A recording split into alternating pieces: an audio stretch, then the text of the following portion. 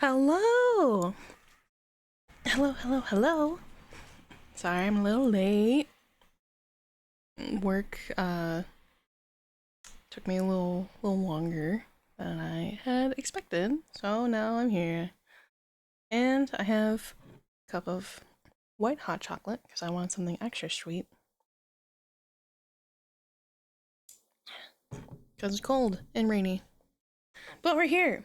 The finale, the final of 999, 9 hours, 9 persons, 9 doors. I don't think I ever got the order right, except from reading it, just like verbatim. But we're here. We're back. And we're gonna get our final ending.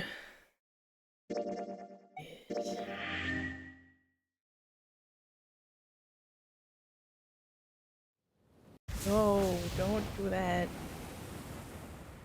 Oh. Shut.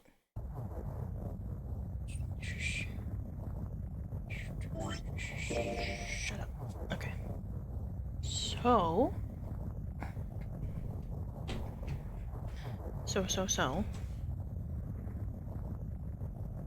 If we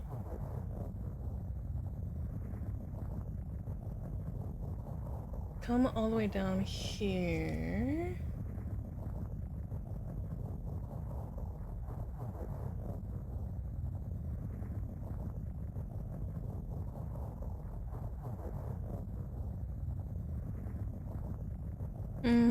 Okay.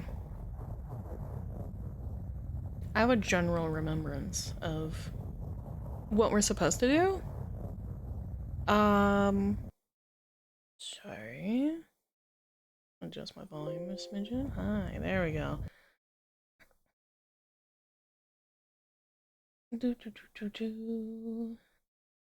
Coffin, a true ending. 4, 7, then 1. What are you? Ugh.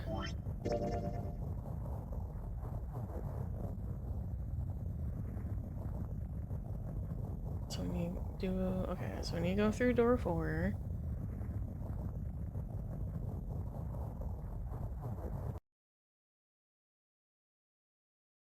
No way! My favorite goth kitty is live! Hi, Buzz! Wow! Wowee! We're like fast passing it, so 4, and then 7. So I'm wondering, do I have to do everything? Because technically,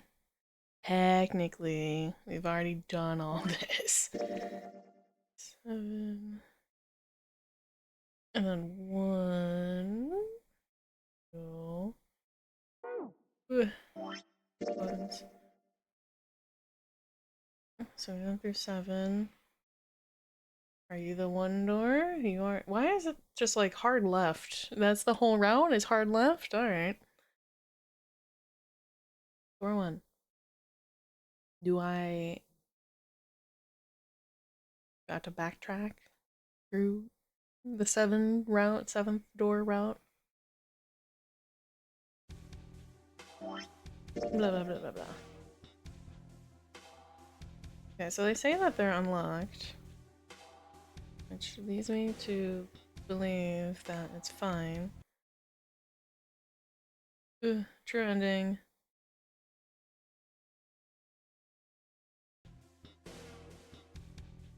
Okay.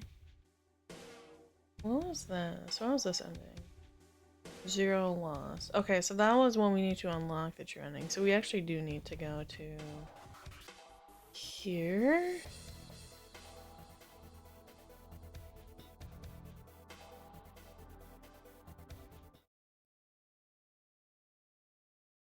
Chems. Can I, like, immediately go to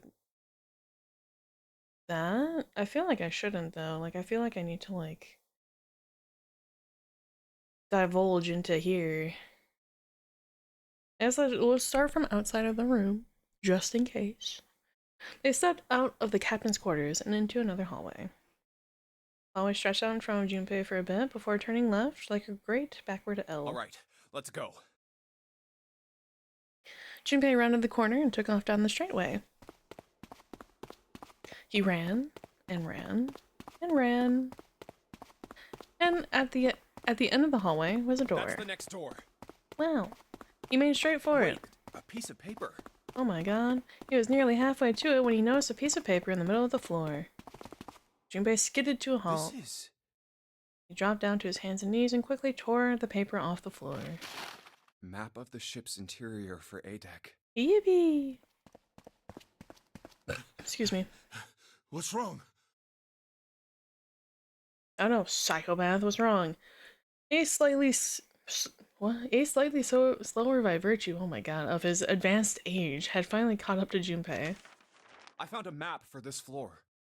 Well, he showed Ace what he had snatched from the wall. He looked at it long enough to determine what it was, and nodded. I see. That was perfectly timed with the dude show up on stream and open his mouth. I thought he burped. Oops, my bad. With that, he began running again past Junpei. Well, that was anticlimactic. I should keep this, though. Junpei shoved the map into his pocket and got up to follow Ace, but something stopped him. Where's Clover? He turned around. Clover was nowhere to be seen. What the hell is she up to? Don't worry about it. Junpei muttered angrily under his breath and took off back the way he'd come. He stomped around the corner and he saw her. She was standing in front of the door, captain's quarters, her hand on the doorknob. Huh?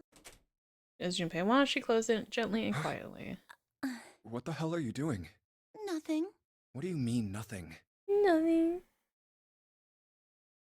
Oh no, I hope nothing bad happens to Clover. We'll find out. What the hell is that? What? You've got something in your pocket. Oh, this? A note. A note? Yeah, I found it in the pocket of the guy with the captain's clothes. It said something about the darkness of the sinister hand or something. Maybe she's just happy to see you, Junpei. God.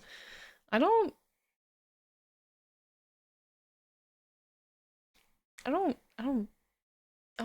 think so. I mean, like, maybe, but like not that happy. This ain't Thailand. What the hell? Let me see it. No, not right. But Junpei wasn't going to get to see it. From the other end of the hall, he heard Ace's voice. Hey, Junpei, Clover, what are you two doing? Hurry up! I think that is my favorite bit of, like, voice acting that they had, where it does actually sound like whoever voices Ace is, like, yelling from across the room. Hey guys! Come on! Get over here! Like, they put in the effort. He's getting mad. Wah. I'll show it to you later, alright? Come on, we gotta hurry. Before Junpei could protest, she was gone. Around the corner, and off down the long stem of the L. A note. Junpei was curious, but there was something else that bothered him. From the look of that pocket, it doesn't particularly look like just a note. Jeez, what are you thinking? For crying out loud. Junpei did his best to convince himself that it would make sense later, and ran off after Clover. How's everyone today, by the way? As I drink more of my hot chocolate. Junpei pushed through the door and found himself in a large room with a set of stairs. Big stairs. So this is where it ends up. Just like it says on the map. I found out what made me sick. Oh no! What made you sick? It was just what he'd expected to see after reading the map. His I see after reading the map himself meant that Ace had probably realized the same thing. Expired whipped cream? Oh no! I used it in my coffee fee? Oh. I'm so sorry. I hope the food poisoning goes away soon. Ace, did he head down? He put his hand on the handrail and leaned over to look down. Oh, there he is. Oh, there he is. See him, guys? He's there. You see him? He's in there. If you look hard enough, he's there. Look, the 4 others are there too. Oh, everyone's there. My bad. Look, you see him, guys? Everyone's there. The whole gang's here. And not just Ace, Santa, June, Seven, and Lotus as well. And then Junpei and Clover. Wow, everyone's here. Really? Let's join them. Wowie! Junpei and Clover glanced at each other and hurried down the stairs. They reached B deck at the same time. Jumpy! Clover! June's face was excited. Something had happened. That much Junpei could tell by simply looking at her. What's up? Given their situation, he was not inclined to be excited about the sudden developments. June, however, couldn't contain herself. We found Found Shut- what? We found it. What did you find? The last door. Thank you. I don't want to hear it a third time. We found it. Found what? We found it. Found what? The door. Why didn't you say why didn't you say that the first time? Why didn't you say that the first time? We found door 9. Thank you. What? Come on, just follow us. We'll explain on the way. Okay. Seven turned and jogged off down the Well, stairs. if that's the case. Wait for me. We should get going as well. The rest followed. Jumpy! We finally made it. We sure did. Relief and excitement in her voice echoed what each of them felt. Yeah, it's finally time. Junpei wasn't quite ready to believe they'd really done it, at least not just yet. Still, if everyone said that it was door 9, then it probably We've was. reached the end. He could feel his heart racing. A mixture of anticipation and fear ran through his veins, and he could feel his legs shaking. He was doing his best to maintain a sense of healthy skepticism, but he couldn't deny that the prospect of escape was an exciting one. Something's bothering me. Only 3 to 5 people can go through the numbered door. Meh. 7 of us are on our way to door 9. That means that, best case scenario, there will be 2 of us who have to stay behind. 2 people. That's what you think, buddy. Is there a way? Junpei looked over at the clock. 4:30. We've only got 90 minutes left. 90. No time to wonder about it now. Hey, Junpei! June! What the hell are you two doing? Hurry it up! Santa's voice jolted Junpei out of his reverie. Let's go, Jumpy. Okay. June took off down the stairs, jogging as quickly as she could. Yeah. Junpei followed. We've seen all this. We know what happens up to this point. We find the chapel room, for lack of a better name. And we see a coffin in there, but we couldn't open the coffin before. But now we can, I think. As a group, they piled onto the elevator and rode impatiently down to E deck. It looked familiar. There's a metal grate between the 2 elevators. Seven grabbed hold of it and began to talk. I know I told you I'd explain it earlier, but honestly, there ain't much to explain. After we split off from you guys, the 4 of us got into the elevator on the left, and that took us to the other side of the grate. After Me. that, Me. we headed down another hallway. It took us toward the bow and eventually to the number 6 that you two found earlier. We opened it and kept going. Me. There was another locked door behind it, like usual, but this time we had to complete 2 different areas before we could unlock it. Once we were through that door, there was another hallway that went the other direction, toward the stern. So, on your way, you found the elevator. That's right. So, in other words, you kinda did a lap, huh? You came from that side to this side. Yeah. With that settled, Junpei looked around. So, where's the number 9 door? Over here. Follow me. Upper butt. Seven began walking down the hallway that led towards the stern. Junpei and the others broke into a jog to keep up with him. By the way, Don't act shocked. They had been walking for a while, and June inside the step with Junpei when she spoke. Ready for the whole door in his butt? If there's a will, there's a way. you know, it's because of Santa that we're all here right now. Huh? That all 7 of us are going to door 9. Oh god. What? You don't get it? No, please elaborate further. Santa, 7, and Lotus. What's their digital route? is 9. It's 9. Not the booty boot camp. That's right. They could have just left me behind and kept going if they'd wanted to. But they didn't. Yes, because Santa wouldn't let them. He said, we can't leave June and the others behind. That's why we went looking for you guys. And then you got on the elevator and went back to the central staircase. That's right. We should have just fucking left him. Well, I wouldn't have called that one. That Santa would be the one to stick up for you. Junpei felt his eyebrows knit as he considered that. Oh, don't get me wrong. Perhaps June had sensed Junpei's concern. I don't mean that Seven and Lotus said they wanted to leave me behind.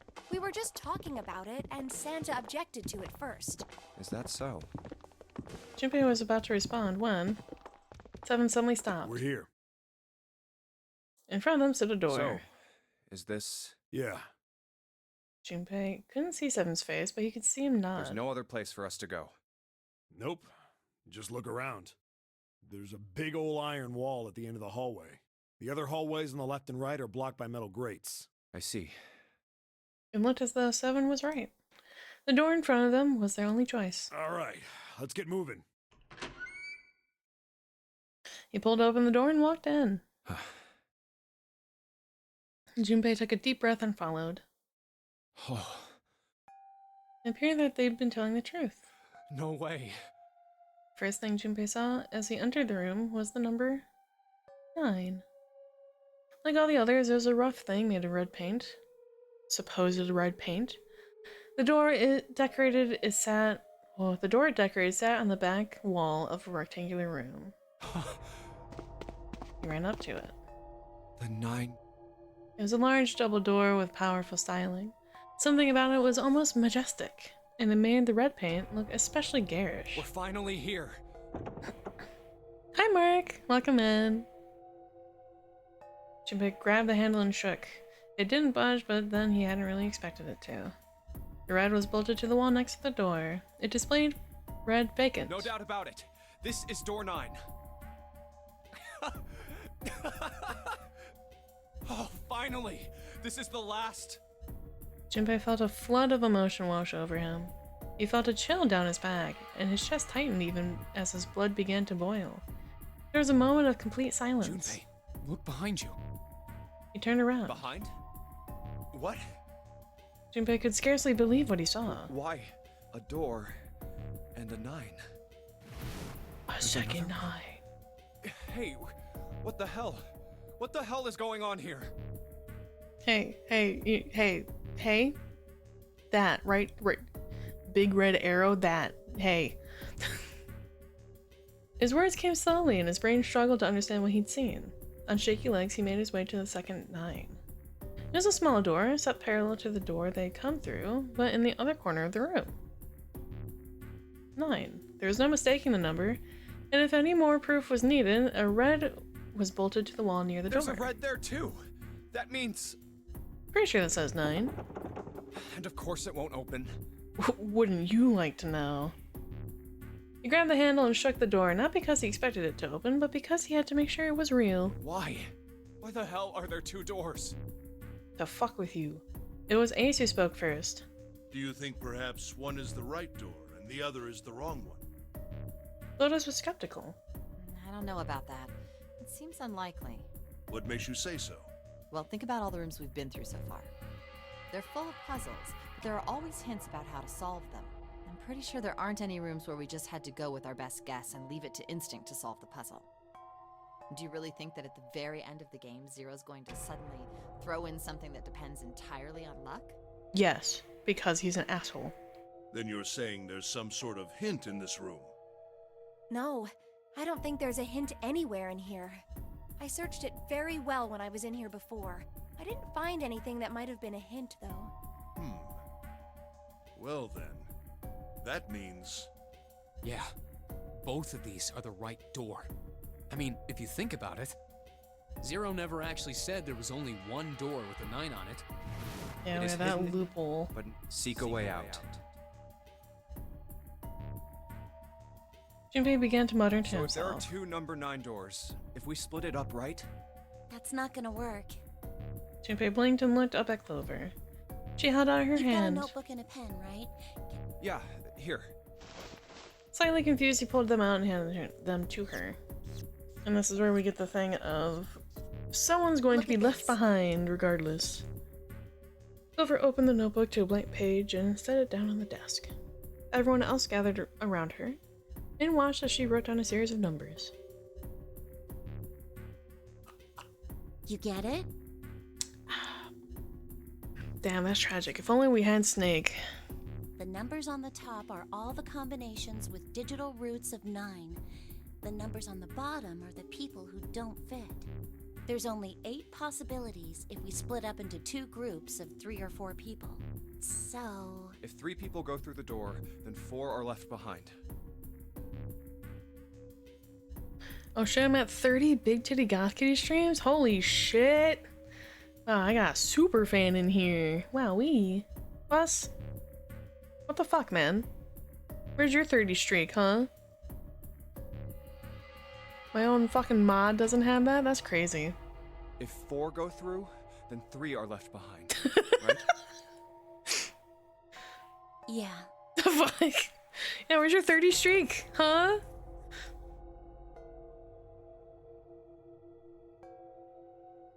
Why?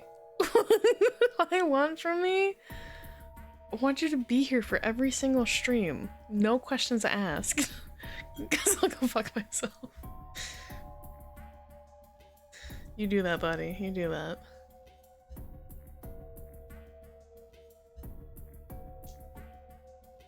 Clover nodded almost as if she was pleased with herself for solving a difficult math problem. That's crazy. If only we had Snake, because this would be 18. Damn. That's wild. No way.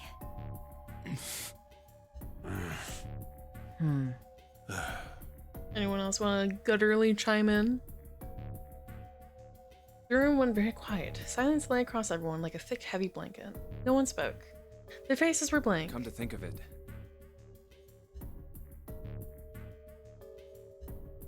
Desperate for something else to look at, Junpei turned his eyes to the room around him. I'm not reading that out loud. what is this room? The walls are covered with candles. The wavering flame made the shadows of Junpei and his companions look as though they were dancing. 2 rows of wooden pews filled most of the room. It looks like it's set up for some kind of ceremony, but what kind? Any. Between them was a strip of rich red carpet. The carpet ran straight through the room, ending at the door that pointed to the stern of the boat. At the other end of the carpet, Is that an altar? there was a recessed space set in the wall between the 2 other doors. Sitting on the raised section of the altar was a coffin. A coffin. A coffin. A coffin? A coffin. No, it couldn't possibly be. But if it wasn't, then whose body occupied it? That was as far as Junpei wanted to pursue that line of thought. He decided not to think about the coffin for the time being. At that moment, Seven spoke. There was an edge of humor to his voice, but it was forced. Okay, I give up. I give up. I figured if we sat around here long enough, someone would volunteer. I guess nobody's got the guts to do it. What are you talking about? Junpei didn't understand. He wasn't the only one. What? You guys didn't figure it out yet? Wh- Fine, fine, let me enlighten you. Clover was mostly right with her little explanation earlier, but she missed something. She wasn't really wrong, she just... screw it! Let me just write it out. Seven snatched up the notebook and began to write in it. Everyone else clustered around him, desperate for a look. If you're trying to leave with a group of 3 and a group of 4 and get everybody out, Clover's right. That's crazy. That Seven, the adult detective man, and Clover, who is assumingly a high school student, have the same exact handwriting. That's crazy. Look at that G. I know they have limited font, limited budget for making the game, so I can only nitpick so much, but you know, I think you could afford having a 3rd font, perhaps. But there's another way. Only one combination, though. If you split us up into groups of 3, 3, and 1, you can make this combination. Wait, This means... Don't get me wrong here. I'm not trying to copy Ace or anything like that. Even if he hadn't been the hero back in the big hospital room, I'd still be saying the same thing. The same thing? Are you saying? Yeah. I'll stay behind. Uh, Uh, Uh? What? Oh my god. why are you acting so heroic all of a sudden? Are you some kind of idiot? Lotus was the first to speak. That in itself was a little strange. She reacted much differently when Ace had volunteered. No, I'm completely against this. I'll be goddamned if I'm gonna have to owe you for getting out of here. I'm not gonna lie, I fucking despise the noises they make on the ellipses. Yeah, it's just to fill the dead space. That's all it is. That's what it's there for. But I too get a little annoyed after hearing it for the 5th time. I'm against it too. I didn't want to leave Ace behind, and I don't want to leave you either. I don't like that idea. There's gotta be other options. I disagree as well. I can't say I care much for you being the hero. Finally, they quieted down. Junpei looked at Seven. Well, there you go, Seven. Proposal denied. Clover's right. There's gotta be a better way than this. Hey, Junpei, I know you don't have this knowledge because this is like a different timeline, but if you open the coffin, you could actually solve this issue. That's crazy. Seven made some noise that was somewhere between a derisive snort and a cough. Doesn't make any sense. He was doing his best to pretend they were making a foolish decision, but Junpei could see the twinkling of water at the corners of Seven's eyes. That was when Santa spoke. Open the incredibly strange and out-of-place object in the center of the room? Fucking ridiculous. I know. It's crazy. Why would you open a mysterious coffin? It's like the only thing in the room besides the doors? So weird. Whoa, hold on a minute. I haven't said anything yet. Yeah, fuck you, Santa. Until then, Junpei hadn't realized that Santa had stayed quiet for the whole discussion of Seven's fate. Something in his voice made Junpei uncomfortable. Agreeing? You want to leave him here? Yeah, because he's crazy too. Santa shook his head. I'm against it. I don't want to leave Seven here alone. Then I don't see how it matters. I said alone. Huh? I said I don't want to leave Seven alone. Yeah, you other psychopath. There's a dull shine in Santa's eyes. They were cold and hard. Junpei felt himself shiver. What the hell are you... What? You don't get it? I can't leave just one person. I need 2 more. 3 people, including Seven. I'll be leaving behind 3 people. That's my proposal. No, those are my orders. What do you mean, orders? What the hell makes you think you can order us around? Who the hell's gonna listen to you? You all will. In 3 seconds, you won't have a choice. What? 3, 2, 1. Santa was so fast Junpei could barely see him. When he moved, it was almost like watching a dance, his feet moving like lightning. He spun, and...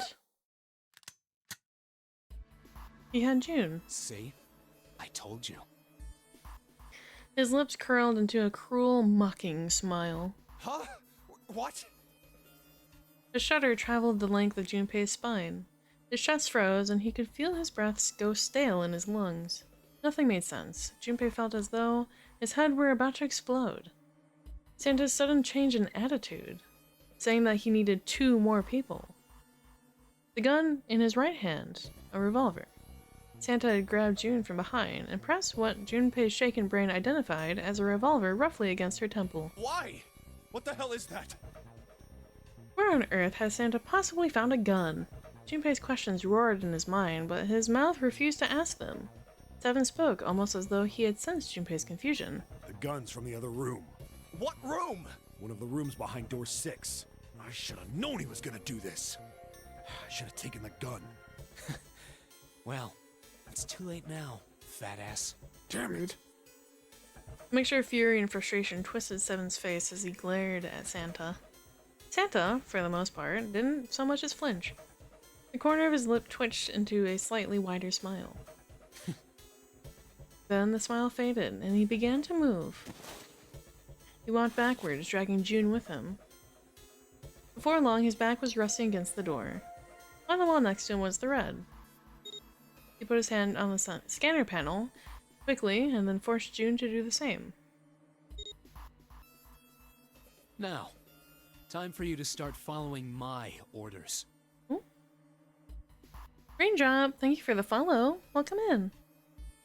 Ace, Lotus, congratulations! I've chosen you to come with me. Put your hands in the red.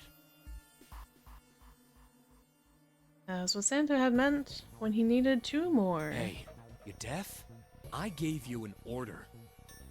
Santa's eyes narrowed to slits. He glared at Ace and Lotus. They stayed frozen like deer caught in headlights of an oncoming car. Right, fine.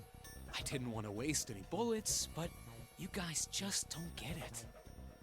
No sooner were the words out of Santa's mouth than his hand twitched, and the gun roared. A section of the floor exploded, scattering wooden splinters across the floor. A thin plume of smoke snaked out of the hole in the floor. There could be no doubt that the gun was real, and worked. He really shot it? But why? Santa, why are you... Clover's voice spoke of betrayal and disbelief. Santa, I thought you were one of us. I thought we were friends. What? You knew about the leaf words and the 4-leaf clover. Sorry, this still gets me. You knew about the leaf words. What? Santa's cheek twitched, almost imperceptibly. What the hell is that shit? I've got no idea. You're lying. Shut up! Just shut up! You stupid bitch! Whoa, Santa. Language. You want me to put a bullet in your fucking head? Flecks of spit flew from Santa's mouth and his face twisted with rage. Fucking rude. Clover recoiled, her eyes wide. When she spoke, her voice was very small. Santa. He snorted, then shook his head vigorously and turned to face Ace and Lotus. Alright, assholes. What are you still standing there for? Get over here and scan those bracelets. I don't have all day. Oh, what's the matter? Your hearing's starting to go? Going senile, maybe? Ace and Lotus still didn't move. It almost seemed as if they couldn't move. June's face was pale behind Santa's arm. Her eyes were wild and her chest heaved with every quick breath like an animal cornered by a predator. Junpei's mind worked furiously. What were they going to do? Then he realized something. There was nothing they needed to do. There was nothing to debate. That's it. June's safety was the first priority. That much was obvious. Doing as Santa had commanded meant that she would be safe from at least 2 threats. She wouldn't be shot, and she would leave the ship alive, along with Santa, Ace, and Lotus. There's only one thing for Junpei to do. It's the only way. He turned to Ace and Lotus. Please, go. Huh? No way.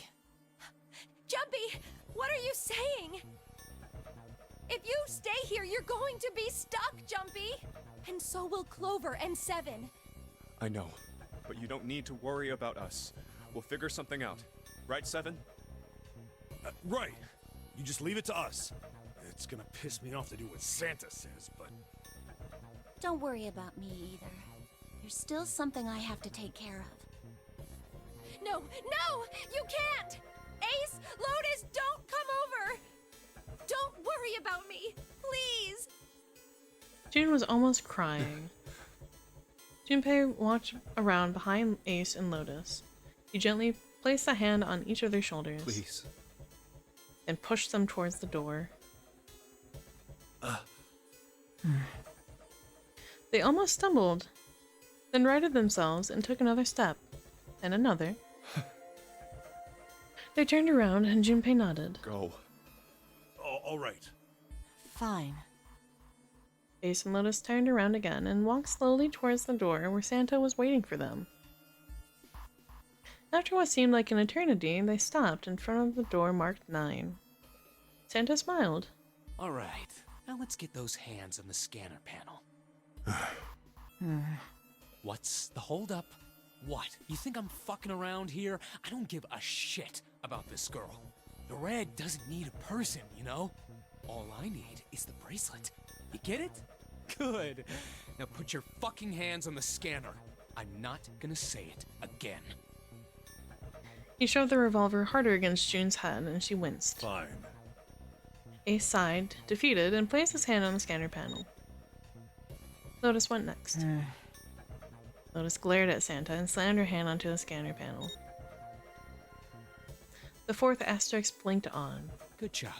Now, Lotus, pull that lever. As soon as the door opens, you get your ass in there. Try anything stupid, and you know what happens, right? Damn it. Junpei could almost hear Lotus's teeth grind.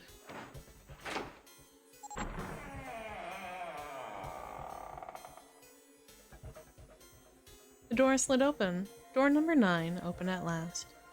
It opened with a low, powerful rumble, a drum roll to welcome the chosen few. Good. Hey, Go.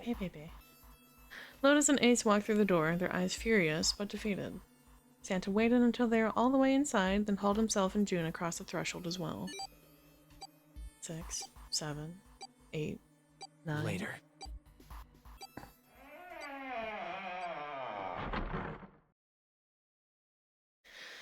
After exactly 9 seconds, the door swung shut.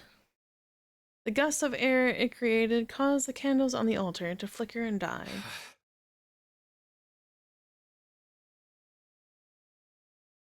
The room fell silent. Junpei, Clover, and Seven had been left behind. Clover looked down at her hand and traced with her finger the faint blue veins that crisscrossed them. Seven shoved his arms into the front of his overalls and scratched his stomach. No one spoke. Silence made the air feel thick and oppressive. Desperate for something, anything, to occupy his mind, Junpei walked to the larger of the 2 9 doors. He stood in front of it and looked at the red. The red engaged. He moved to the smaller door.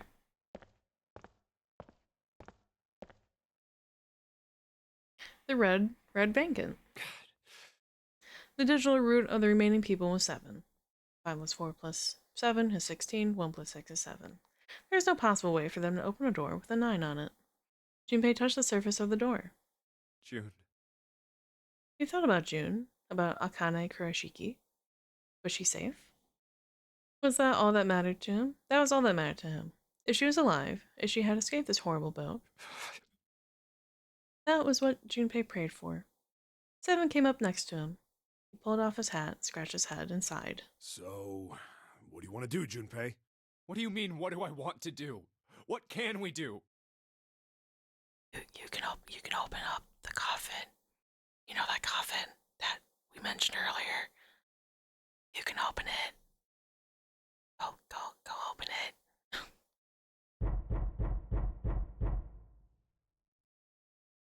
A noise echoed through the room. Someone was pounding on something vigorously. It wasn't mechanical. It was certainly human. Junpei and 7 looked at one another. What the hell is that? Shh, quiet! Clover motioned to 7 to be quiet. She put one finger to her lips and closed her eyes in concentration.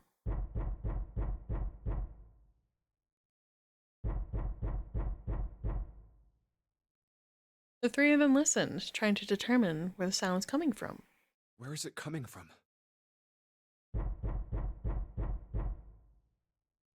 Could it Hey, you know be- that coffin you avoided earlier? Hey, I think it's coming from this coffin. You're right! Let's open it. But how? What are those muscles for? For show? You're telling me to force it open? Just shut up and try! Junpei and 7 grabbed hold of the coffin. They tried to get a good grip with what little purchase they could find and pulled with all their strength.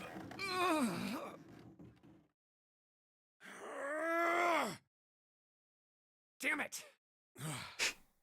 Man, it won't even budge. There was some sort of keypad attached to the coffin. Its purpose would not have been difficult to determine. Their eyes were almost immediately drawn to it. Not another one. Yeah, looks like it. Do you think we have to put in the right password or it won't open? I think so. The noise wasn't stopping. In fact, it was getting louder. Whoever or whatever's inside this thing wants out. And now. I know that. But how? Without a passcode, I don't think there's much we can do. They couldn't even tell how many numbers the passcode needed to be. Isn't there a hint somewhere? Well, let's look for one.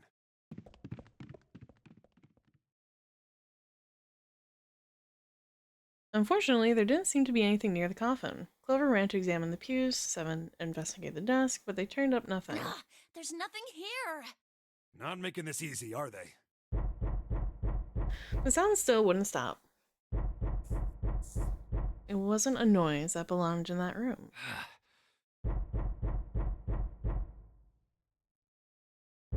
What's the passcode? What am I supposed to do? How can we figure it out? But we know the passcode. I need something. Oh, we know the passcode. Do I have to individually go back into the events? The world blinked. What the fuck does that mean? Suddenly, there was a voice inside of Junpei's head. Truth had gone, and truth had gone. Ah, now truth is asleep in the darkness of the sinister hand. Wait, what? What the hell was that? That voice? Junpei was utterly and completely baffled. Huh? What? What's up? Seven and Clover ran over to him, but Junpei didn't know what to tell them. Huh? If he told them he'd heard a voice, they'd laugh, or worse, think he was going insane. So all he said was... Oh, nothing. He cleared his throat a little too loud, and then looked pointedly down at his bracelet. There's a pair of small buttons protruding from either side of it. Junpei... He pressed the buttons. Oh...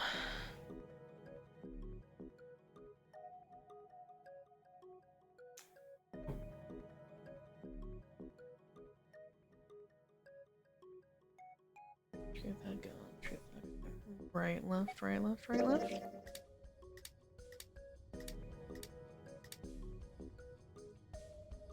That was it. Yeah! I remember the code. 8 numbers blinked on and then off on the bracelet display. Junpei checked one last time. Top tier memory! Yay! 1 4 3 8 3 4 2 1. 1 4 3 8 3 4 2 1. Write that down, write that down! The last time this happened, they like auto inputted it. I don't think we're gonna have to write it down. Huh? Huh?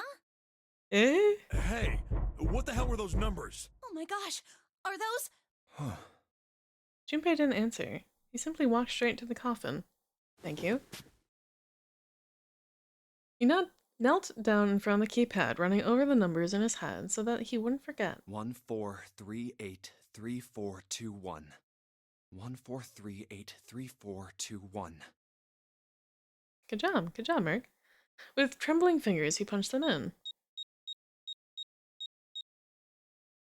1 4 3 8 3 4 2 1. That was all of them. He punched the E button. There was a moment of complete silence. Beep. Then there was the sound of the coffin lid unlatching. Someone sat up out of it. Huh. No way. What? Why are you... That was a weird cry Oh. from Clover. Is that you, Clover? I apologize for worrying you. It's Snake! Yippee! What the fuck? So we saw this. Yeah, Clover, that was a weird, like, screech to see your, what you had thought was your dead brother. Snake! You Why? Junpei?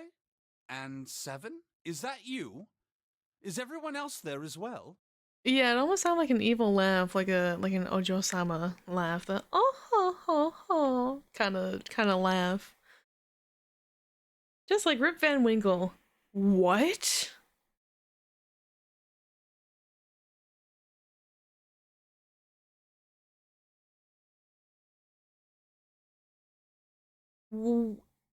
Okay. What the fuck does that mean? Alright, hold on. Rip Van Winkle.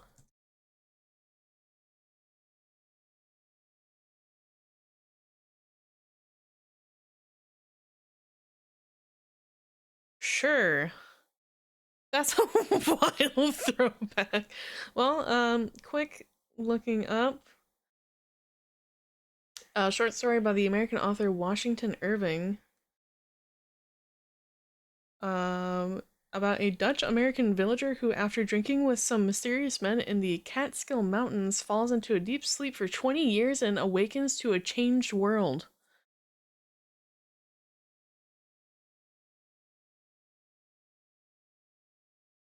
Sure, I guess.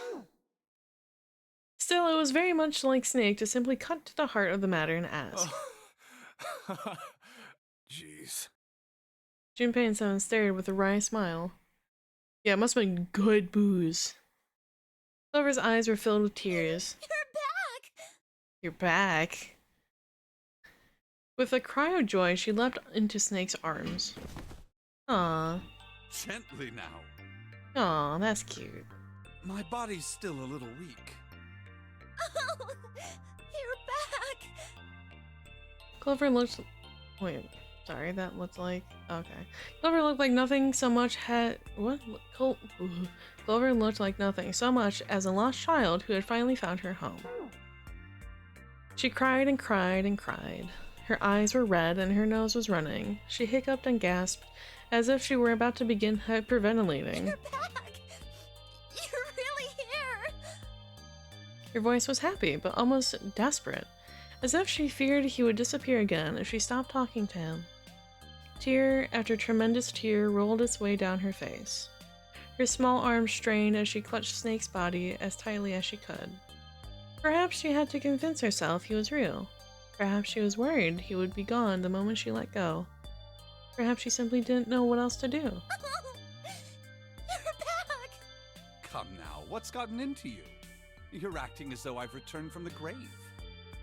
Well, we have quite the story to tell you, Snake. Not as though you did. I really thought you were dead. Well, she summed it up, so... Huh? You jerk! Idiot! Idiot! Idiot! Yeah, about that.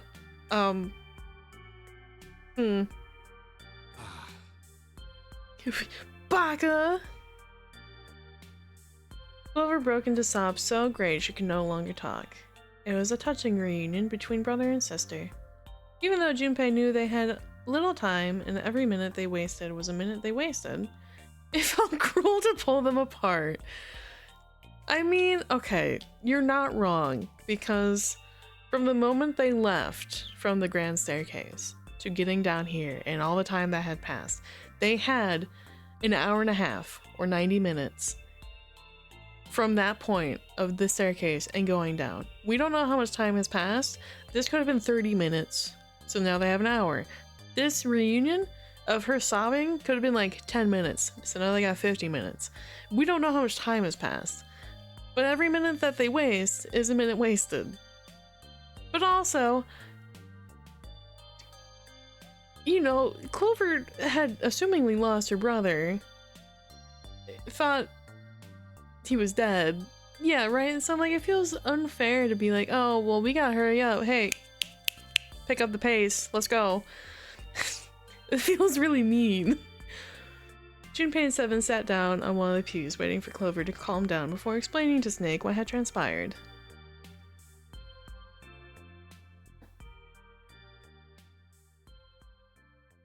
I see. I believe I understand things rather well now, thank you. You're welcome. In the shower room, there is a dead body wearing my clothes. Which is why you're now wearing cultist clothes. Because of that, you thought that I was dead, correct? Yes. And quickly and neatly summarize the events of several hours. Yeah. Junpei nodded. You also discovered a corpse in the captain's quarters, and Santa turned on you here, in this room. Do I have it straight? Well, the dead body in the captain's quarters is a surprise. Sorry, there wasn't a good time to tell you. I mean, that's fair. Don't worry about it. Well then. I've got a pretty decent idea of what happened while I was indisposed, but... My only question of like... Because by this point, right, like this is our final ending. This is the true ending that we're working towards. We've seen all the other endings, so we have all the other information. My question being, Snake has a prosthetic arm. This is a fake arm. But it's articulated. Like his fingers move. Because he can make a fist, and he can have an open hand. It's still something of a mystery who did all this, and why.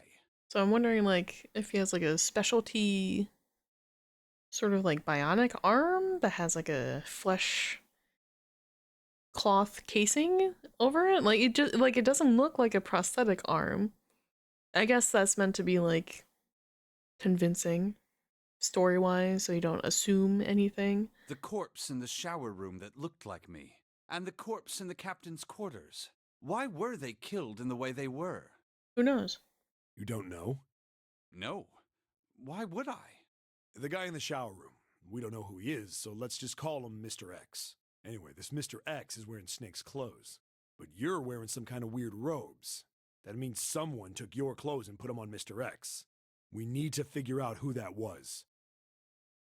Zero? Question mark? I apologize, but I have no idea who might have done this to me. I only just now woke up. I was unconscious during all the events you just described to me. They must have undressed me and changed my clothes during that time. That's creepy and weird. When were you knocked out? When we split up to look for the red. Oh, for the parts?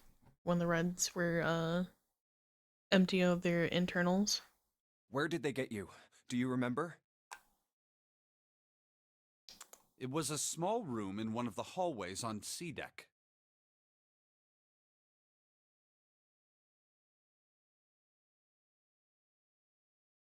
Small rooms? Was it one of the... No, it wasn't one of the quarters, was it? What happened? Huh? The same thing that happened to every one of us when we were abducted. A canister releasing some sort of gas was thrown into the room. I believe the gas is some sort of incapacitating agent. Then that means it was... Zero. Looks that way, huh? There's nothing else I have to tell you. Well, to be fair, you are blind, so you can't really see, even with your echolocation that you apparently have. So, you know, that's kind of fair, unless you could smell the person. That wasn't really much of a badum tis, that was more like just factual, but thank you. When I woke up, I was in this coffin. Junpei crossed his arms and thought. Why? Why indeed? They are pretty stupid. They are a little stupid. Why did Zero make Mr. X wear Snake's clothes? The comedic pause. Oh, my bad. How would that benefit Zero? I don't get it. What the hell does any of it mean? And I have no idea how I got the passcode for the coffin either. Also, that Mr. X, like, who the fuck is that? What random civilian did Zero kill just to bamboozle us for a couple hours? Truth had gone, and truth had gone. Where did those words come from? Somebody call me a patient with early onset dementia. Uh-oh. So I don't know what the fuck I was gonna say. Welcome in. Hi, Ryan. We're going through the true ending. We have Clover. We released Snake from the coffin. We're just catching Snake up to the events that had happened prior. And now we're sort of figuring out why everything happened. Why did I feel compelled to push the buttons on the bracelet after hearing them? Howdy howdy. Seven asked him about it while they waited for Clover to finish crying. He had no answer for him then, and he still didn't. All I know is my fingers moved on their own. It was like I did it subconsciously.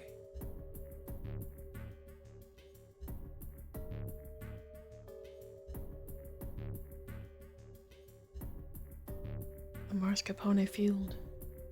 I don't get it. What the hell does any of it mean? His mind was a maelstrom of mysteries, clues, theories, and more mysteries.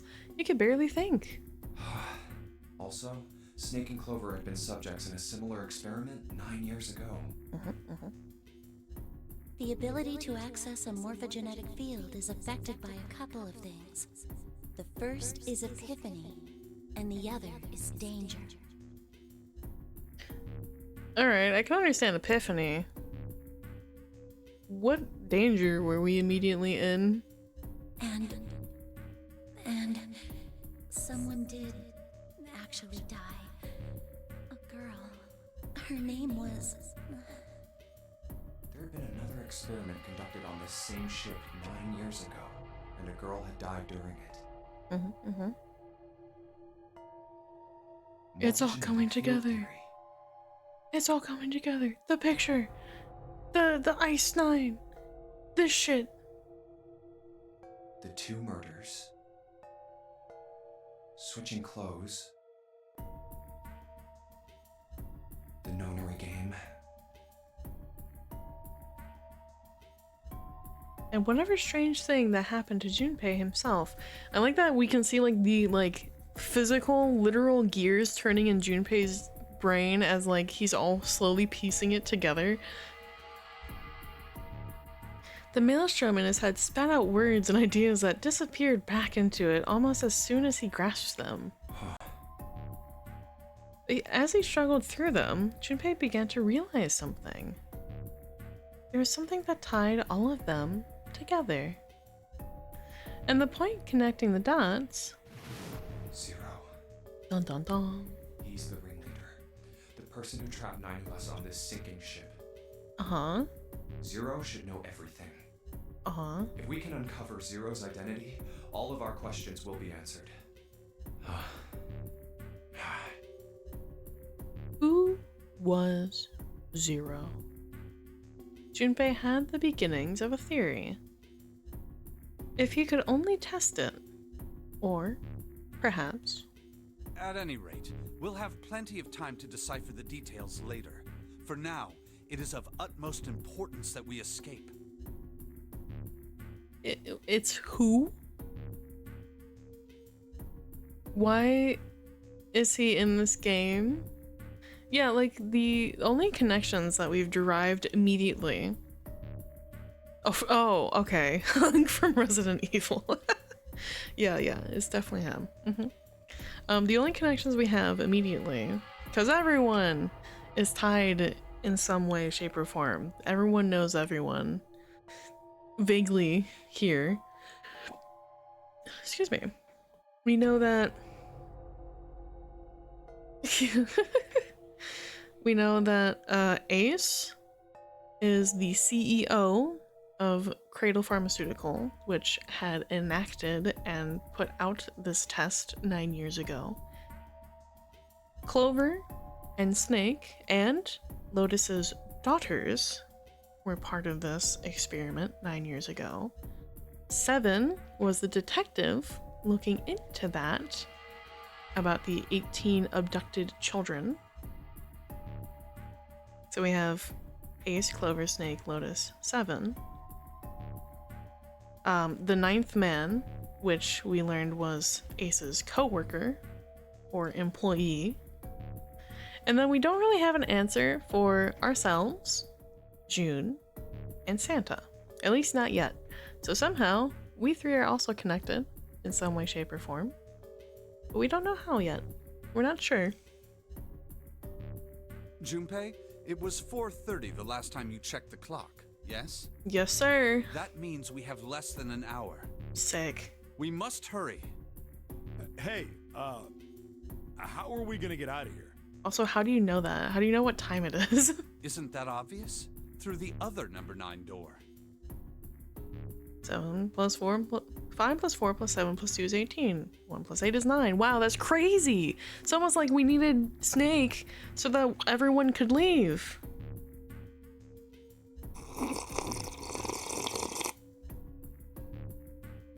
Oh my god, why I was like freaking out there. Holy shit, I'm so sorry. Who would have guessed? Oh yeah, you're right. With Snake, we can open the door. My model went fucking crazy. Don't tell me you hadn't figured that out. As I sniped back and forth, Junpei glanced at Snake's left hand. He was wearing a bracelet with a 2 on it. Come on, you gotta tell me these things. I, assumed you'd figured it out. Forget it. Let's just get going. If someone could clip that, that'd be really cool. Thanks. Someone stomped off towards the smaller number 9 door. Clover, Snake, and Junpei followed. 7 quickly laid his hand on the red, and asterisk appeared on the screen. Junpei and the others followed suit and laid their hands on the scanner panel. Soon there were 4 asterisks on the screen. 7 glanced at them and laid his hand on the lever of the red. All right, you guys ready to go? Yes. Yep. Yeah, I guess. Not yet. Huh? Junpei paused for a moment. For what? Why? Before we go in, I'd like to check something. Buddy, you got less than an hour to get out. You don't know how long it's gonna take you to leave the ship. You don't even know if this is the right way. You want to check something? Yeah, but before I do, 7, could you pull the lever? Is this a fucking, like, death mission? Like, huh?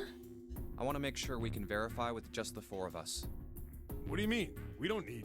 Just do it, alright? But if the door opens, don't go in yet, okay? Please, this is really important.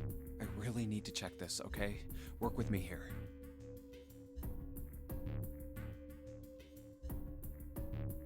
Oh, is that the link for the clip? I can pull it up, but thank you. That's my clip? Awesome, hold on one second. Content. The big slurp. Thank you, thank you.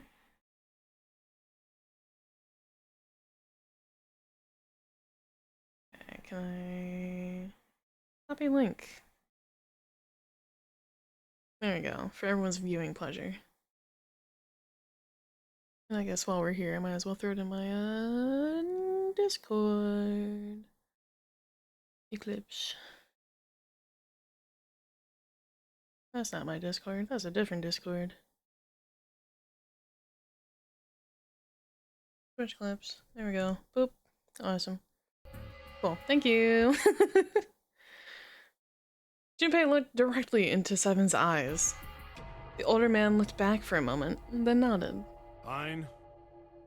That was so silly goofy. I'm so glad someone caught it.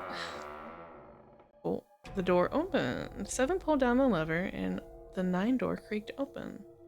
And they waited. 6, 7, 8. And the door shut. After 9 seconds, the door closed. Alright, that means the 4 of us can go into door 9.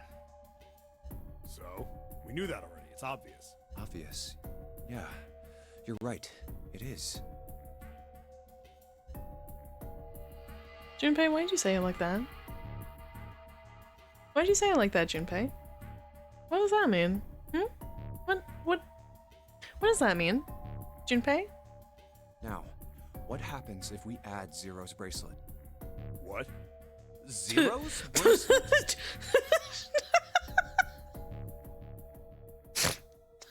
Sorry. Just the...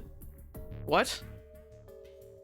Just like the flat, like, are you... Excuse me? What the fuck does that mean?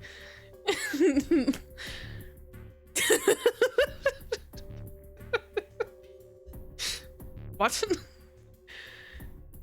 If all great noises today, I don't like that phrase, but thank you. Why don't you take it out, Clover? For a moment, Clover looked surprised, but she recovered quickly and stuck her tongue out at Junpei.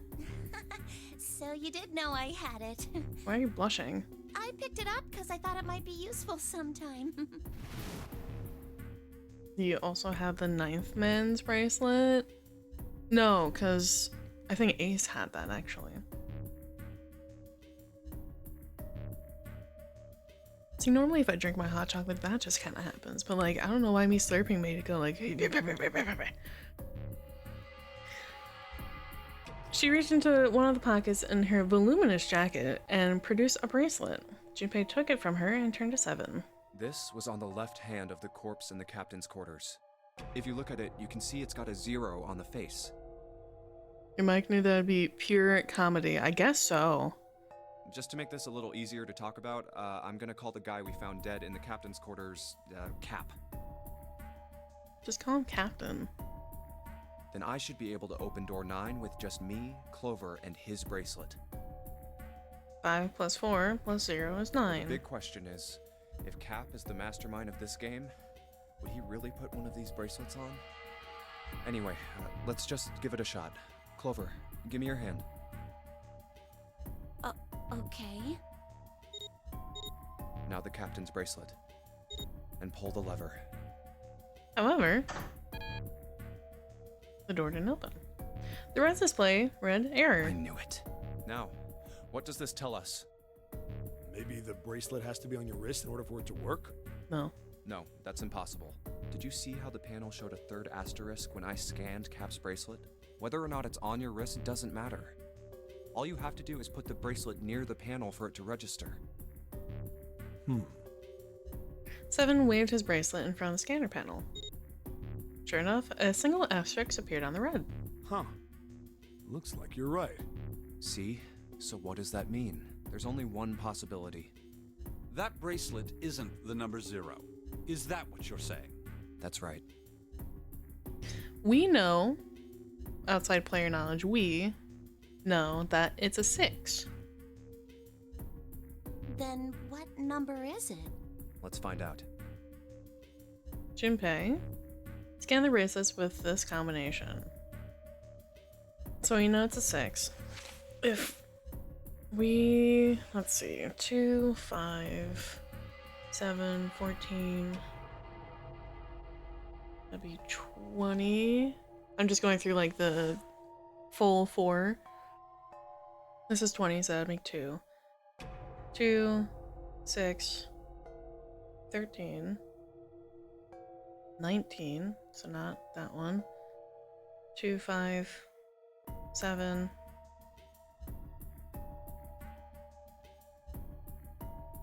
13, no. 2, 6, 14, no, right? 6, no, yeah, 12. Jesus Christ, I can't do math. 2 plus 4 is 6, plus 6 is 12. 7, 5, that's 12, plus 6 is 18. So we'd want that one. Let's try 7, me, and Cap. If this combination opens the door, then Cap's bracelet is number 6.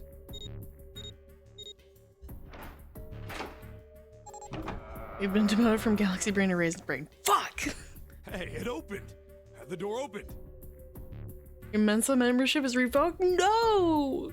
I worked so hard for it. What? Why? What does that mean? Both 7 and Clover seem rather shaken. They turn to look at Junpei for answers.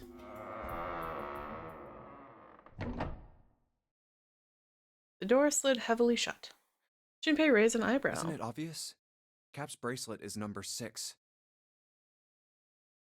7 plus 5 plus 6 is 18. 1 plus 8 is 9. But doesn't it say 0? It does. This isn't a 0. The symbol on here isn't a number 0. It's a letter O.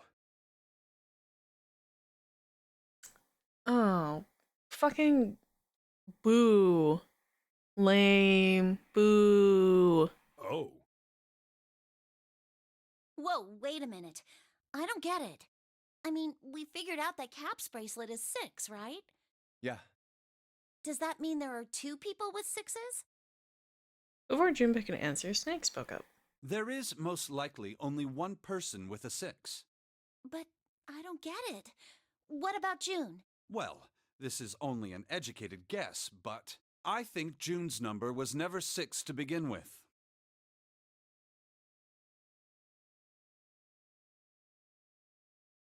Okay. Snake, do you have a reason for your belief? Her Your thought? bracelet was flipped.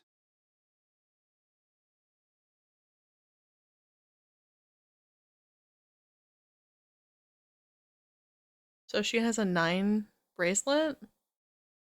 And then the 9th man had a 6 bracelet? In other words, June's real number is... 9. That seems the most likely. Dun dun dun. Then all this numbered door stuff was just a load of crap? Why would you say that? Because if June is 9, then the numbers wouldn't match up. Yeah. Clover grabbed Junpei's notebook and began to write furiously in it. Here, look. Junpei leaned over and looked at it. List of all the numbered doors June's gone through. I'll let you know what I'm writing, okay, Snake? Door number 1, door 4. Door number 2, door 8. Door number 3 is door 6. Door number 4 is door 4, part 2. And that's everything. I wrote down which door she went into and with whom. And I wrote what all the numbers were. So if you switch 9 in wherever there's a 6, the numbers don't work. If the digital root is 7, then you can't open door 4. If the digital root is 2, then you can't open door 8. Clover, do you notice anything interesting on that list?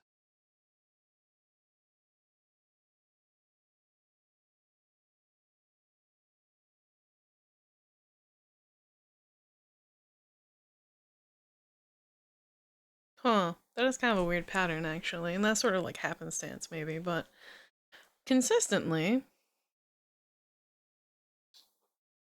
if we have June, who is, I guess, 9 in this moment,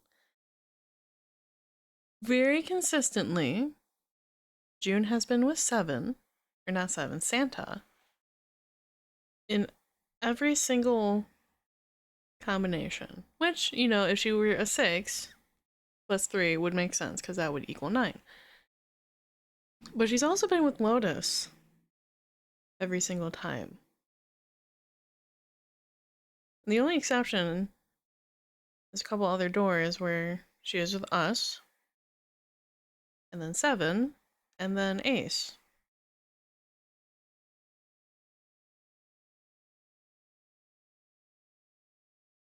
But very consistently, for every single door, June has been with Santa and Lotus. That's a little weird.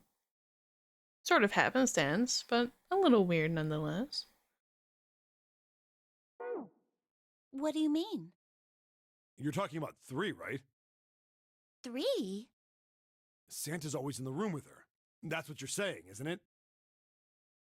Yes, that's right. I mean, so is Lotus, but, you know, that, you know, yeah, okay, sure. What about it? That's quite simple, really. You told me that the first time you came to this room. Oh.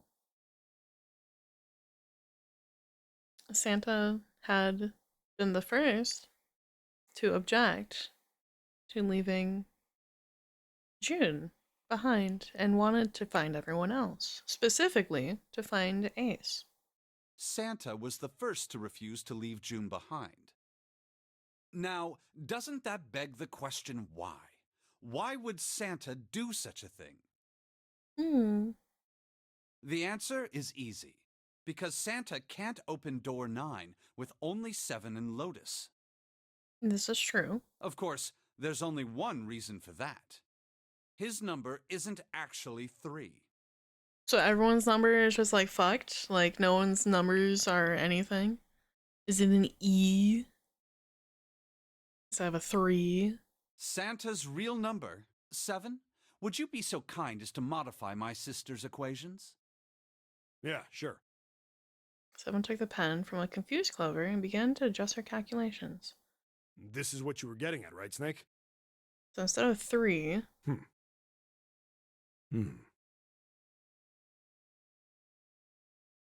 0. He read out the changes he'd made. When he finished, he looked at Snake. Snake smiled. Thank you. That is exactly right, 7. Santa's true number wasn't 3. It was 0. Dun dun dun. No way. You know, it'd be so funny if this was just like entirely wrong.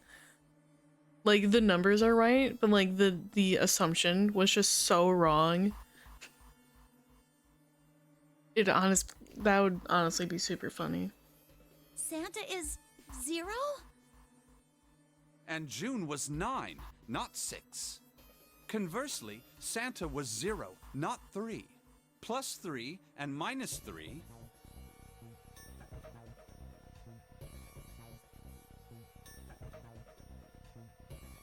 Who was phone? These motherfuckers getting their masters in jumping to conclusions. Man, they should apply for the Olympics. Holy shit. They cancel one another out. Nothing appears out of order. Santa was still playing by the rules of the Nonary Game this whole time. Precisely. So you're saying Santa planned this whole thing? I'm not sure if he acted alone or not. I mean, alright. My only, like, plot hole in this current theory is if Santa was 0, then why would he be so desperate to escape?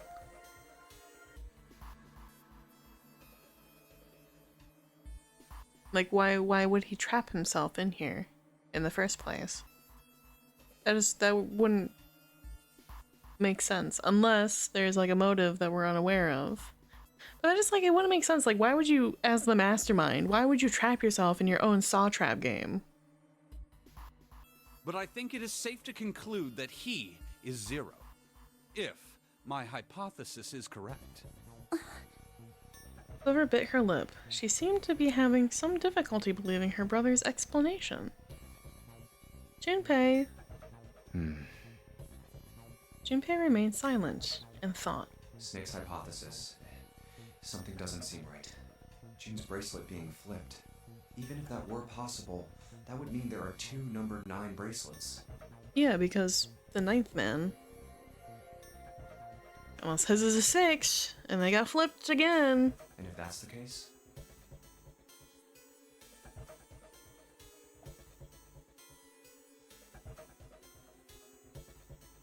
All right, that's enough talking. Let's go. It's high time we went through that door. I was gonna say, if like all the bracelets were flipped, it would make sense, but like there's only a couple numbers that would work with. And the rest you would just tell that they were upside down. Like, it doesn't work with 4. It doesn't work with 7.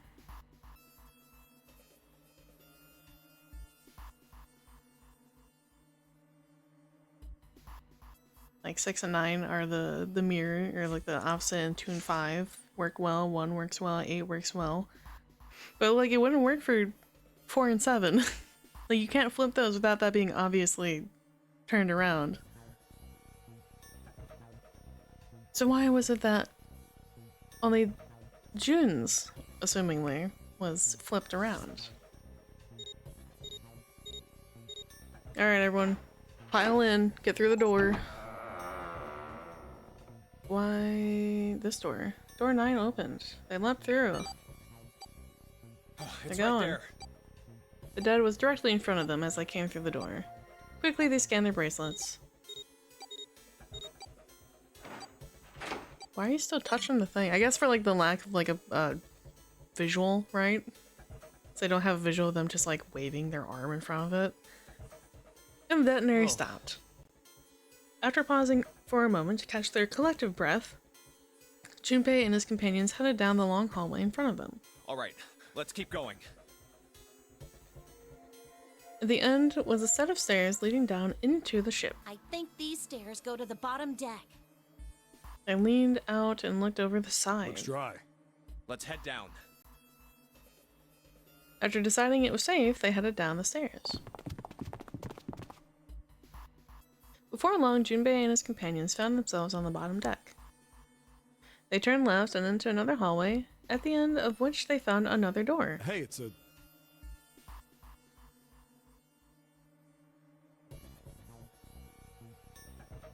What planet is that? Is that Pluto? No.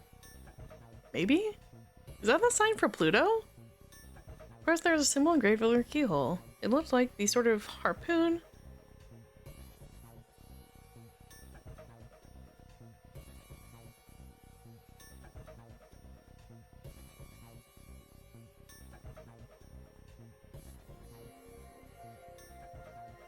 What's Poseidon's Roman name?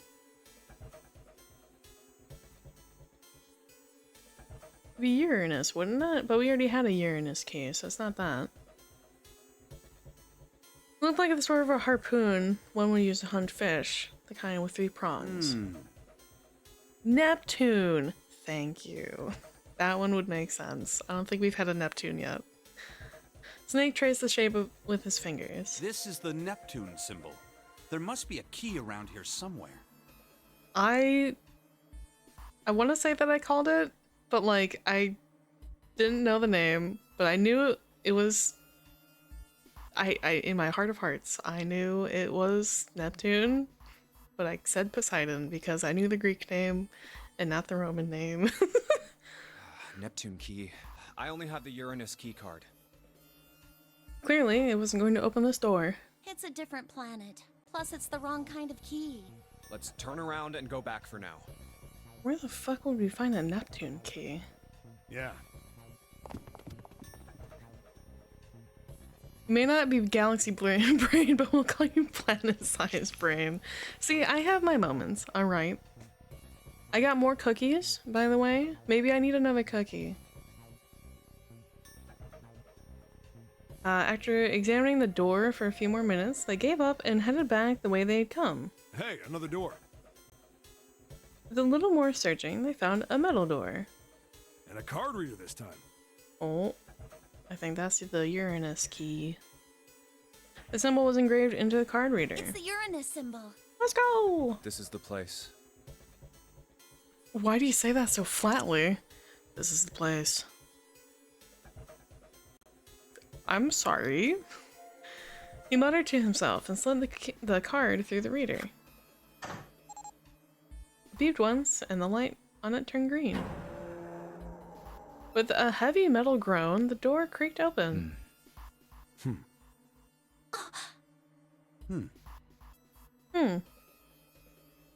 Junpei, Clover, Snake, and Seven looked at one another, nodded, and stepped through. The room they found themselves in was full of books. The force of knowledge. It's totally full of books. Oh my god! It's books! Wowee! There's so many. I don't know where to look. It looked remarkably like a library. Wow! Not the sort of library where large numbers of people came to read books, more the sort of library that was simply a place to store books. He felt a little overwhelmed by the sheer number of books, but Junpei did his best to speak with authority. All right, if we want to get through that door out there, we need the Neptune key. I say we split up and look for it. Okay. Very well. Sure thing. Good. Let's get started then. We don't have a lot of time. Hurry. True, true, true. Alice sleeps in a chamber past the forest of knowledge. The forest of knowledge. As he began his search, for reasons he didn't fully understand, Junpei felt those particular words float through his mind. Oh. Seek a way out! Yippee!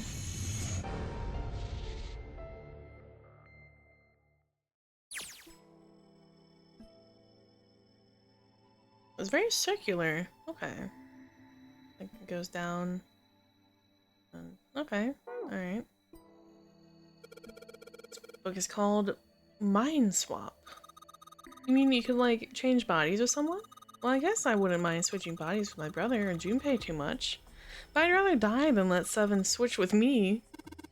What the hell? Like, I'd even want to swap bodies with a little brat, like... Hey, were you just imagining it? You were! Shut up. Yeah, well, he wasn't the only one?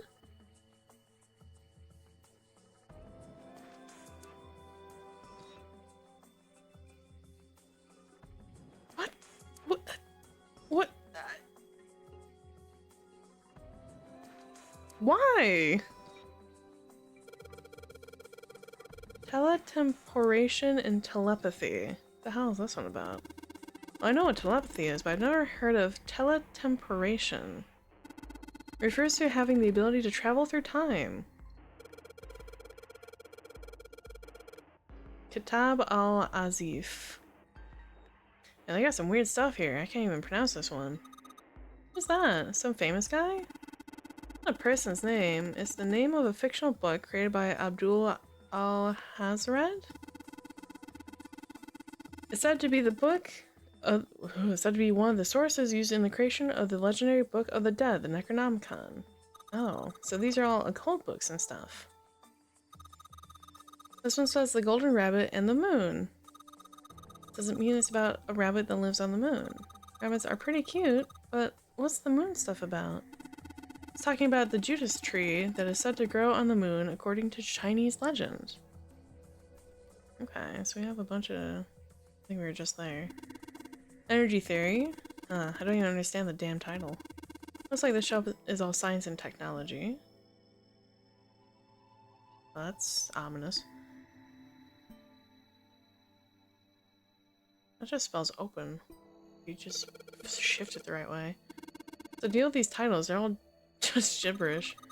What if we, like, switch them around? Switch them around? Yeah. If we move them around, maybe they'll spell something.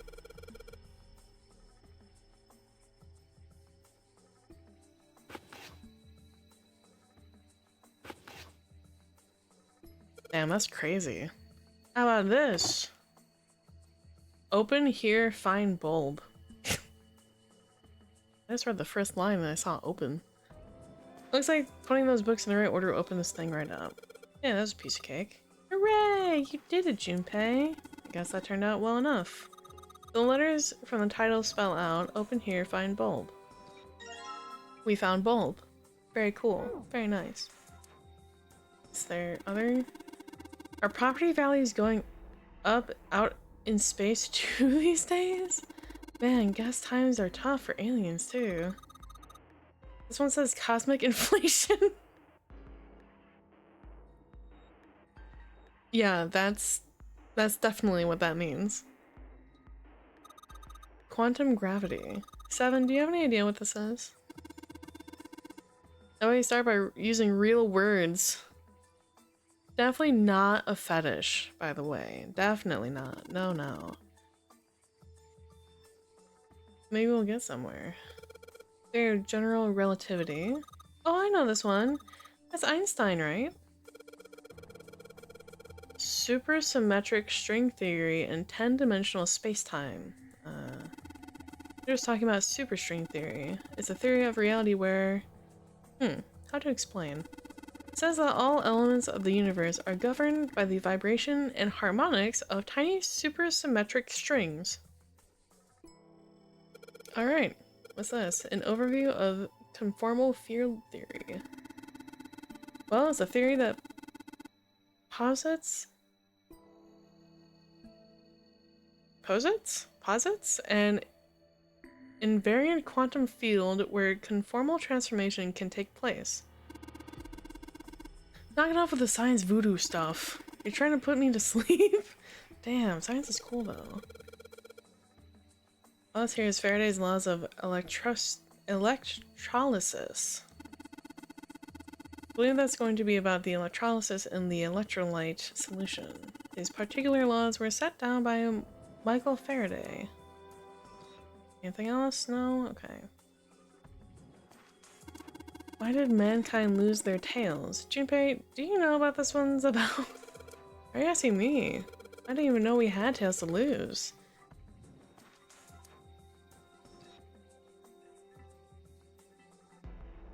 Me looking at my tail.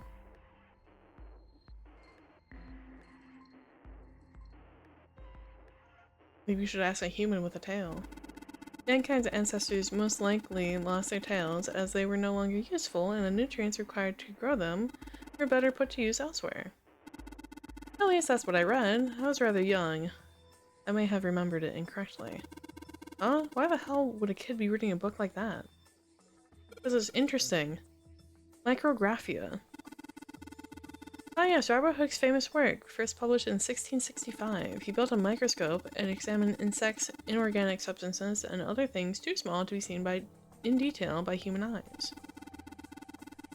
He then drew pictures of many of the things he'd examined and published them in a book. I'd hazard a guess the shelf is concerned with natural sciences. Creatures of the South Seas. I wonder if this one's got pictures of colorful fish and stuff. Paleontology, this one's about fossils. Ammonites are pretty nasty looking. This one says transition of extinct species. We need to hurry it up or we're gonna lose we're going to end up in the pages of a book like that. Why did that pause weirdly? Introduction to geology, thinking about the earth, even when you're on the ocean. Kind of romantic in a way, I guess. Mother Nature. Is that some sort of book about hippie chicks? Probably not, except perhaps tangentially. Tangentially. I can read. It's most likely about environmental protection. I was just trying to make a joke. Dude, hippie chicks? Really? Junpei, you've made worse jokes. Shut up. The theory of evolution. Heck, even I know this one. That's that Darwin guy, right? Well, yes and no. Charles Darwin wrote a book called On the Origin of the Species.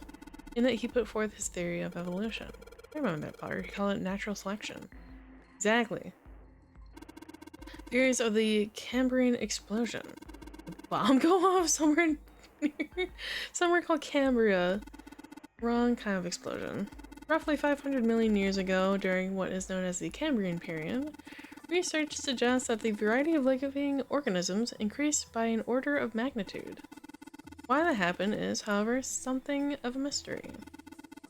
There are a number of theories. This book is most likely a collection of them.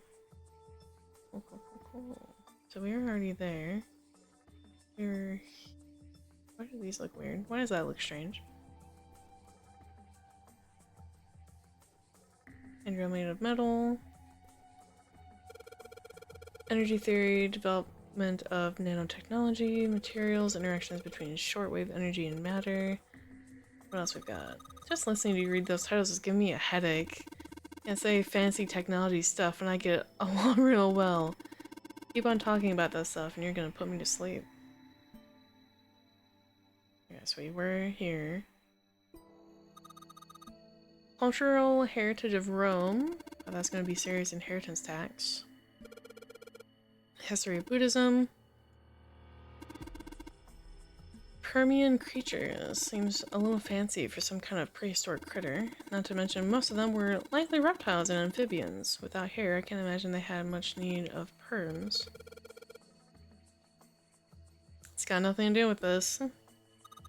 History of the medieval period. Maybe it's about Sir Lancelot. Isn't he just a story? I don't think you're gonna find a guy who didn't really exist in a history book. Kids book.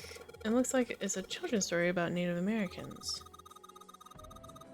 When you think of a random book like that is kind of suspicious, maybe you ought to hold on to it. Cowboys and Indians, alrighty. Hellenism. I think it's something like a fusion of Greek and Oriental culture. That's an outdated term! Yippee! It's now just kind of... Not sure what the new correct term is.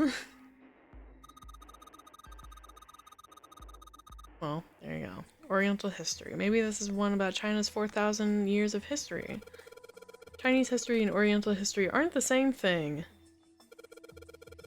One is history of the Western world. Well, I'd assume it's about European history. Yeah, just gonna leave that at that, Snake. Doesn't seem like you. This one's called Greek mythology. The thing's huge. Can't imagine anyone's actually read the whole thing. Pretty sure it'd just put me to sleep. I would read the whole thing. Oh, okay, no, that's like that one shelf. Okay, so history. Oh, look, so, and here's a book that's perfect for you. It's called Correlation of Muscle Bone Density and Bone Strength. I'm just saying that because it says muscle. Principle of monkey behavior. And imagine that's a book describing praxeology studies on monkeys. Monkeys are very similar to humans evolutionarily, so imagine the research was fruitful. The book is called Dissection. The bookshelf must be all medical. From what I can tell, it sounds as though these books have been organized by genre. This library must be massive. I'm rather impressed by how well organized it is. Functions of the human brain. I guess this is a book about the nervous system. I'd love to ask you to read it to me, but I don't think we have the time. I'm kind of curious about it too. There's gotta be a reason why people connect with each other, you know? It's like that picture book from earlier, the one with the pop-ups. You think they're part of the series or something? Do they have the same binding?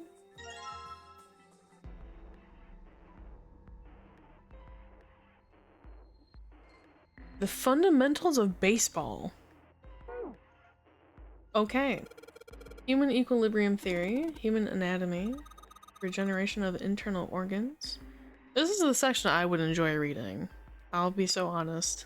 I find human anatomy fascinating. Dissection Atlas. This whole shelf is full of medical books. This one's called Recreation of Lost Human Functions. You think they're talking about if you, like, lose part of your body, then you could regrow it back? That'd be interesting. I don't think so. Maybe they're talking about reconstructing abilities that humankind once possessed. In other words, they may be talking about cultivating a sixth sense.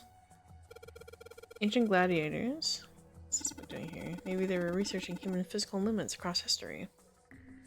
That'd be fair. Fair take. Alright, going downstairs. What the fuck kind of apparatus is that? What is this? Oh, hello. There are 3 lights in this thing. They aren't very bright, though. Let me find some kind of really powerful light bulb. Let me put in one of those lights. If there are 3 lights, that means 3 light bulbs. There won't be much point unless you place all 3. Alright, so we have 1. That's a start. Modern Japanese literature. There's another one of those picture books. Something about these things feel kind of nice, you know? Brings back good memories. I guess even people like 7 were kids once. No shit, you little brat! Hey, guys, cool it. Alright, I think I'm gonna take this picture book with me. Tales of Old Japan. I mean, well, it's next to where it should be. Agriculture and historical organizations and folklore. Origin of Japanese folklore. Looks like there are a bunch of books about Japanese culture here. Mostly ones about folklore, though. Well, folklore can cover a wide range of subjects. History, urban life, religious trends, environmental changes, oral traditions. Folklore can cover all those things if you know where to look. This looks pretty deep. Okay. Many books here. I wonder if this one's... Whoa! What's this? Warm? Warm? Why is the book warm? Oh? Ma'am? Sorry? Oh, no, I'm sorry. Heated bookcase. Oh, yeah, that's definitely what's happening. Hey, what's the deal with all the sappy stuff?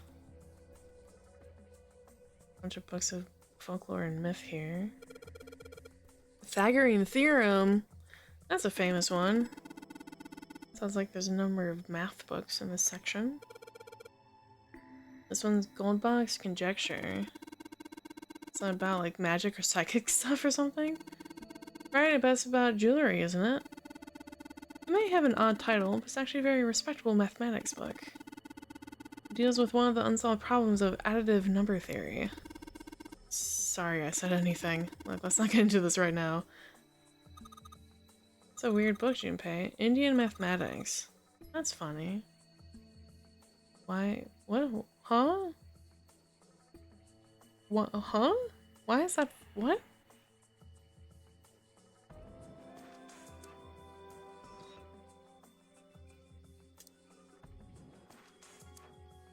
No? Okay. It says Riemann hypnosis. Jesus Christ. That was so wrong. Hypothesis. Jesus. Riemann hypothesis. What is there to hypothesize about a Riemann? Isn't it pretty straightforward?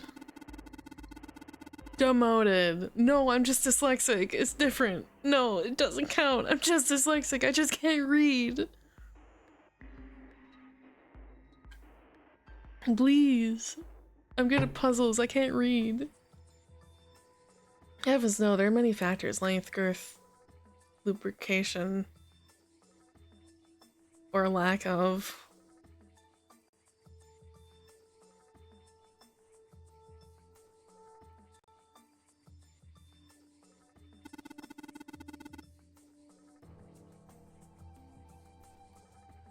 It's an exciting and rapidly growing field. Whoa.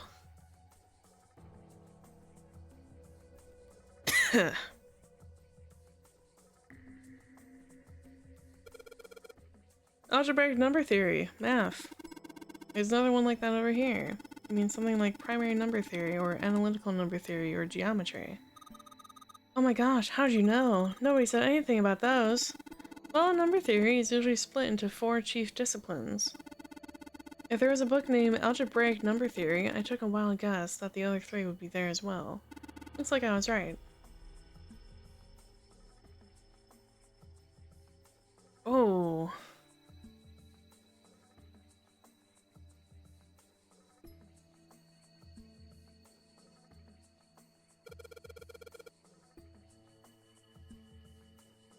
Dad kind? Wasn't that a German mathematician? Maybe it's a compilation of his works. Owen. Isn't enough to go on. Perhaps it's about English Revolutionary. Liebernese. This book is in German. Looks like it's the complete works of something. Never heard of it. Well, if Snake doesn't know what it is, I don't think we'll ever know. Sheldrake. Isn't Sheldrake...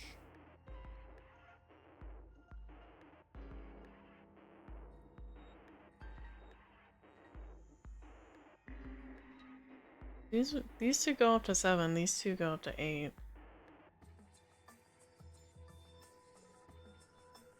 Okay. I didn't mean to go back upstairs, my bad. Is there anything else to look at here? Hi. Astronomy? This bookshelf has a sort of glass inlay. It's pretty big, but there's only 6 books on it. Seems kind of weird. Yeah, looks like there's something on the bottom. Can't really see it though, the glass is all foggy. It does. Won't budge, yeah. Okay. Books in all sorts of languages, but there's something suspicious about the shelf on the left. You mean this shelf on the left? I already looked at it. Iron plate is bolted down. I don't think it's a door. I think it's just a wall. Okay.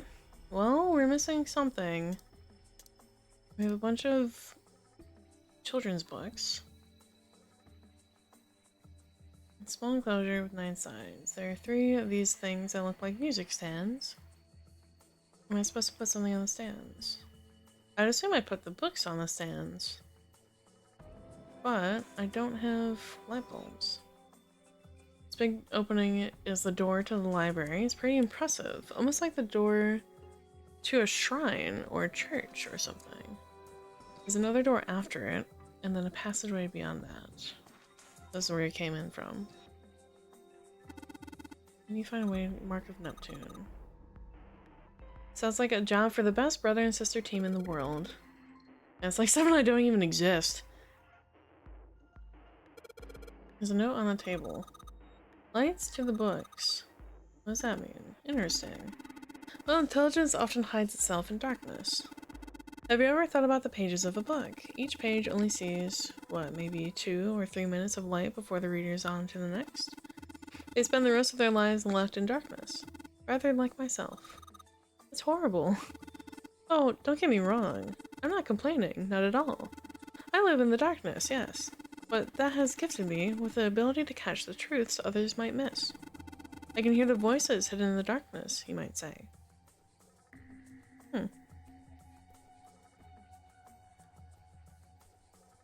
Like...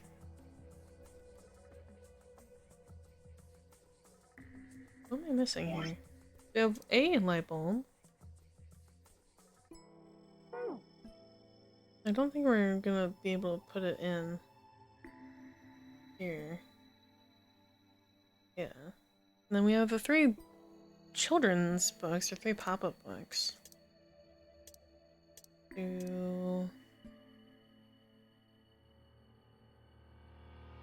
Gotta put them in like their... No, because I need them for here. But I need the 3 other... I need 2 other light bulbs. Where would I find that, maybe?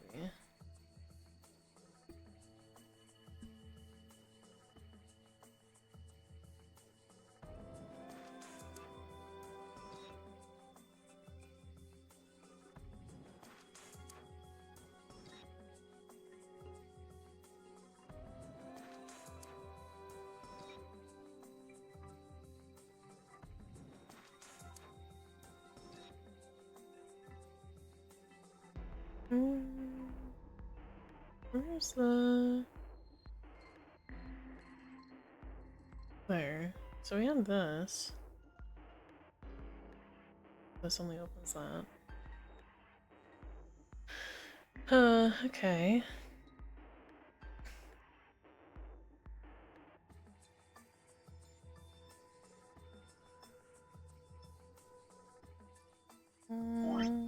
This would be weird, but...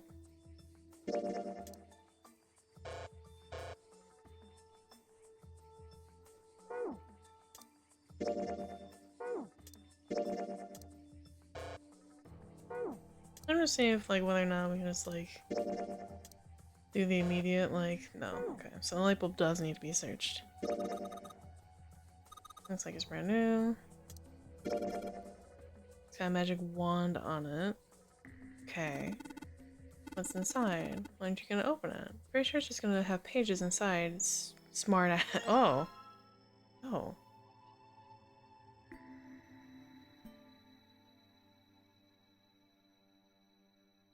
Okay. Open that one. Cool.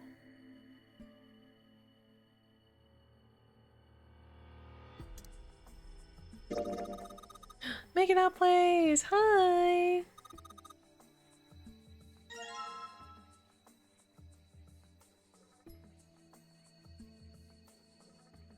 Okay, so we have head.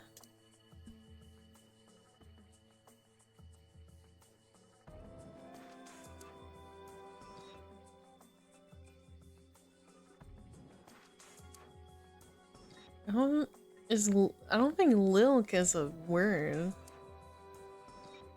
If you rearrange them, it's kill.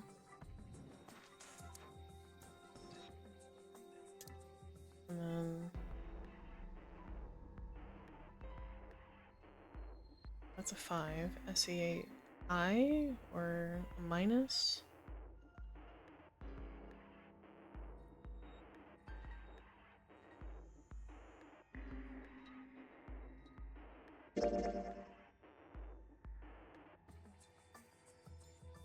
Book has an S and an E, a dash, and a 5. Might be impressive if I was 5. So, okay, we're saying that's a hyphen, or a minus, I suppose. It's got the letters L, R, and K. Where the fuck is an R? Excuse me?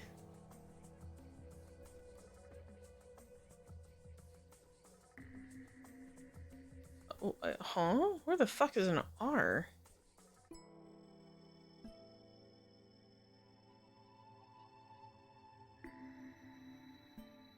What? Huh? I got the picture here with L, R, and K sticking out of it. Alright. Pop-up blank. Got letters H-E-A-D. Okay. Yeah, I think Junpei can't read either. There's L-I-L-K. I don't know where there was an R in that, but, oh,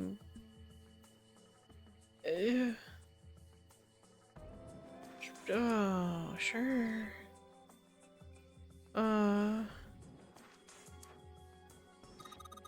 Coat rack. You can hang coats on that. Where, head? Oh.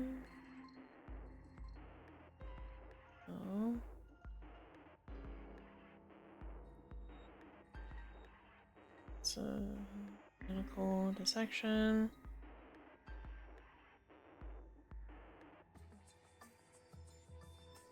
Section.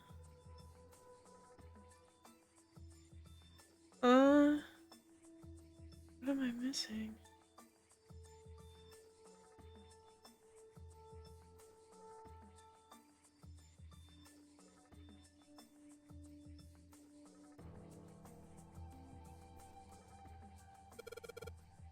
Okay, how about we try putting these picture books on the stands, and then...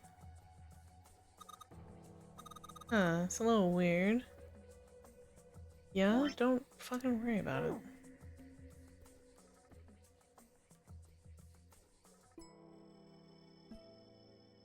If I could change the light bulbs, what's the use wishing? I don't have any more light bulbs.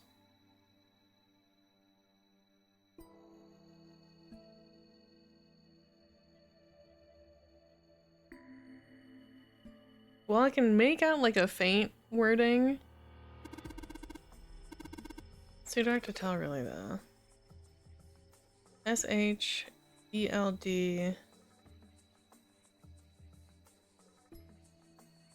Sheldrakes? I don't think we're gonna be able to pull it though. Yeah. So we need the answer. Can't just cheese it. Where the fuck do I get the other light bulbs though?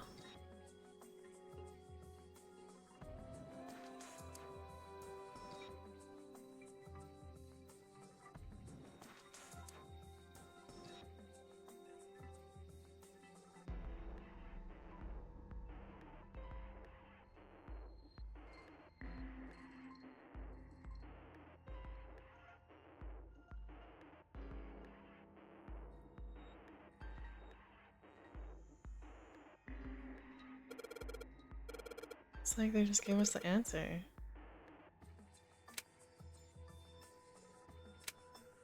One, two, three, four, five, six.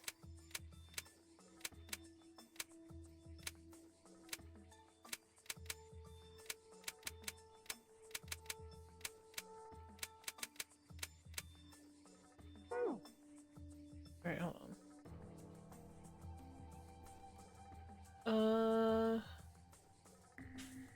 5 36.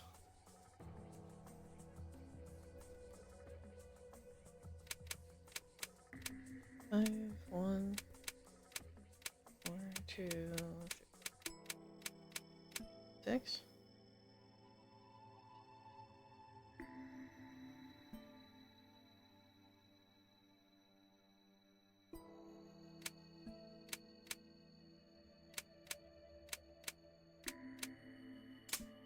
Oh, okay, I'm sorry. I read it the wrong way.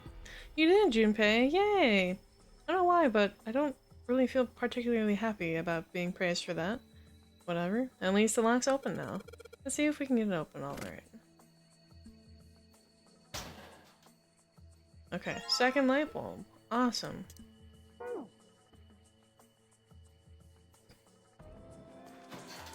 Okay, so now we have 2. Where the fuck do I get a third one? Oh my god.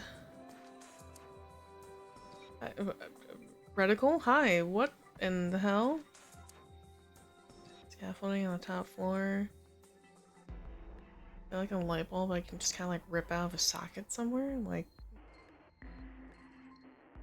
Scaffolding. I feel like I've searched everywhere.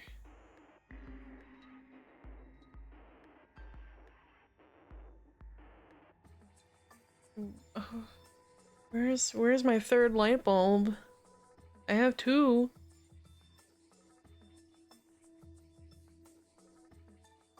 Where's the third one?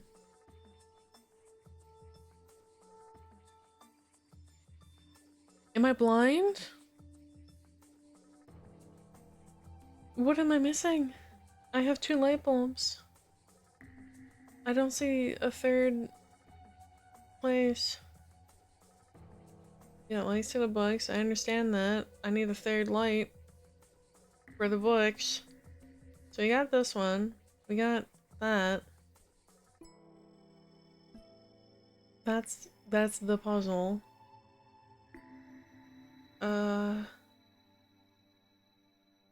Like that.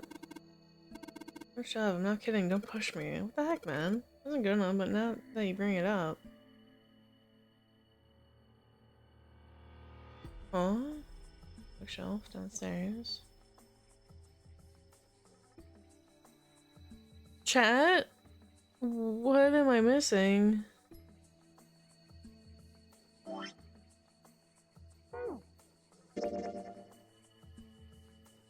But I'm like, where the fuck do I get a third light bulb?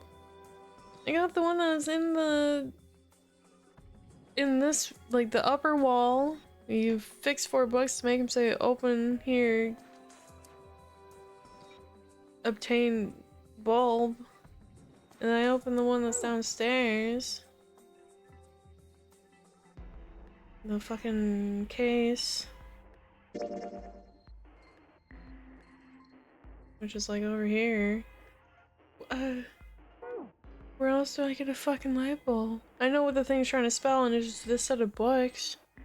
Hi, Coping Cat.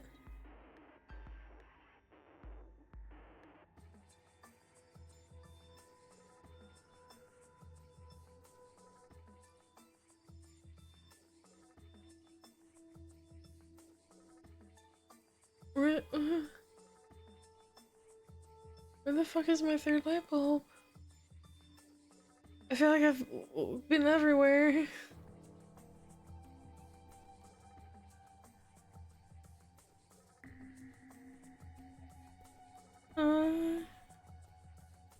What the fuck?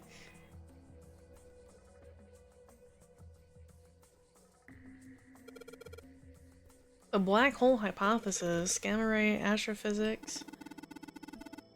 Yes, this bookshelf has astronomy theme. That's cool.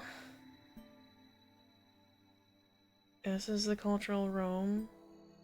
Energy theory. Mind swap, this is like the telekinetic occult books. Energy theory. Mind swap, part 2. Automated robotic assembly line techniques? What's that? Some sort of comic book? Jeez, I guess boys really like that stuff, huh? No, you're thinking of a different sort of robot. This book is talking about automated machinery that's used to build things like cars. What's that one called? It says Foundations of DNA and Genetic Engineering. Communications and Computer Science. That's a pretty generic title. To be honest, it's so vague I don't really know what it might be about. An overview of photochemistry. I think whoever set this up wants to see the cover, not the spine. Let's look at it, okay? A lot of space behind those books. Third light bulb, yippee! Get me downstairs. Get me out of here. Get in here. Light bulb. There's 3 lights here. Gonna change the bulbs. Now they should. Just that fucking easy.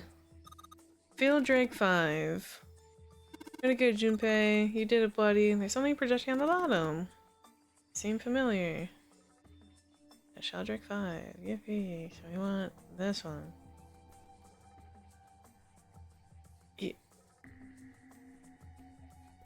Sorry, do I have to interact with it? My bad. Sheldrake 5?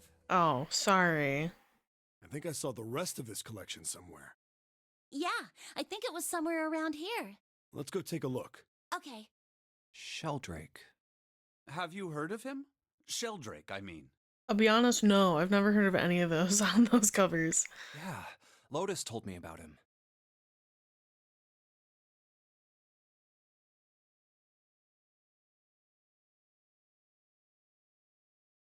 Did she? There's a Oh, British she biologist named Sheldrake. did! He has a rather interesting theory. This was so fucking long ago. Oh my god. Morphogenetic fields, which relies on the theory of morphic resonance. So it's this dude's fault that we're going through this shit. Really? From Lotus, huh? Well, Clover also said something to me about that stuff. She did? Yeah, what was it?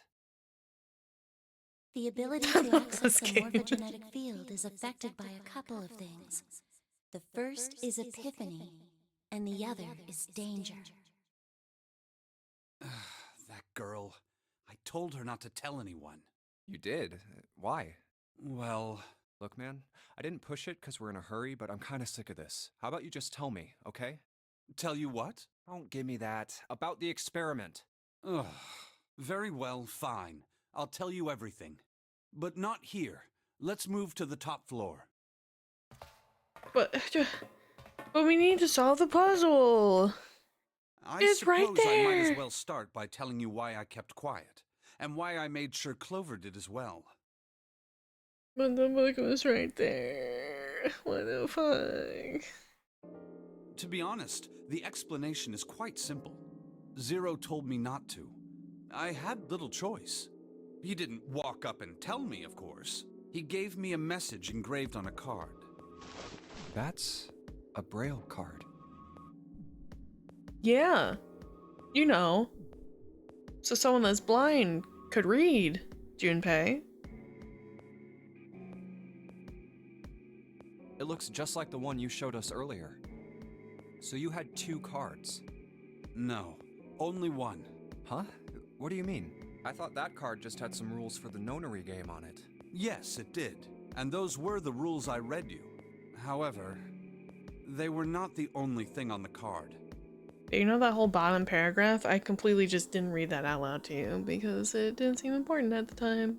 There was something I didn't read. Well, perhaps I should say there was something I couldn't read. And that was? Tell no one of the events that took place 9 years ago.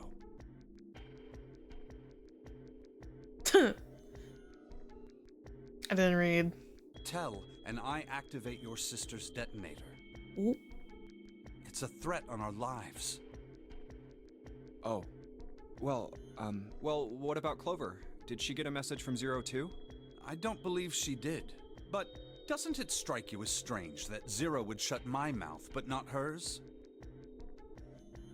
That's a little weird, yeah. Yeah. To be on the safe side, however, I told her it was best not to tell anyone. Still, apparently she told you. That girl. Alright, to be fair, she told us, like, really late. Like, into, like, hour 6. If that. Like, super late. This was not, like, an immediate knowledge. What's wrong with her telling me? I figured some stuff out with the things she told me. I mean, it looks like the whole activate her detonator thing was just a bluff. She's prancing around downstairs happy as a clam now that you're back. That's very true. I've decided I can trust you. Oh, thanks. That's nice of you. I've decided to tell you the truth. The chance that Santa is 0 is very high. I feel I can assume Santa doesn't have the time to observe us at the moment. Thanks, Dad. I don't know if I would call Snake Dad, despite him looking older. He's only like 20s, 30s, maybe. If that. And at any rate, even if he were, I very much doubt he would kill us. Why? Clover told me about the 4-leaf clover, about the words. About the leaf words. The very important leaf words. He gives off grabbing cigs from the store energy, so he's dead. I don't think he gives off that energy. He's like big old nerd. If he knew about that, then he was in my group during the first experiment. I'm sure of it. Ooh.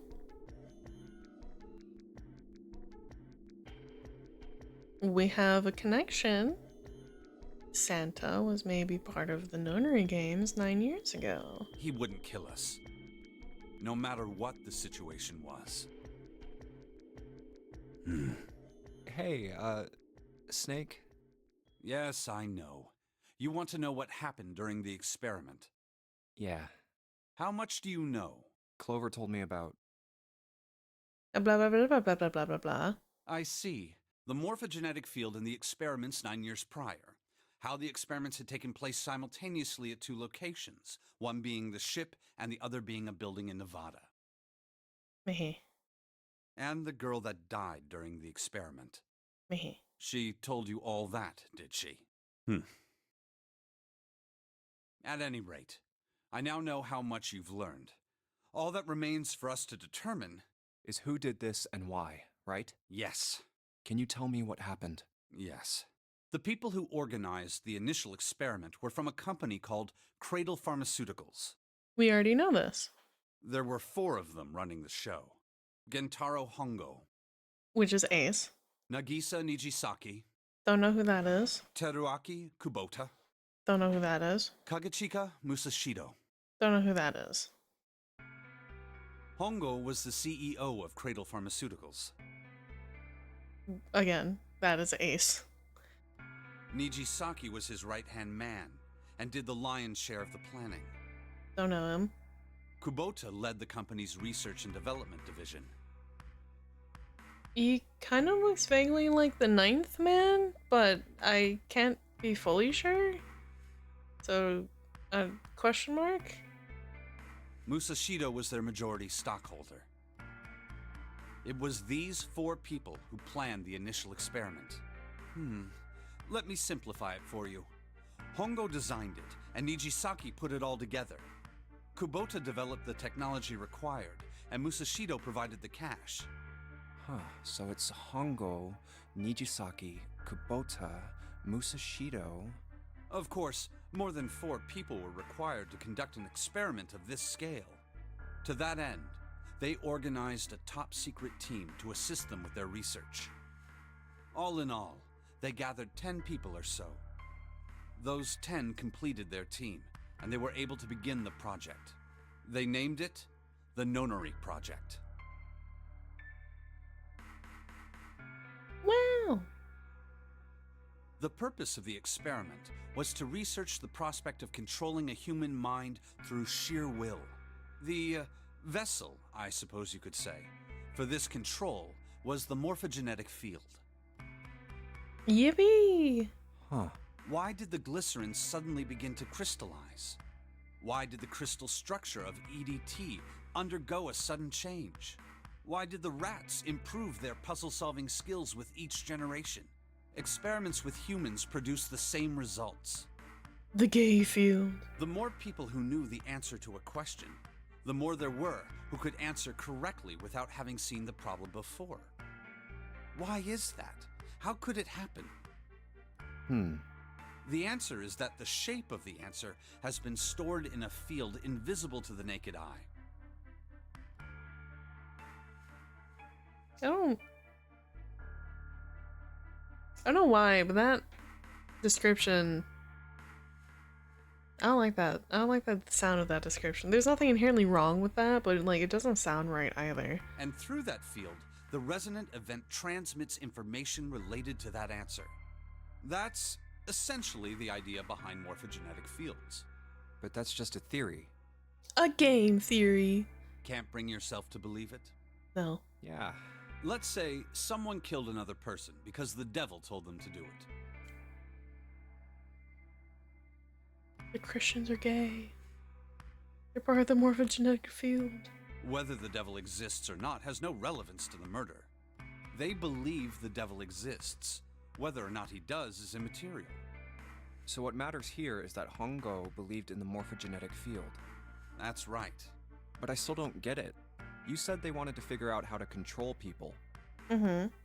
Right? That is what you were saying. Mm-hmm. Yes. So how are they going to do that with a morphogenetic field? By having them play a saw trap game. I'll keep it simple. Let's suppose 10,000 people have solved a certain problem. The chance of you knowing that answer, even if no one has told you, will go up. Let's have another example, shall we? Say 1 million people were to do a handstand right now. Tomorrow, the chances of you doing a handstand would be higher, even if you had heard nothing of this hypothetical mass handstanding. Mankind's thought process and actions are all part of a resonant event. All of the resonant events encoded in the fields are projected onto you.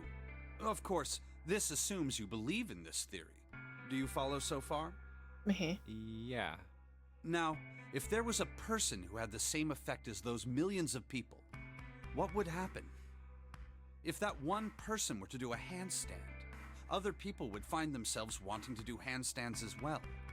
Can you imagine what a person with powers like that would be able to do? Come on, there's no way. I'm not done. There's more. Imagine another scenario. Imagine another person. This is an ordinary person. Let's say he does a handstand. What if there was someone who could grab the resonant event he created by doing that and use it to make other people do handstands? What would happen then? Holy shit, I'm not taking notes. I'm gonna fail the quiz. No! All you need to know is that handstands are really, really cool. That's it. That's all that there was. Handstands are like really, really cool. I believe it. A person who has the power to write to the field, and someone who can read from the same. You could think of them as the writer and the reader, or the transmitter and the receiver. Okay. What would the world be like if there were people with abilities like these? So the transmitter's resonant event can be transmitted through the field and sent to the receiver. And then the transmitter can control the receiver however they wish. That's what you're saying, right? Yes. Close enough, at least. Come on, that's just crazy. Well, if you want to prove that, then you'll have to test it first. At least, that was how they thought. Yeah, you have to do the scientific theory. You gotta do a hypothesis, then you gotta test the hypothesis, and then you gotta get some conclusions out of that. That was why they decided to do their experiment. That was how the Nonary project began. By the way, Junpei, have you ever heard of the Gansfeld experiment? Yeah, that was an experiment in telepathy, right? You place a pair of subjects in separate rooms. Then you show one a picture and ask the other what they see. Interesting. I'm impressed. Yes, that is exactly correct. So, why did you bring up the Gansfeld experiment? It was used to screen subjects for the Nonary project. 9 hours? I don't think I've ever been willing to do anything for 9 hours. You haven't binge watched a series? Truly? Really? You haven't binge watched a series for 9 hours? I can say with confidence that I for sure have binged one whole season of anime, like a shorter season, in 9 hours. Now with 9 people, you know what? That's fair. I've done it solo. I've watched a season of anime by myself for 9 hours. There definitely weren't any 9 doors involved either. Pretty sure it's just the one door that went into my room and out of my room.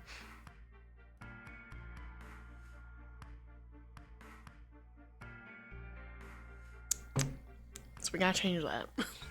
The hospital in a remote town was affiliated with Cradle Pharmaceuticals. Hongo used it to conduct experiments on visiting children in secret. That's horrible. Some of them, he found, had potential. He began to gather children that showed promise. Children that seemed as though they might be able to access the field. Of course, none of them volunteered. They were kidnapped. Which is where Snake, or not Snake, where Seven, sorry, there's a lot of similar sounding names. Seven comes in. There were 9 pairs of siblings taken, for 18 children total. For reasons that were not fully understood at the time, each pair had 1 transmitter and 1 receiver. They were split perfectly. As such, the 18 children were split into 2 groups of 9.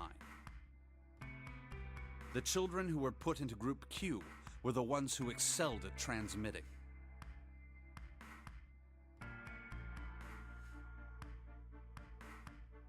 Why Q? Why not Group A?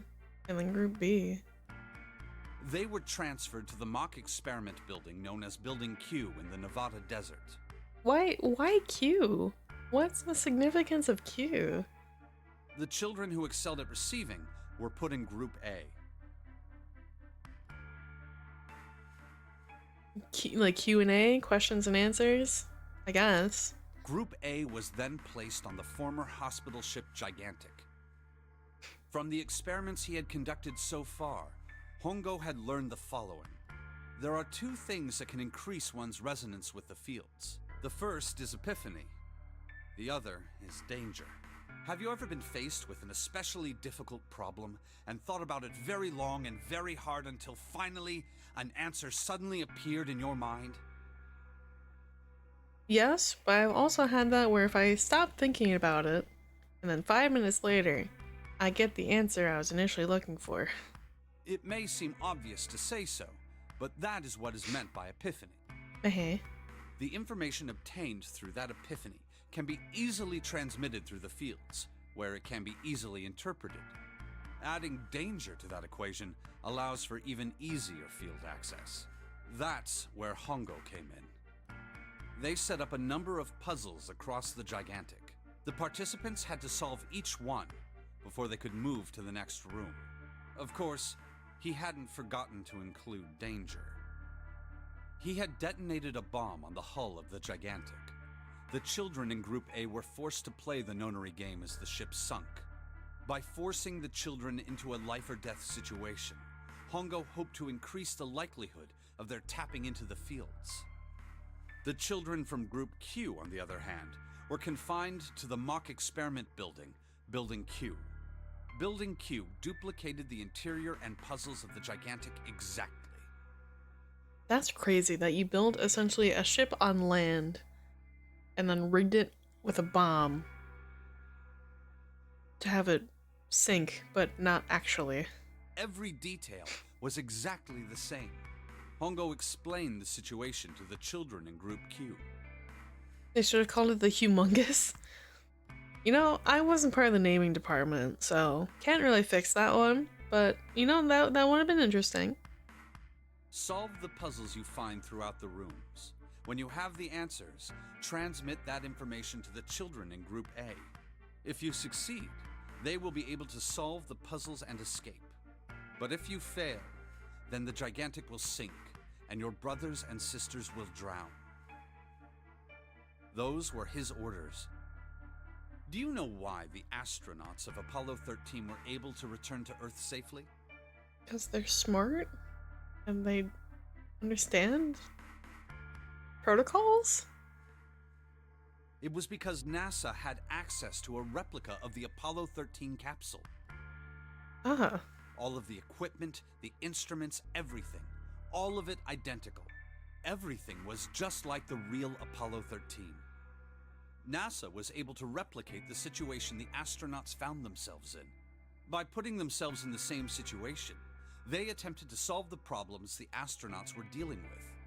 Once they found solutions, they reported their findings to the men aboard the actual capsule. That was how they were able to return safely. Huh. It was the same with the gigantic in Building Q. The children from Group Q had to use the power of epiphany to solve the puzzles they found and transmit what they learned through the fields. The children in Group A, however, they had to access the fields to learn how they might advance to the next stage. Alright, well, the difference between this and the Apollo 13 is that the, people at NASA, I believe, could, like, not, like, radio in, but, like, have a transmitter to the Apollo 13 to relay this information. This is you're just hoping on long-distance telepathy and hoping that it works. Otherwise, if it doesn't, you're murdering 9 children and some, I would assume, adults on a ship. That is the simplest explanation I can manage. Huh. Hey, Junpei, Snake! How much longer are you two gonna sit around on those bony asses? Damn. Get down here already! He's right. Let's go, shall we? We don't have much time. We need to get out of here, and soon. Hold it. There's one more thing I want to ask you. Hmm? Are you sure that there were 18 kids?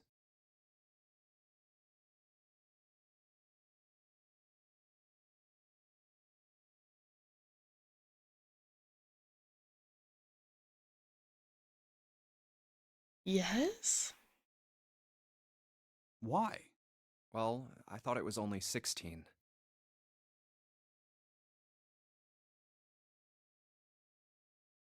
Oh, yes. That was what they said on the news, wasn't it? Yes, I have no doubt that 18 children were abducted and used in Hongo's experiment. After all, you couldn't exactly play a Nonary game with any less, could you? Well? Well, yeah, but I mean, we've been doing it with less than 9 people the whole time because we immediately lost the 9th man. So we've been playing with strictly 8 people and slightly less than that when we assumed that you died. So it is possible, just not optimal.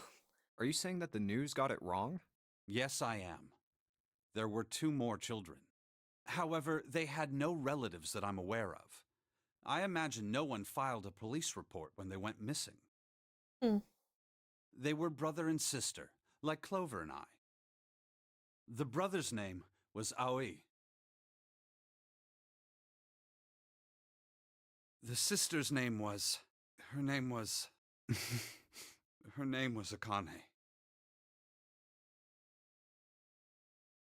That was the girl who died. Ooh. Well, we don't know how common of a name Akane is, but Akane is Jun's name. Gah. Akane Kurashiki died? Oh, yeah, what? Excuse me? Huh?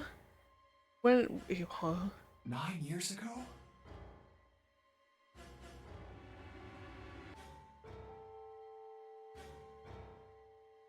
What? Then, who is June? Snake didn't say last name. He didn't say Kurashiki. He just said Akane. No. That's impossible. It can't be true. Akane isn't that uncommon of a name. Uh-huh. If Snake had known her last name, that's a different matter entirely.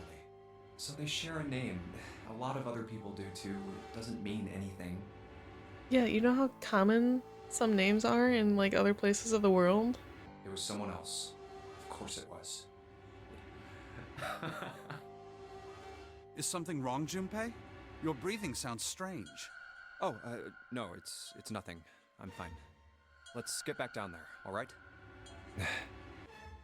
Hmm. I couldn't do it. Why didn't I ask? What's her last name? I just couldn't get the words to come out.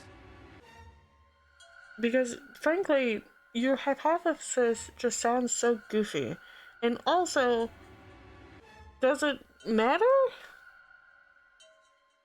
Like, you see, Akane is here, so you would have to assume that she's alive, right?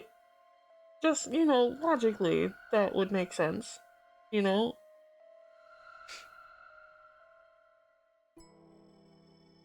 Hi, I'd like to get book 5, please. Oh my god. It's when you find the 5th volume. Hi, well, would you look at that? There's a big red button behind the book. Should press the button. Oh.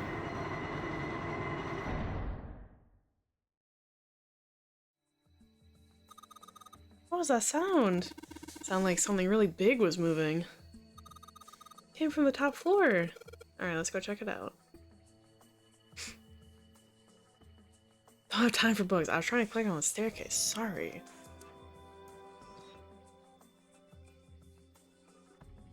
Thick metal door. There's a handle in the middle of it, though. Same on this side. This. Okay, 13, 14, 10, 13. There's a keyboard in front of the numbers, and there are 4 Roman numerals on the wall. It's gotta be a hint somewhere. It's gotta be a hint of some sort. 13, 14, 10, 13. All Roman numerals. Do you think we just need to put in the numbers from the wall on the keyboard? No, you can't. The keyboard doesn't have any number keys. Can't type in stuff like 3 or 4. And that means...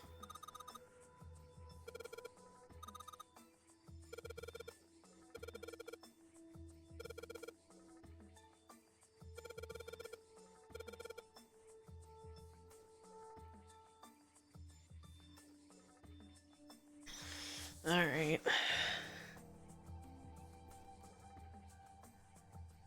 What's... Alright, just long shot, right?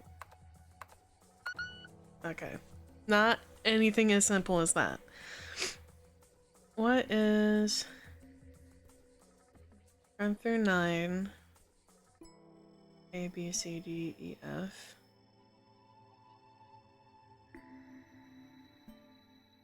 No, it can only be 4 letters, not 5. No! It's only 4 letters! Guys! It can't be boobs. It has to be 4 letters.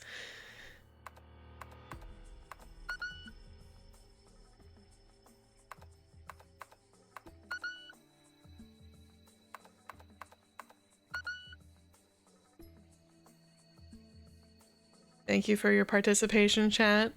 I have now revoked your guessing of passwords ability.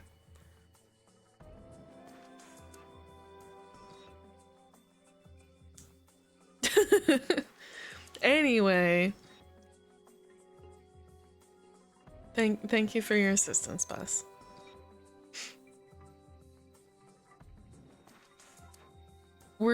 I'm going off the assumption of hexadecimal, right? 0 through 9, and then A, B, C, D, E, F, and then 10. But that means 16. So, C, D, oh. Alright. C, D. No.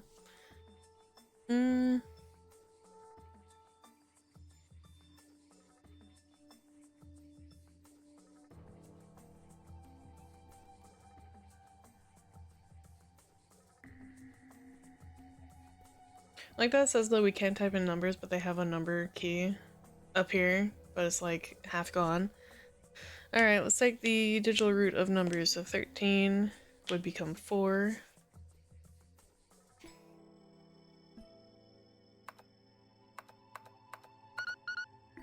Oh.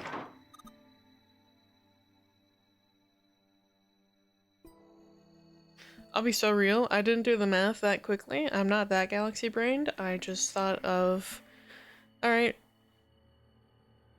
fourth letter of the alphabet or hexadecimal. D. What's a four-letter D word? Did. Yeah, you did, Junpei. It's unlocked now.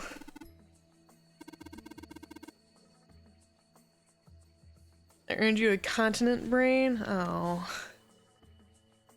Oh, goody. Well, there, don't get too excited. The password was dead, remember? Makes me think whatever was waiting for us isn't good. So what? Jeez, you're such an old lady. You can't be worrying about stuff like that. I mean, come on. We got it to unlock, didn't we? Let's go, hurry up. Yeah, that's a bit concerning. Open. Damn, can't get it open. What? Why not? We put the password.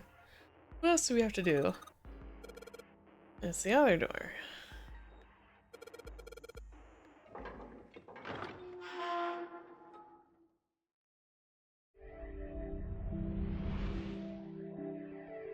You found it!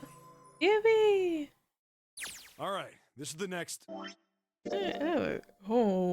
my god.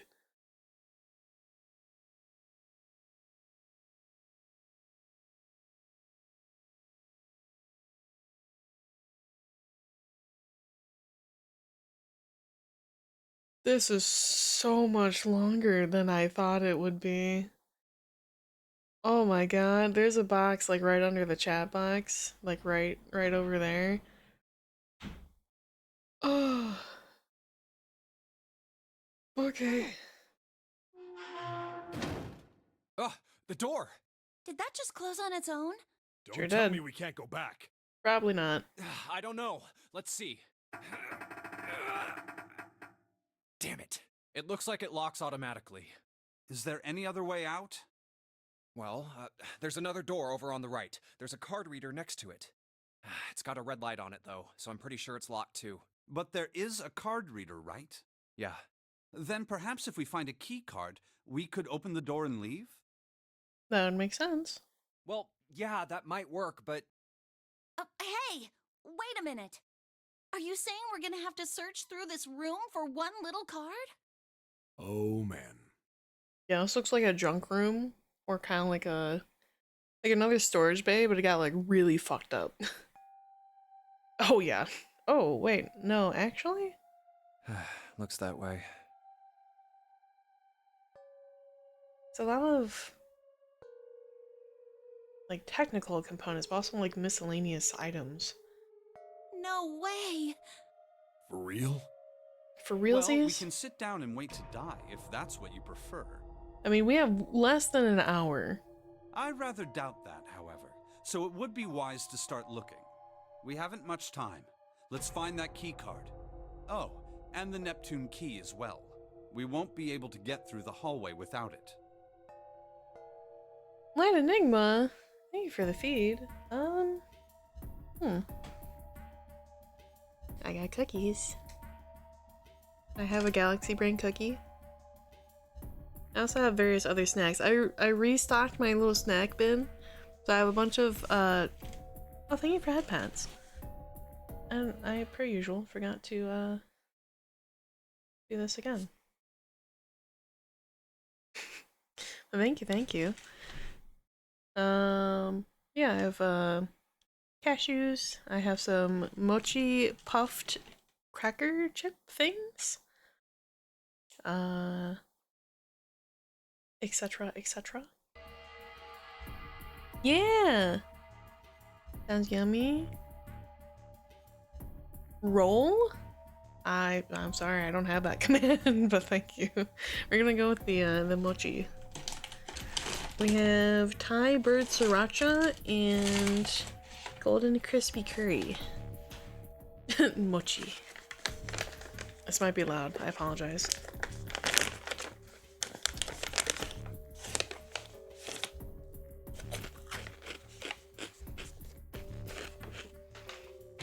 Oh, so good. Thank you.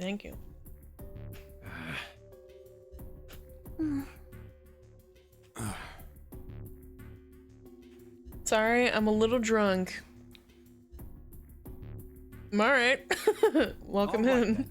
Let's begin. Take a way out immediately.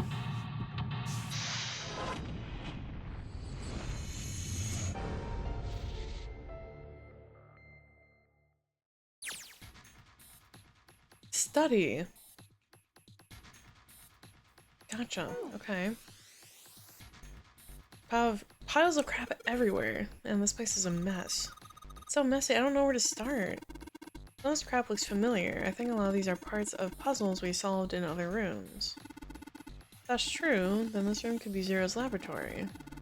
Perhaps Zero would shut himself in this room to devise the machines and puzzles he'd need to see his plan come to fruition. Nothing useful. Oh, there's a nautical table. I feel like I've seen this before.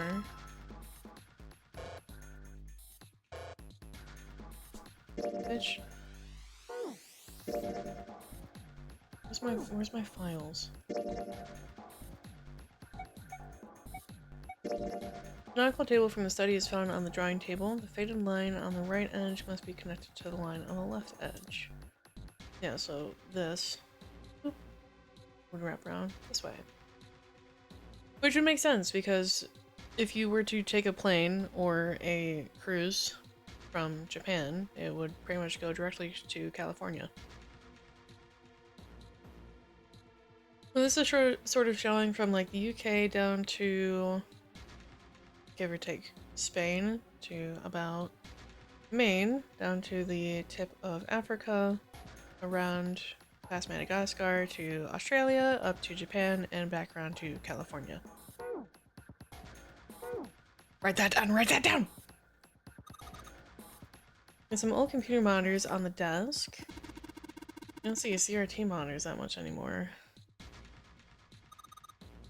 There's Russ over here. It looks like Elvis's face. Yeah. How exciting.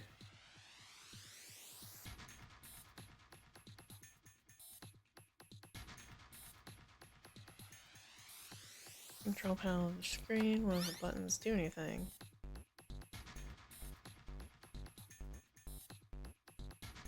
Something on the screen now.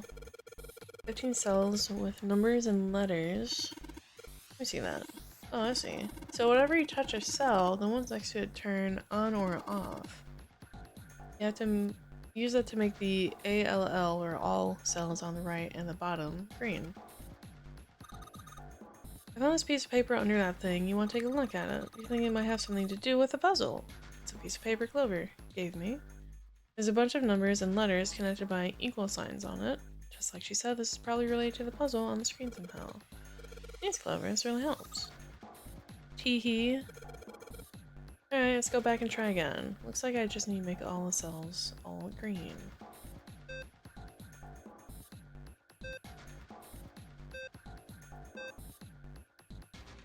Okay.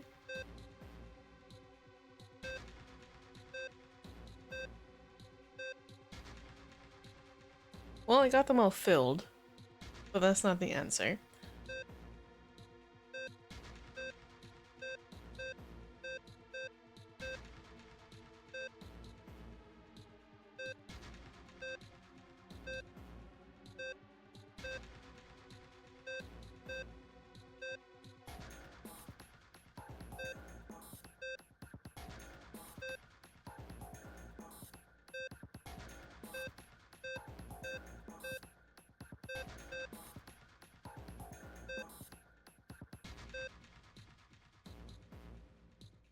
Alright, hold on.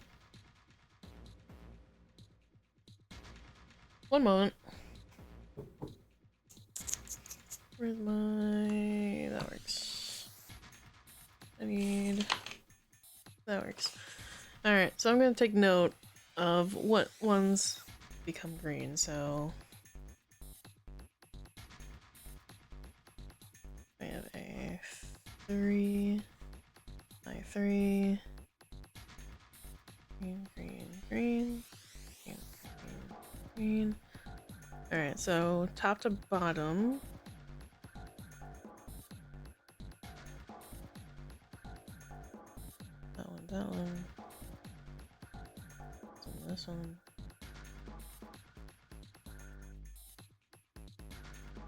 These two don't, this doesn't by itself. These three together work. These two together work.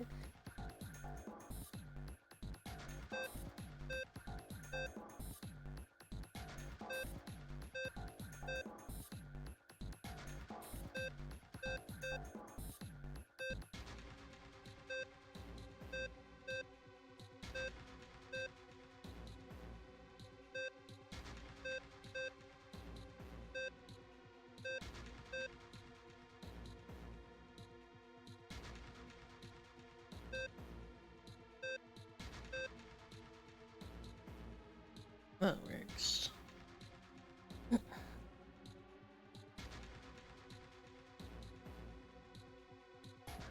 Okay, so somehow I need this cell to be empty and this cell to be empty. Which would be that. Awesome. You did it, Junpei! Yay! You're so smart. Seem to have done an excellent job and solved the puzzle. Just what I would have expected of you, Junpei. Hey, come on, you're embarrassing me. Oh, don't get cocky, kid. We don't got time for that. Don't lie to that fuck. Look at this. Check out the right edge of the control panel. The lid slid open and something came out. What? Oh. Oh, plate shaped like a shield. There's a cross. Okay. Weird. Oh, okay. I think I see where the crosses go. Nothing happens. Symbol engraved just above each indentation. On the upper left is a steering wheel symbol. On the upper right is a cross symbol. The bottom left, the mysterious circle symbol. And lastly, the waffle pattern is engraved on the bottom right. Additionally, each symbol seems to have been given a number. Alright, hold on. Okay, 1. Steering wheel. 2. As. Cross.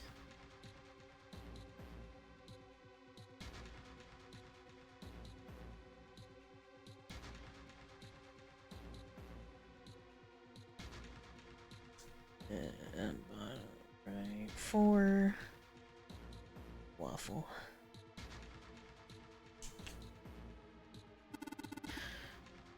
Perhaps we need to insert the emblems in this order. Cool. No, spans that need ventilation. Metal bars in front of the fine opening. I don't think we can get out that way. Okay, not that. See what happens when I... Whoa! Now we got something on screen at least. What is this? I saw something like this when I figured out that Morse code puzzle back in the communications office. Morse code, yeah, the dots on here look like dits for Morse code. There's 2 dots on the first line, 4 on the second, and 1 on the last. I don't understand. Perhaps you should give it a shot anyway? Before I do that though, if I just tap the button, it'll enter a dit. If I hold down the button, it'll enter da, or dash. Once we enter our answer, it'll automatically determine if it is correct or not. 2, 4, 1.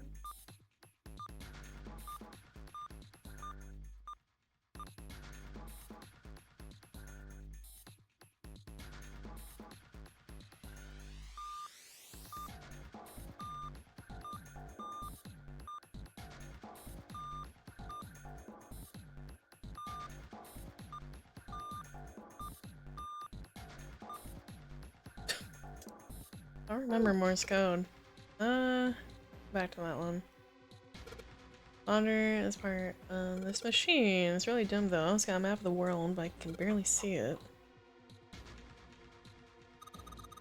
Looks like there's a compass on there. Okay, what do you mean? I guess you weren't there, Clover, but I solved a puzzle like this in the wheelhouse. I just need to do the same thing over here. the same thing. Important part is the nautical table we found. I just have to match up the directions with the compass. On the compass with the lines on the nautical table. I used the steering wheel in the wheelhouse, but this time I think I'm going to use the wheel attached to the side here. Of course. Maybe I'll run through the instructions.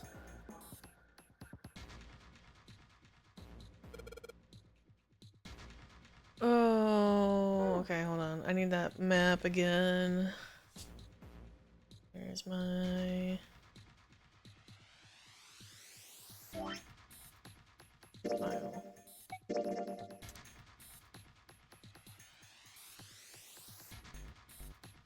So we gotta go... south. West. Southeast. Northeast. East. Northeast, east, north. And then east. Go around. Alright. Blah, blah, blah, blah, blah. So I have to go.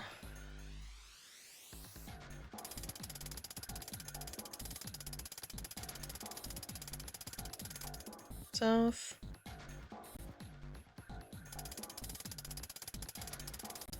West.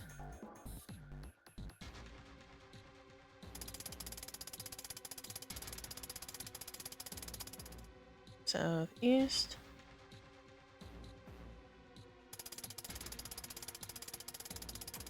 Northeast.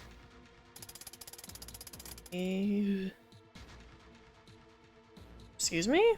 I hit that for it to go east.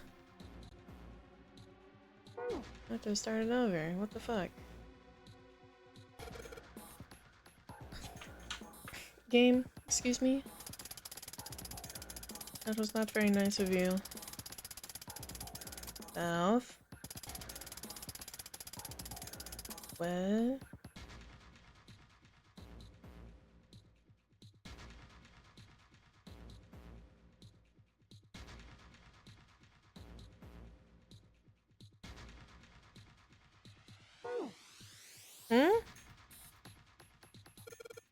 I clicked on that. I know I did.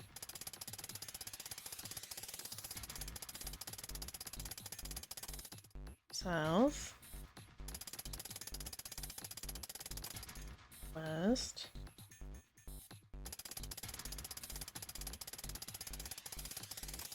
Southeast. Northeast. Regular east. Regular north.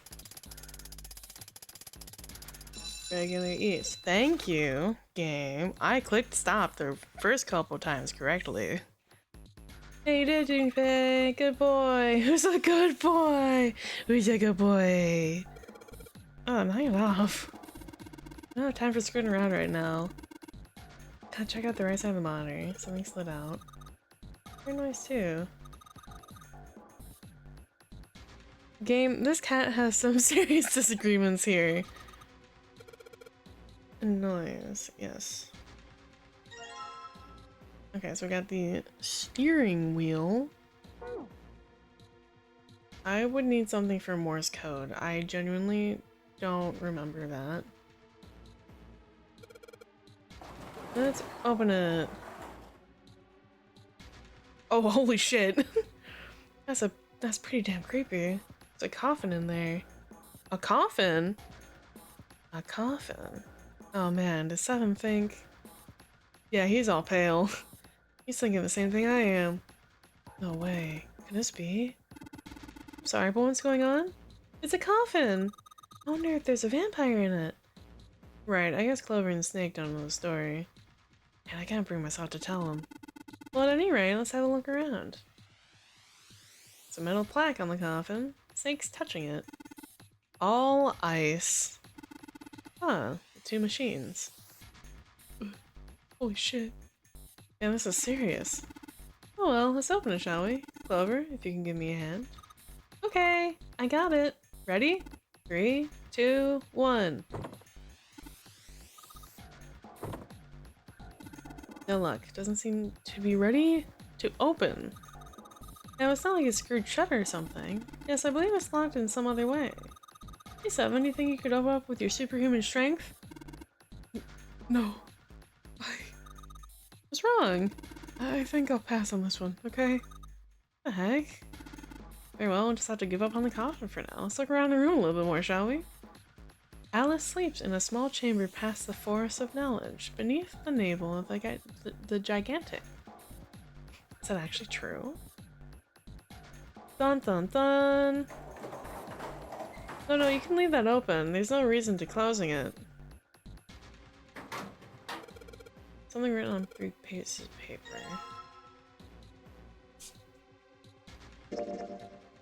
No, go back. There we go. Morse code chart! Yippee!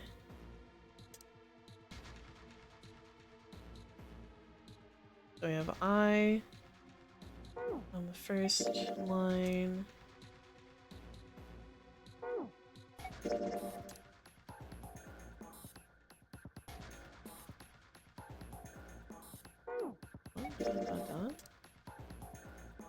Oh, IH. E.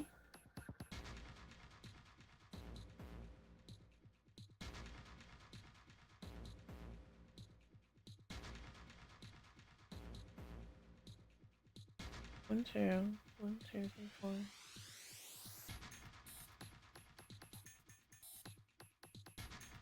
IHE?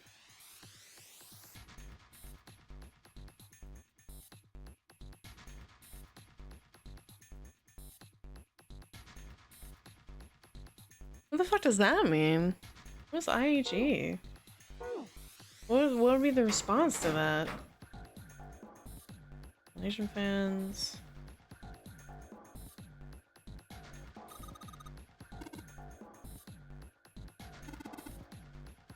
We have to bring them in ourselves then. Yeah, smart with me, kid.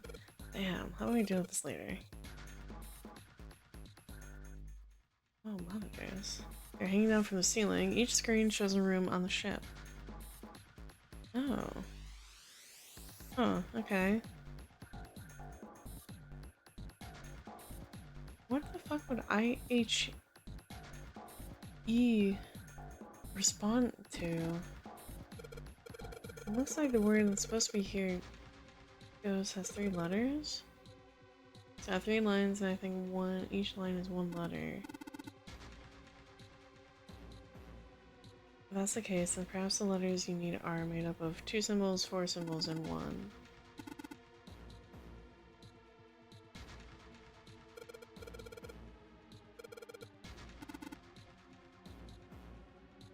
Blah blah blah blah.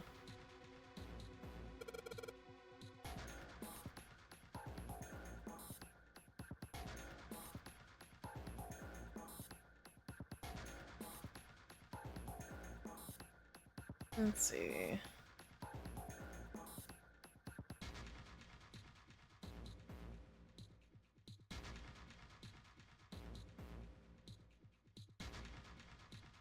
Duh is like a reasonable explanation.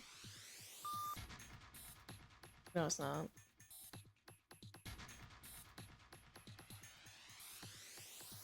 Ice would be an explanation.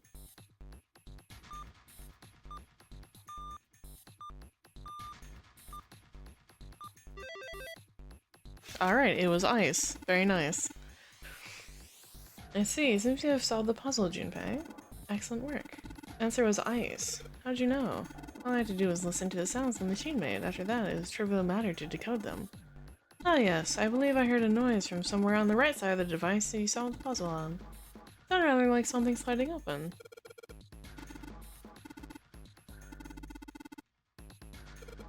Perhaps the coffin's unlocked? Mysterious circle? It looks kind of just like a poker chip, honestly. Uh-oh. Alright, fine, I'll open it. Okay, Junpei, you can do this. It's just a box. It's just a box. Oh, holy shit, this is a coffin. There's gonna be something horrible in there. Just know it. Okay. Okay. Deep breaths. Here we go. That is not the sound I was expecting to be accompanied to opening a coffin. Ha ha ha ha ha. Oh man, there's nobody in there. Shit, I can't believe I was scared of something like that. What do you mean, nobody? Were you expecting someone to be in there? It's a long story. Ask Junpei about it sometime. Well, just like Seven said, there's nobody in there. But there is something in there, though. Well, two somethings, actually. Oh, there's a key and the shield. Looks like we've got a plate with an emblem on it, and Neptune key! We finally found it. We can get through the hallway. That's correct, Clover, but we need to get out of this room first. Yeah, I know. Okay, let's get the hell out quickly as possible. I have any objections to that. Pocket for now, as far as the other thing goes. Yeah, I guess that would be considered a waffle pattern.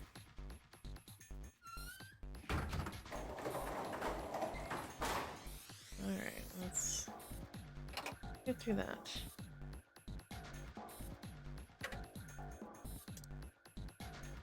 Okay, so we need that one. Oh, oh. Well, now we got something on the monitors at least. What's that? Looks like some kind of puzzle. I wonder if these are the rules. Yeah, I'll read them to you.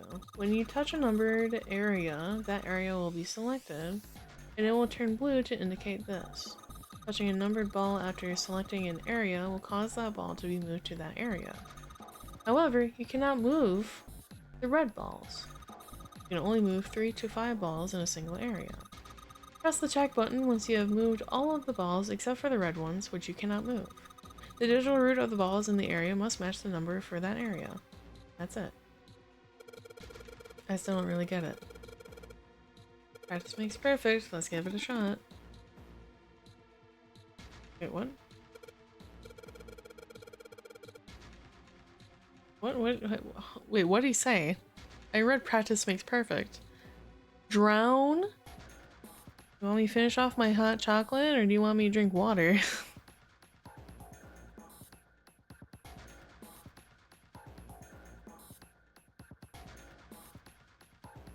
My choice. Alright, well 1, 3 makes 9.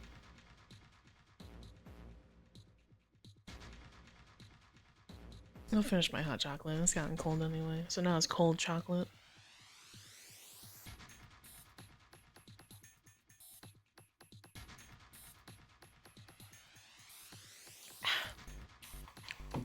Delicious, but cold.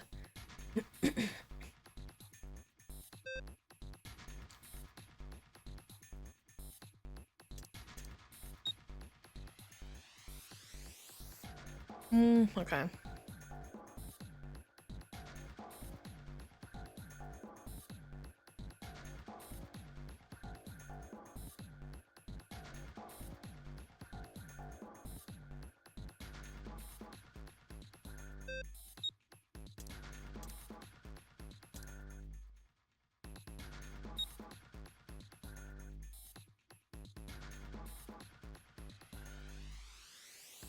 We know this makes 9.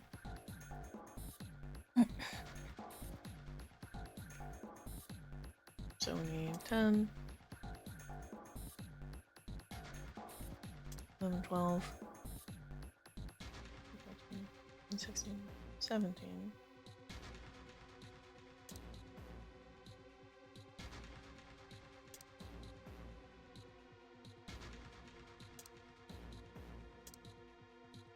That makes 9. This makes 9. Combination will not open the door.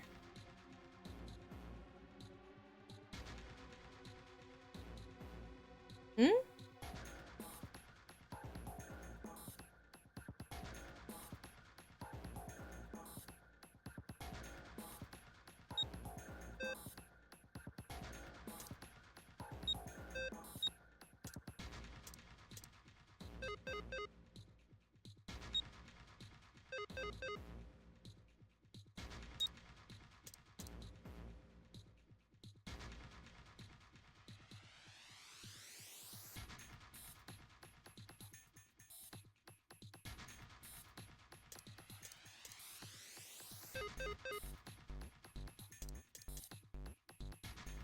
Hmm.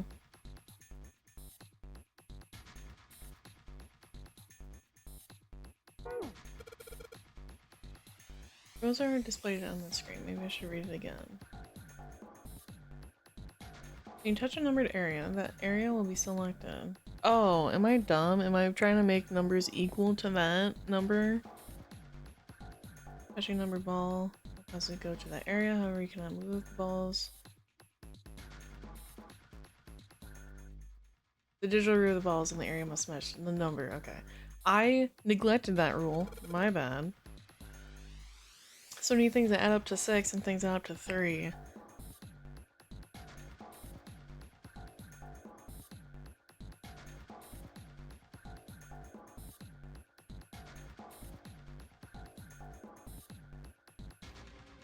Simplest would be... I'll just make 6, and then...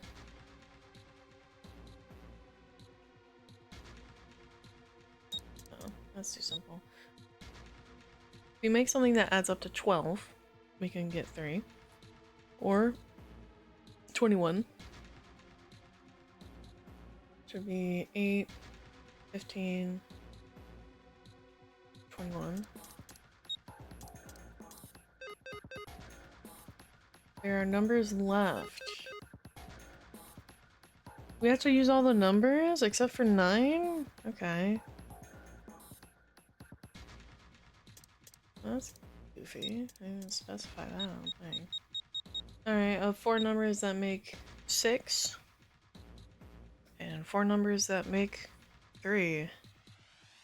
What 4 numbers can we make to get 21?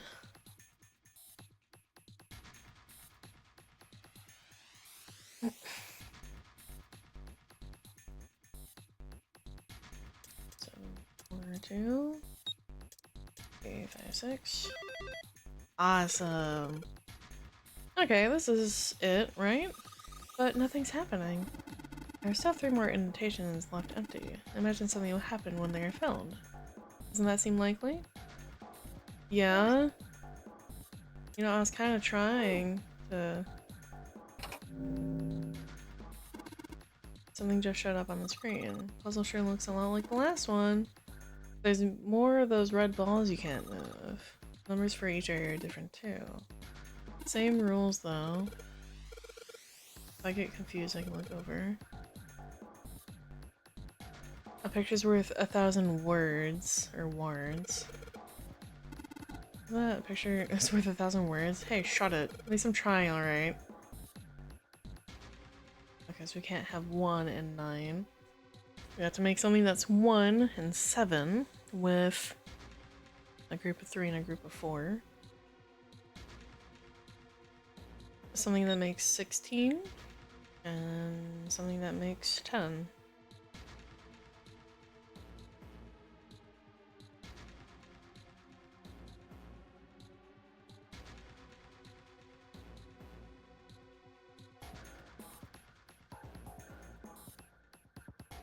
Doesn't have to be 16, it could be 25.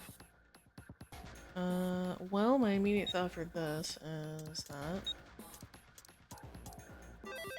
Sick! It's awesome, Junpei! There's only 2 left now. You can do it. Was it the mysterious circle? Of the secret code. It's like a lot like the last one, the rules are the same. I'll be fine. Can't think of anything clever. Please don't strain yourself. You might hurt something. Shut up. Give me a break. I'll think of something. We can't use 3. We can't use 1, 3, and 9. Okay. What 2? Let's see. 1, 2, 3. 2 sets of 3 to make 7.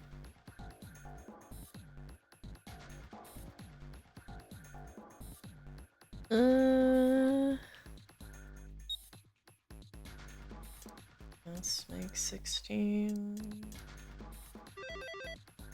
Awesome. Only got 1 left. I can see the light at the end of the tunnel. Be nice if I don't have to keep, like, replacing my item. This is the fourth one. The puzzle looks a lot like the last couple. I think this is probably the last one. Once we solve this, I'm sure something will happen. Alright, can't use 1, 3, 6, and 9. So we have 2, 4, 5, 7, 8. To make 8 and 9. Well... 9... Oh, okay. It's worth a shot.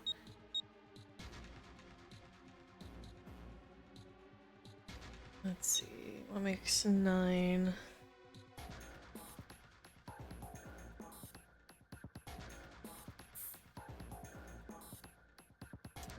Seven. That make 8. Something that makes 19? No, something makes 17.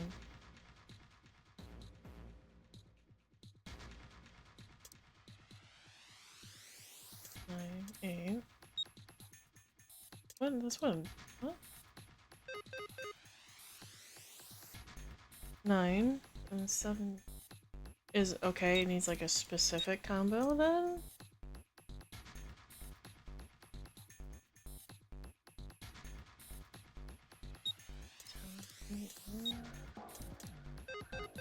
No. I can't move the red.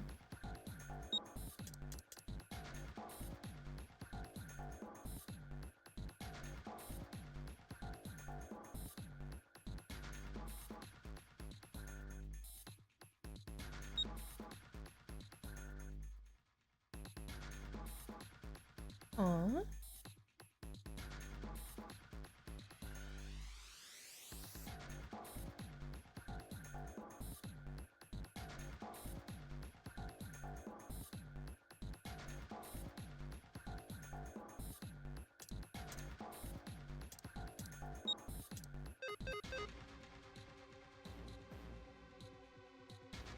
Seven, 9, 18.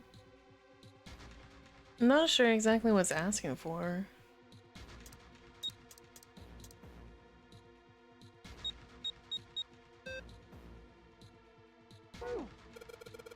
Still get this. I understand it. But like, isn't that... Has to be 3 to 5. I think that's the issue. I don't have enough to have 3 in both. So I only have... Yeah, I only have the 5. I can't make 3 in minimum 3 in each. So then what does this make? 2, 6, 11, 18.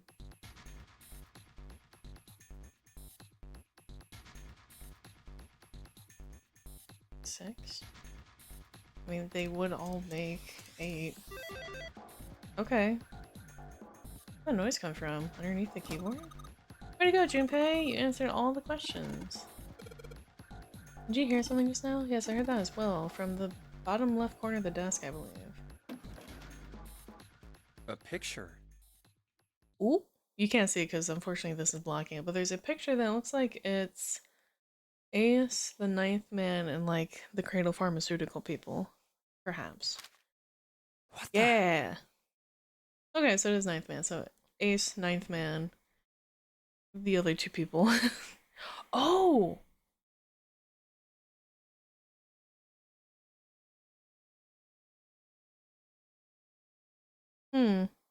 Hold on.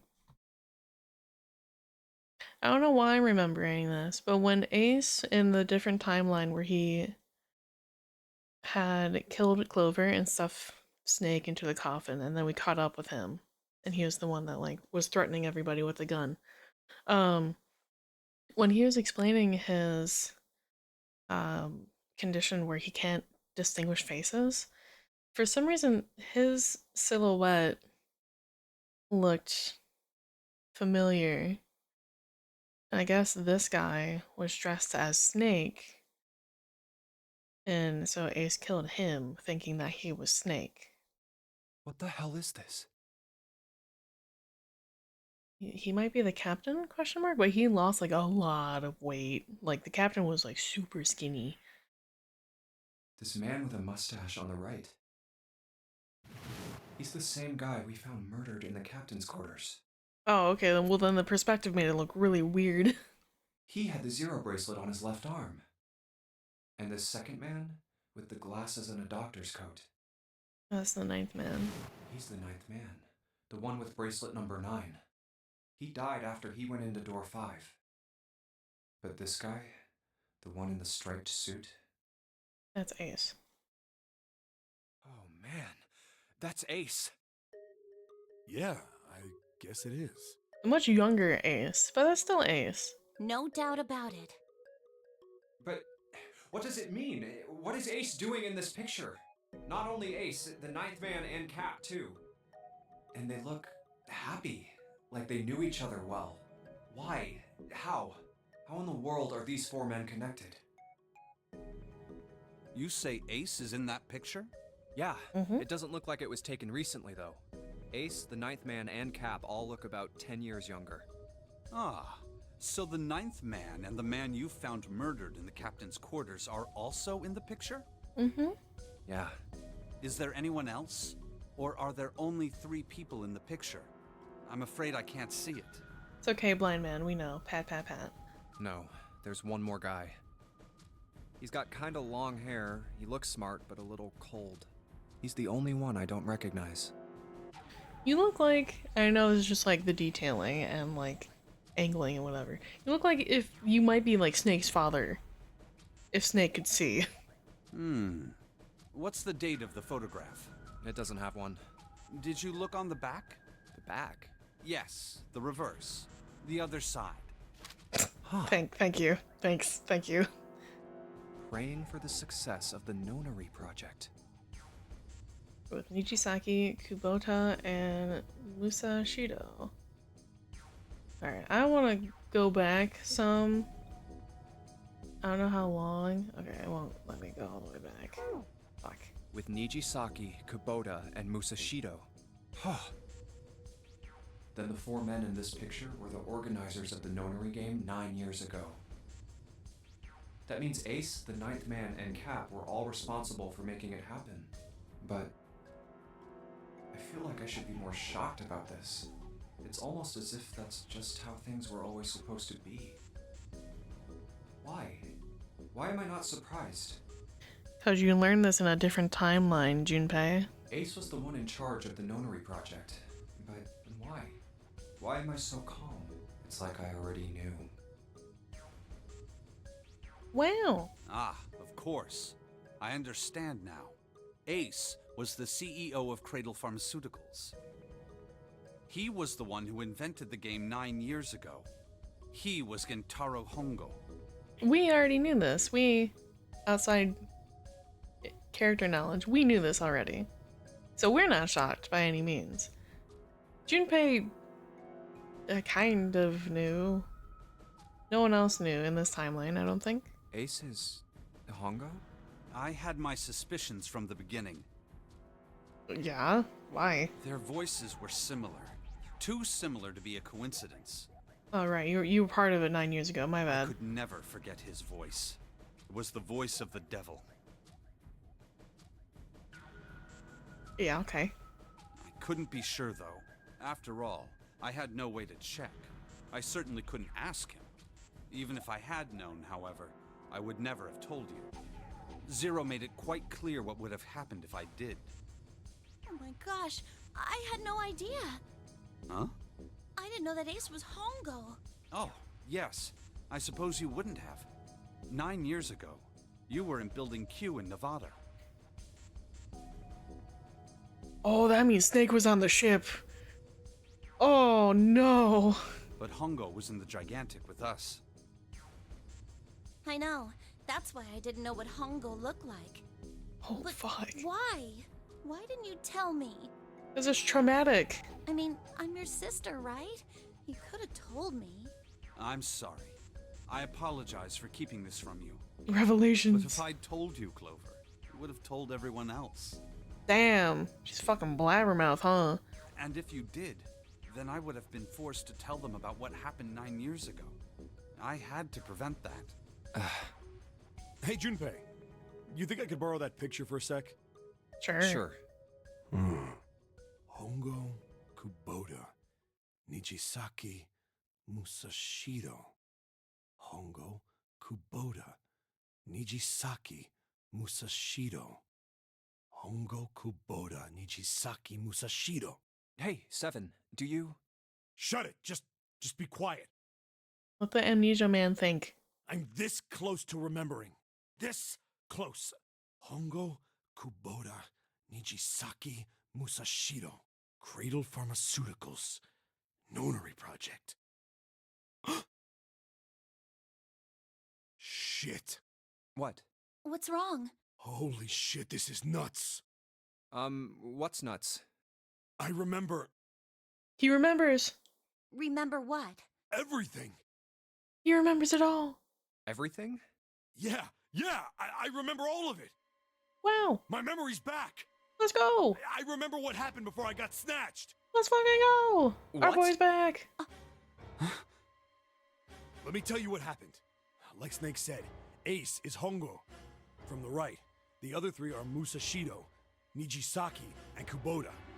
Yes, we've sort of figured that out. Thank you. Musashido was the man with the cash. Yes. Nijisaki was Hongo's right-hand man. And Kubota developed the actual technical details of the experiments. Uh-huh. How do you know all this? Don't worry about it. Come on, man, I told you, I finally got my memory back. He's a cop. Don't worry about it. No, that's not what I mean. I'm trying to ask you why you knew all this stuff in the first place, before you forgot it. You really want to know? Of course. We already know. He's a cop, detective, whatever the fuck. Me too. This is gonna take a while. Hell, it'll probably take me a good 3 days to tell you everything. Well, we don't have 3 days. Just give us the short version. We don't alright? even have an hour. Short version, huh? Alright, fine. I'll give it a shot. No promises, though. I'm a detective. Let's go. It's a little awkward to say this about myself, but you could probably consider me a lone wolf type. You definitely are the type. I hold to my own code, as I think doing what's right is more important than doing what you're told. That's fair. That's why I followed my gut that night. A slim lead brought me to the wharf. It was 9 years ago. The wharf had been cold as fuck, and I could barely see squat. I was investigating a mess of kidnappings, all of them children. Yeah, 16 boys and girls. It's supposed to be 18. But 2 of them were unreported for some reason. It all had one thing in common. A history of visits to one particular hospital. A hospital under the management of Cradle Pharmaceuticals. And my investigation had turned up evidence that Cradle had been involved in the kidnappings. After a little sweet talking, I managed to finally get a real lead from someone inside Cradle. My source told me this. Tonight, a ship is set to take the children to a large passenger liner docked offshore. So I headed to the wharf. In the shadows, I searched the harbor until I found the ship he was talking about. There was a bunch of movement near it. Men in black suits, many of them carrying large bags. The bags.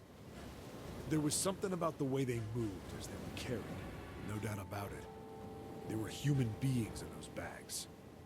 I moved before I realized it. I came out of hiding, my gun already in my hand. Don't move. I felt metal touch the back of my head. Drop the gun. I could kill you right now. It'd be easy to get away with it, too. Just tie an anchor to your feet, and no one would find you for a week. That what you want? The fish here would love a meal. He kept digging the cold metal thing into my skull. There was nothing I could do. I did what he said and laid my gun on the ground. Then suddenly, there was a sharp pain in my neck. A needle. A drug? You got tranked. That was my last thought. My face hit cold concrete. I was out like a light after that. I woke up on a hard floor. Damn it! Shit, my head hurts. I did a quick once-over of the room. Where am I? A small, shabby bed, a dirty sink, a toilet with no privacy. I'd seen it countless times as a cop. I'm in a cell, huh? Facing the toilet was a door set into the wall. I was still pretty woozy, but I made my way over to it. I pushed and pulled on it, but... Oh. It won't open. We already know the story, mainly, because we've heard this entire thing before when Seven had mostly regained his memories when we were with him and Lotus down in this area. Not like I expected much else. Would be dumb enough to put me in a cell and leave it unlocked. Threw myself against the door a few times, but it wouldn't budge. I knew it. I gave up and made my way back to the bed, and sat down.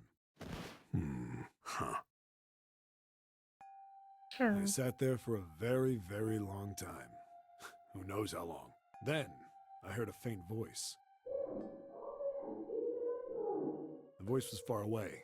I couldn't understand what it was saying, but I could hear one. It was pretty high, probably a little kid. Huh? No, it was several. I hear 5, or 6, maybe more. Where? Where are they? I pressed my ear to the wall and tried to listen through it. No, that's not it.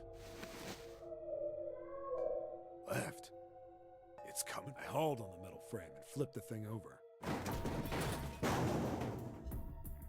And there it was. The bed had hidden an air vent under it. The hole in the wall was covered by a metal grate. I dropped flat on the floor and peered through the grate. I couldn't see shit, but I knew it in my gut. This was where those voices were coming from. Hold on. Why are there kids here?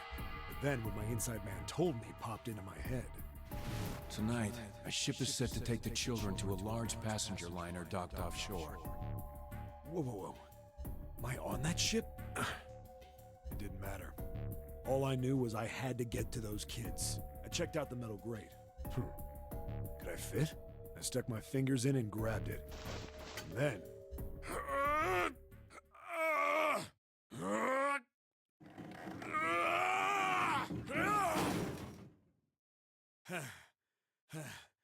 Yeah!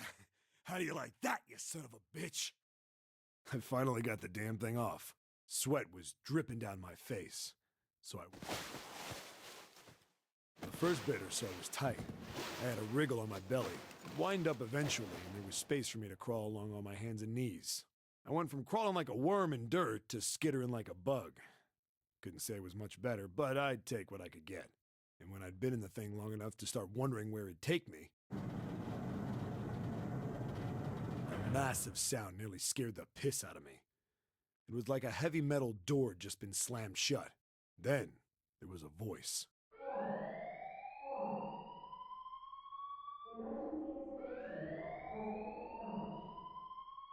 Oh no, the incinerator.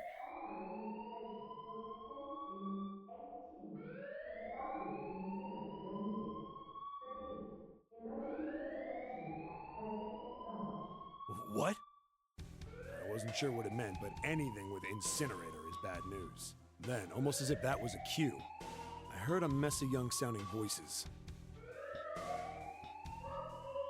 A bunch of them were straight up screaming in terror.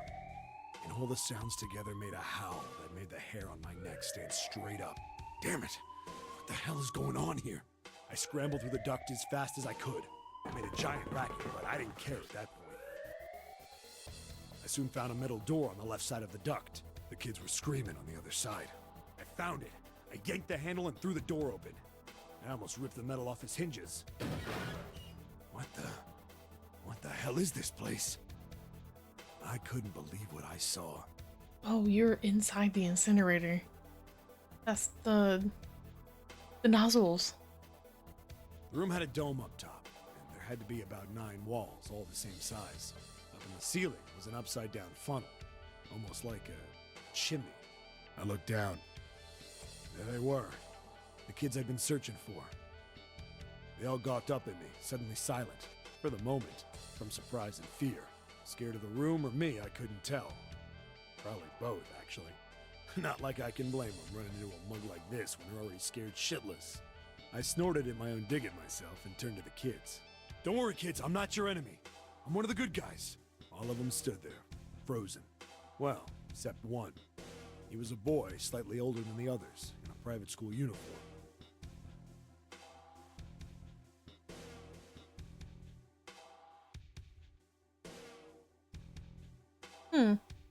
Okay. Who the hell are you? He stepped forward and glared at me suspiciously. I'm a detective. I'm here to rescue you. It looked like they relaxed some the second I got the words out. How are you gonna help us? Where's the exit? There isn't one.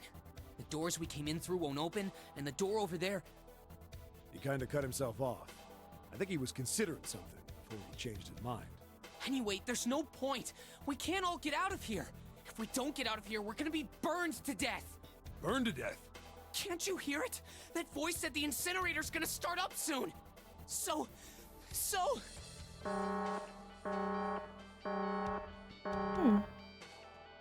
The voice spoke again.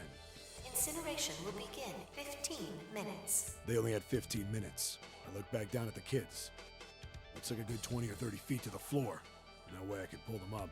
Too big of a distance for any of us to reach. What the hell was I gonna do? But then I got an idea. Wait right there. I'm gonna be right back. What? Where is he going? Are you just gonna leave us here? They just got frightened again. I'm not the best at that kind of thing, but I tried to reassure them with a smile. Don't worry, all right? I'll be back, I promise. So just stay calm and wait right there. Got it? I didn't wait to hear them respond. There wasn't time. I had to hurry. Well, as fast as a guy could on his hands and knees. You know what? That's fair. That's pretty tough. Didn't take me long to get back to my cell. Still no way out of there, but I had a plan. I needed something from the room. When I got it, I dove back into the hole and took off towards the incinerator. What did you... like a blanket and maybe make like a rope for them to climb up? Then... Sorry to keep you waiting, guys. I tipped out the doorway and dropped down the rope I brought with me. Nice. Back in the cell, I'd torn the bed sheets into strips and tied them together to make a rope. It was sloppy, but it got the job done. Solid. All right, just tie that around yourself, okay? I'll pull you up one at a time. Right. Huh. Wait a sec. Something was off. There were more of you before. Where'd the rest of you go? The boy in the uniform answered. I let them go on ahead. We opened the number 9 door and they left. What? You're telling me you opened that door? That's what I said. Then what the hell are you doing here? We couldn't go with them. Why not? Look, the only people who can go through the numbered door... He was in the middle of explaining when... I have a feeling that's 7. Incineration. Or not 7, Santa. God damn it. Keep switching their names. I have a feeling that's young Santa. He has the snark for it. 5 minutes. Oh. The wall shook a bit from the voice bouncing around. Look, that can wait, all right? Just get us out of here! Right! I grabbed onto the rope. First one I pulled up was a girl with a ponytail. Next was a girl with a red necktie. A boy in a jacket came after. He said he'd climb up on his own. The boy in the uniform was the last up. Like the other kid, he climbed up the rope himself. He looked pretty scrawny, but I guess he was stronger than he looked. He moved fast, but when he was almost to me, we heard some knocking. Everyone looked at the door. It had a thick, square window set into it. On the other side, an angry face was staring in. God damn it! What's going on here? Hi, Ace. Why is the room empty? Where the hell are those fucking kids?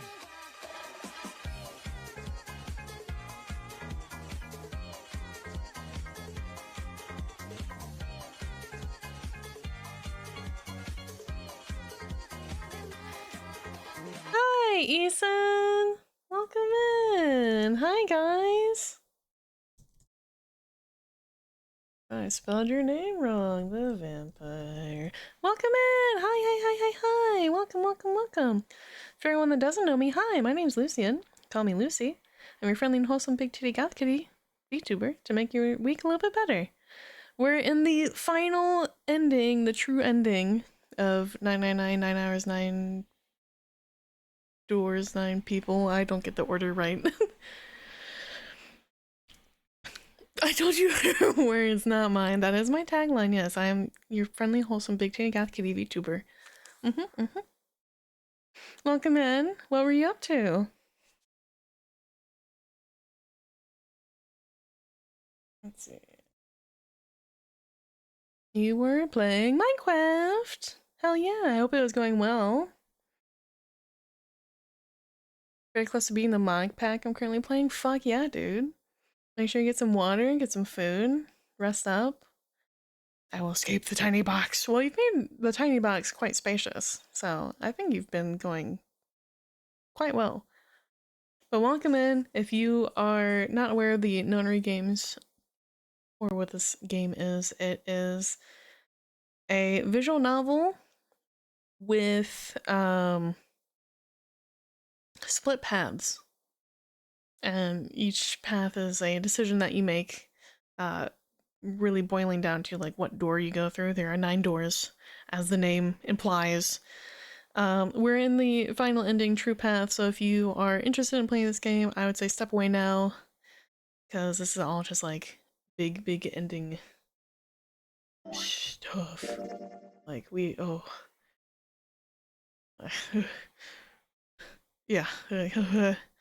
So we're currently going down this way. Why is this all like blocked out? But yeah, we're currently going down this way. Big ending, big true ending, lots of different endings. Whole bunch of science-y, fiction-y kind of bullshit. Hypothetically could be real, probably isn't real. But there's a lot of science and math. So yeah, we're learning the story about the amnesiac cop and how he's connected in this.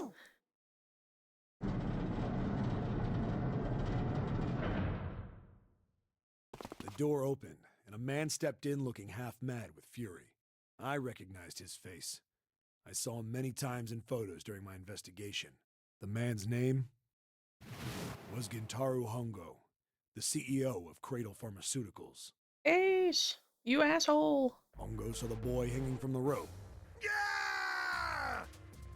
It was like he was an animal. He lunged for the rope. Jesus Christ! Hurry! I know! The boy in the uniform booked it up the rope. You son of a bitch! Get back here, you little shit! Wow! Easy, get cold kids that! 15 feet. 10.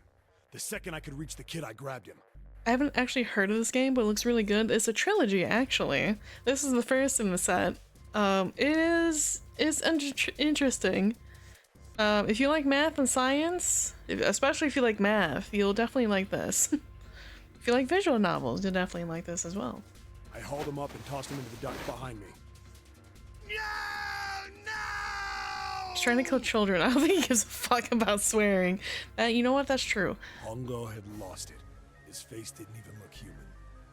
It was like the bastard pulled off his fake face. He was really a terrifying devil or some kind of damn monster. Damn. I quickly reeled in the rope, leaving a furious Hongo yelling at me from the floor. Wait, there was 5 kids in here. We only pulled up 4. You fucking bastard! You won't get away with this! How dare you compromise this experiment! Experiment? What experiment? I love it in stuff like Breaking Bad where there's like gore and stuff, but they're not allowed to swear. It's so dumb. That's true. No, this has swearing, and this has some like minor gore, but you don't really see it. Like you'll see like blood splatters, but you won't see like a full corpse or anything like that. I guess that's not entirely true. Like you'll see a dead body, but it'll be like pretty tame, all things considering. Or you'll see like a giant blood splatter, but like nothing else with that. 1 minute. Whoa. Hey, old man! What the hell are you doing? Hurry up! Why is my tail so fluffy? It looks like a puppy tail. I'm a Maine Coon. I'm a Maine Coon cat. We're very fluffy. The boy in the uniform was trying to get my attention. I may have thrown a salute in the raging asshole's face before I closed the door behind me. Yeah. I went to going back to the cell, so we went down the other direction instead. Well, it's too hard to take care of. I take very good care of myself.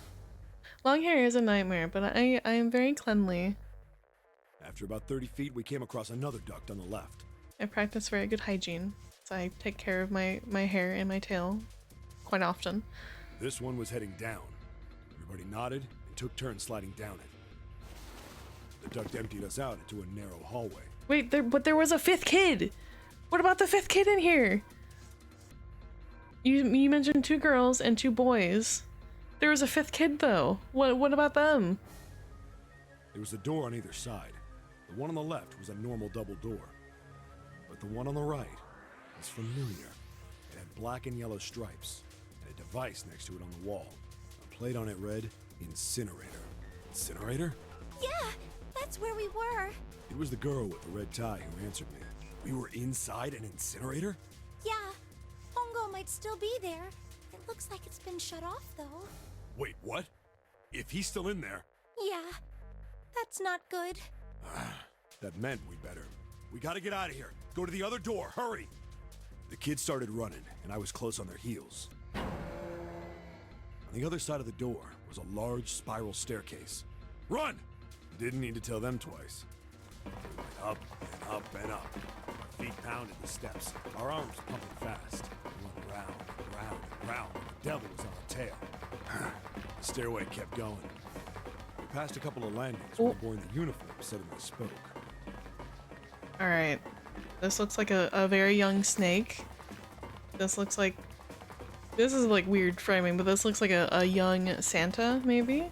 Not sure about who this might be. Just like, it's only like their ankle and their feet, so you can't really tell. Something's up. Akane's not catching up to us. Akane? My kid sister. The girl with the red necktie. Akane. Oh. Akane. That's strange. I didn't remember seeing that name on the list of missing kids. Hey!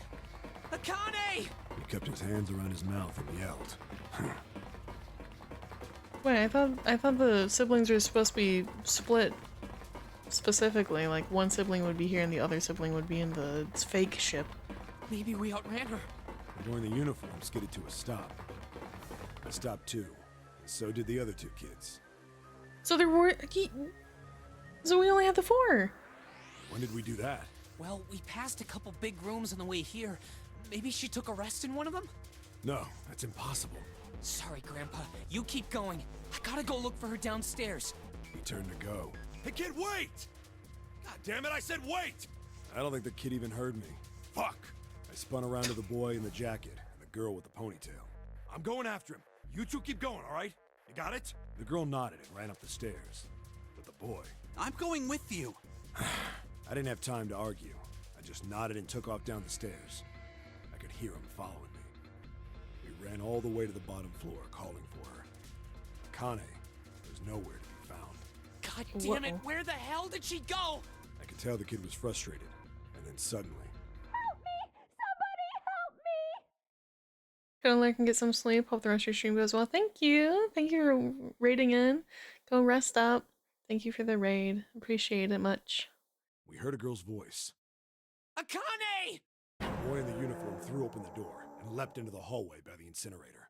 We rushed in after him. I couldn't for the life of me believe what we were seeing. That bastard Hongo had Akane by the arm and was forcing her into the incinerator. Come on, goddammit, move! No, I don't want to! Let me go, please! Let go of me! That sounds very distinctly like June. That wasn't even like voice changed. Like that's her. She planted her feet squarely on the floor and was struggling to get away. But Hongo was bigger and stronger. She wasn't gonna win. Akane! My brother roared with anger and charged toward Hongo.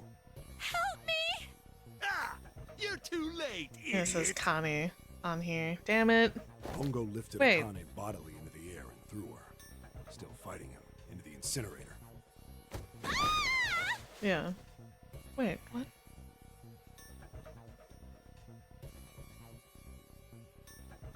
Okay. Before we could even blink, Hongo had leapt through the door after her. We saw him land inside. Ooh. And then, the door slammed shut. We ran to the door. We did everything we could think of to get the thing open. But... Fuck! It's no use! The goddamn thing won't move an inch! You're like 10.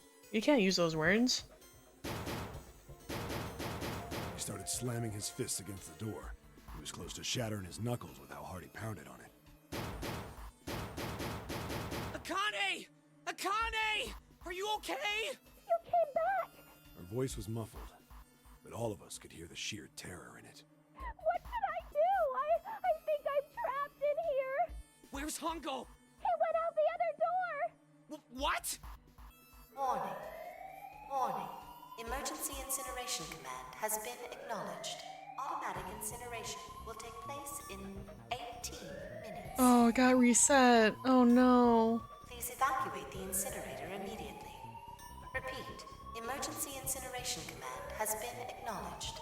Are you fucking kidding me?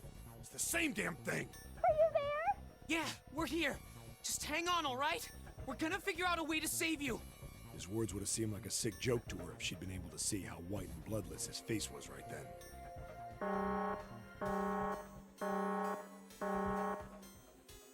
Incineration will begin in 17 minutes. Please! Please help me! I'm really, really scared! I don't want to die, please! I don't want to die! I don't want to die! It's gonna be all right. I'll figure something out. I promise. I promise, okay? You hear me? I promise! It was torture listening to her sobbing on the other side of the door. Her brother was nearly crying himself. He could only stand there, fists clenched so tight his knuckles were white. Oh. Wow, that was such a long cutscene. What happened then? Come on, man. Put yourself in my shoes. It doesn't end good. You think I want to remember that? Then... Yeah. Shit. If I'd known it was gonna be like this, I almost wish I hadn't remembered. Hey, are you sure? Huh? Look, I don't want to ask this either, but there's something I don't get. So if you could just tell me, did that girl, Akane, really... Yeah, I'm sure. There wasn't anything we could do. After a while, the countdown ended, and we heard something... burning. Oh, God. The fire stopped, but we still didn't move.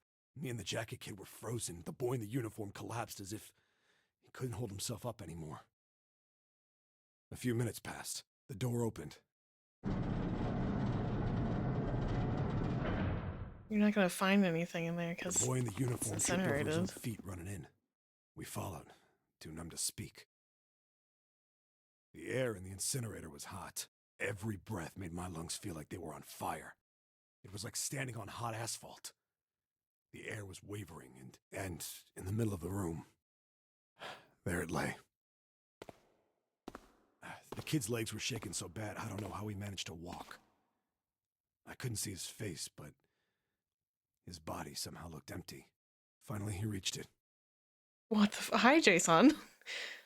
He fell to his knees as his legs gave out on him. And then...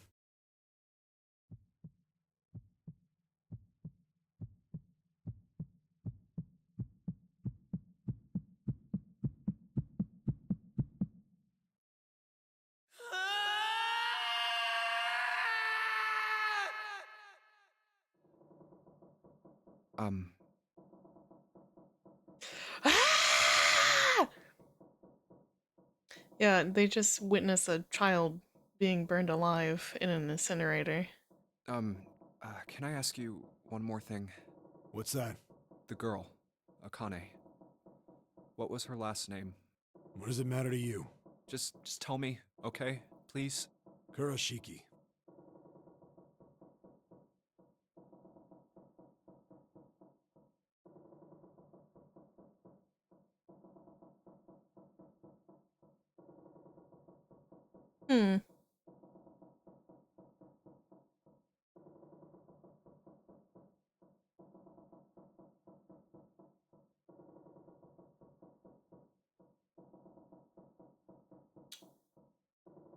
Okay. Well, that poses a strange question. How common is the name Akane Kurashiki? And if it's not that common,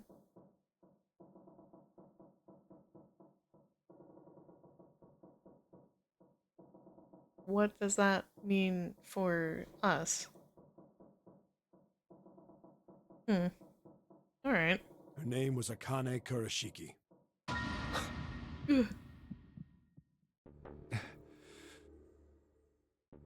You were there that day, weren't you?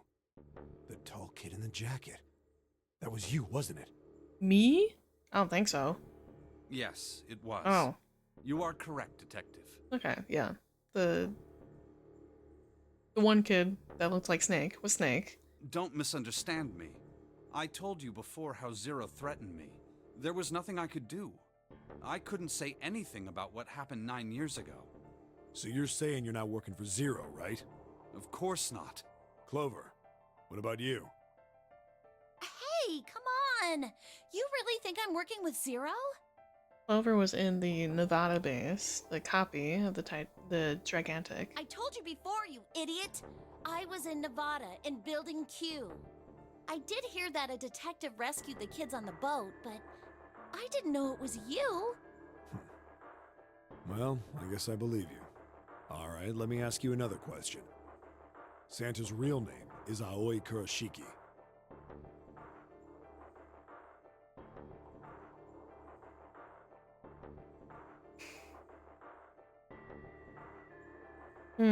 Okay.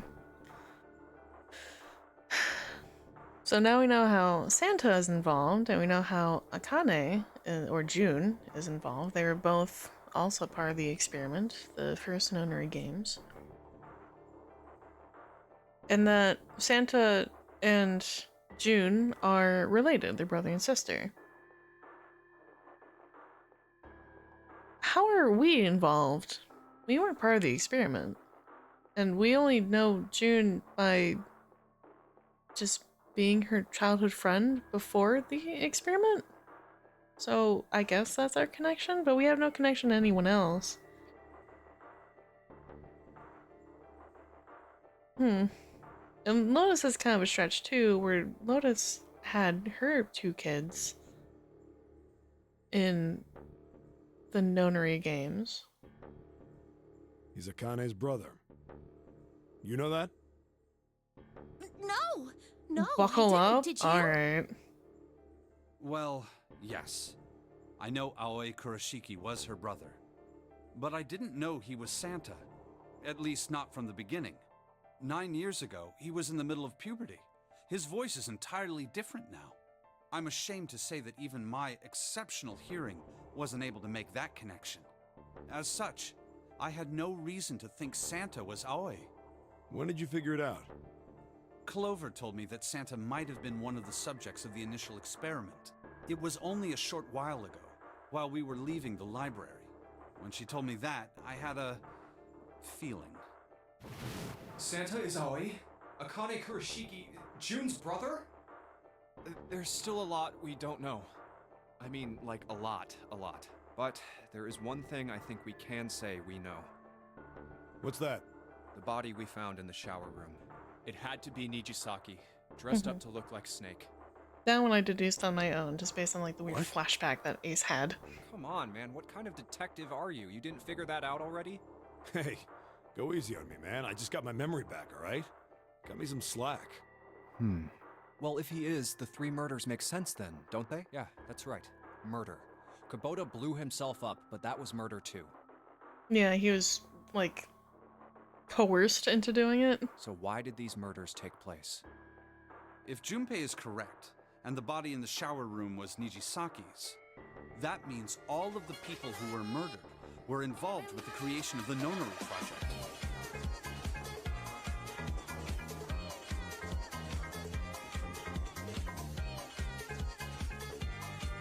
Hello! Hello, welcome in! Hi, Nabu!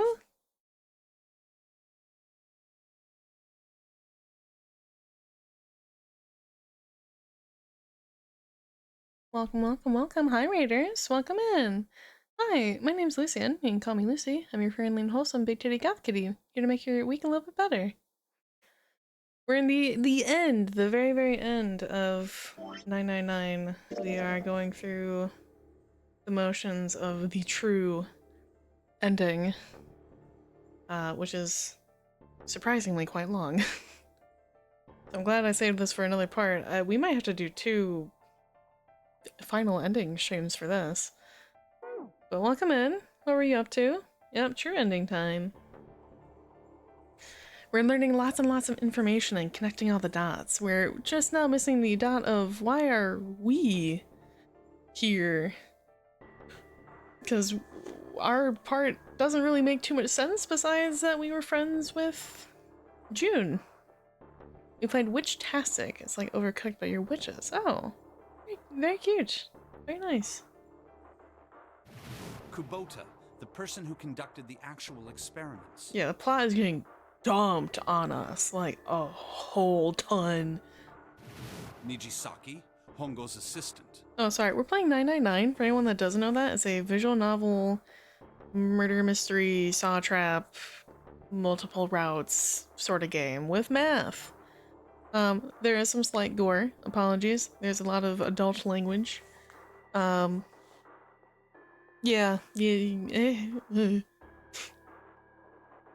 Buckle up. There's a lot of information. Musashido, the man who financed the project. You mean this was all just revenge? Oh yeah, this was a whole big revenge plot. Santa is Zero. He's getting revenge for the death of his sister. That would make sense. That's why he killed them. But wait. If Akane, or June, is related to Santa, and she's here and alive,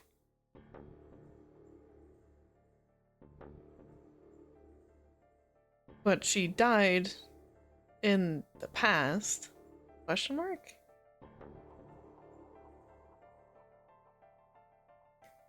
Okay. So we got some plot holes here. No, I don't think Santa actually murdered anyone. If I'm right, then it's not hard to figure out who the next victim's gonna be, is it? I'm pretty sure I don't have to tell you. Yes. Says. Yep. Right. The next target will be Gentaro Hongo. Yep. The person who planned the Nonary project. Mm-hmm. In other words, Ace. Yep. What? Oh. Y'all spent way too long talking. You had less than an hour. Once you had found Snake in the coffin. What the hell's going on here? It must be 6 a.m. Our time is up. Shit! Come on, we need to get out of here. Alright, start booking it. I'm betting this sucker opens the exit. Come on, let's go. Oh? What's that symbol? Hi. E-card, oh, yeah, okay.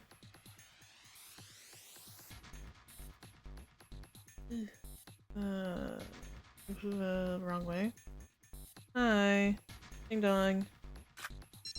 Awesome. Let's get out. Junpei, look! It's unlocked! Yippee!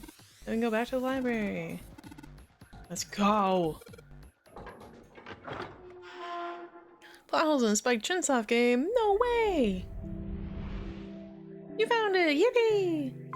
Yeah, I'm sure that they'll have an answer for it. It just won't be... Ooh. I think the shaking stopped. Gain all memories and escape 999. Yippee! It would seem so, but we are yet to be out of danger. You're right. Let's hurry. This exit needs a Uranus card too. Yeah. Because I played through Danganronpa 1 and 2. There are usually answers towards the end of the plot hole issues. So I'm going to assume the same as such with this. Yeah, I know. All right, it's open. Let's go. Okay, Neptune Key, let's see if you work. Yes! I think it unlocked. It says incinerator.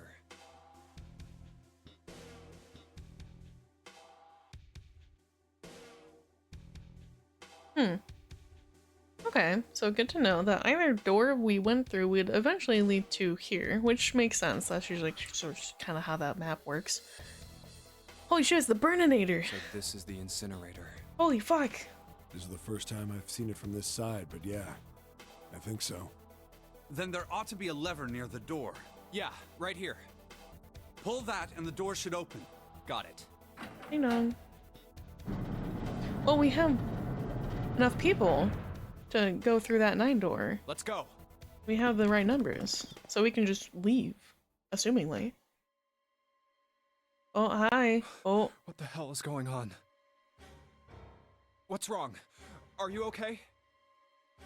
I think Santa shit himself. Or he's got some tummy troubles. Jumpy, you came to get me. Of course I did. I made a promise. I'm so glad you're here. So glad. Are you gonna profess your love for me a third time in a different timeline?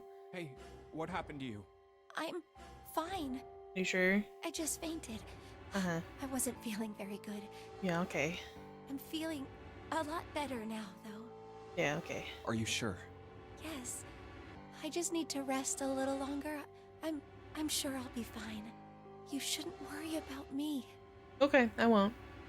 Santa. Hey, where is it? Where's the gun? You hide it somewhere? I don't have it. I got sucker punched and they took the gun. Oh, they? What? Who took it? What? Isn't that obvious? I took the gun. Oh. Oh, okay. Well, Ace. part 2. Ace has the gun and he's threatening Lotus. Just what the hell do you think you're doing, Ace? Or maybe I ought to say Gentaro Hongo, CEO of Cradle Pharmaceuticals. I would really like to know how, like, Lotus more better fits in, because we just know her kids were part of the experiment. And I know she mentioned the name of her kids once before, but I don't remember their names. I'll be so honest. And I feel like it's probably Santa and June. Because she said that, well, no, she had... I thought she said that they were both daughters. You have me at a disadvantage, and I don't like that. You know me, but I don't know you. You should. Oh, wait, you can't recognize faces. Never mind. Do you have any idea how much I've suffered? Can you even begin to understand my pain? The pain of prosopagnosia, right? Another irritating insect. And how do you know that? Good question. No matter. If you don't want to answer, it makes no difference to me. This is a waste of time anyway. It's time for me to go. First is 1. Give me your hand. 8. And with this... 9. He has the ninth man's bracelet. Kubota's bracelet. I believe I've won this game.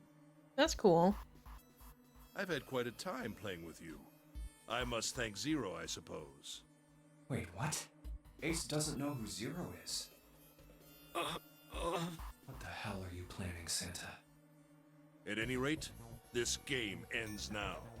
I will escape, and the rest of you will have a slightly less pleasant ending.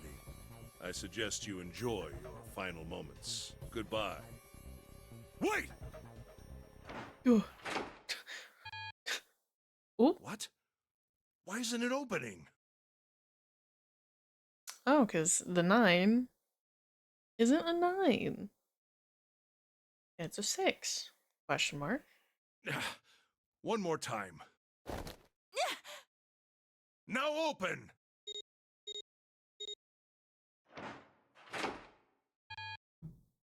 No! What is this? Why? That digital route should be 9! It has to be 9! Then why? Why isn't it opening? Now! Shoot his ass. No! Ugh. Fuck yeah. Oh, that was close. Too close. Thank you, Seven. Don't mention it. Just one punch ain't enough for this piece of shit. Kick, whoop, whoop, kick. For what he did 9 years ago, I ought to rip him to pieces. But if a suspect can't talk, they ain't much good. Once he's locked up in a cell, we're gonna have a little chat. Fuck yeah. 9 years ago? Then you must be... Yeah, you finally figured it out, dumbass. Alright, to be fair, Seven's not wearing the same clothes. You probably didn't hear his voice initially. You killed Kubota, Nijisaki, and Musashido, didn't you? Wait, Nijisaki? Oh, right. You don't know yet. Oh, that's crazy. Alright. We'll just go through them in order then. Let's start off with Kubota. You talked to Kubota and managed to convince him to go into door 5 alone. You killed him without making it look like you killed him. Yep. The way I figure it, you had 4 motives. 1. In the Nonary game, the number 9 is dangerous. Whoever had the 9 bracelet could join whatever team they wanted. Adding 9 to any number doesn't change the digital route, which means that number 9 could do whatever they wanted. You wanted to remove that threat as soon as possible. 2. You wanted the number 9 bracelet for yourself, so that you could make use of its power. In fact, you did use it in the murder of Nijisaki. 3. Even if his number hadn't been 9, Kubota was a problem. He knew your past. He knew what had happened 9 years before. You needed to silence him before he told anyone. 4. But last, and perhaps the most disturbing, you used Kubota as a test. You wanted to know how serious this Nonary game was. Was it truly life or death, or simply a harmless prank? You convinced him to break the rules so you could see what would happen. That was why you killed Kubota. But he was only the first. Next was Nijisaki. While everyone was off looking for the missing parts for the Reds, you ran into Nijisaki near the big hospital room. However, because of your prosopagnosia, you didn't realize he was Nijisaki. I was right. The silhouette. I remembered the silhouette. And he looked vaguely like Snake. Not quite, because of the hair. The hair looked weird. Chiefly because, when you met him, he was dressed like Snake. That was why you thought Nijisaki was Snake. No, that's not... That was Nijisaki? Why? How did... I'll get to that. Anyway, you thought he was Snake. Snake was one of the kids in your experiment 9 years ago. You remembered him because he was the blind kid, but his presence made you think. Snake was one of my subjects 9 years ago. He probably hates me. But if that's true, why isn't he saying anything? Is he keeping quiet because he can't see? Or perhaps he's working with Zero to get revenge on me. Whatever the reason, anyone who knows my past is a threat. Before he tries anything, I need to get rid of him. That was when you decided you had to kill him. The murder weapon was Kubota's bracelet. You just waved it over the Red. Verified your own number and then grabbed Nijisaki's arm and forced it over the scanner panel. Wait a second. Because they went through the 3-door for this. And Snake's number is 2. Ace's number is 1. The bracelet that we thought was a 9 is most likely a 6.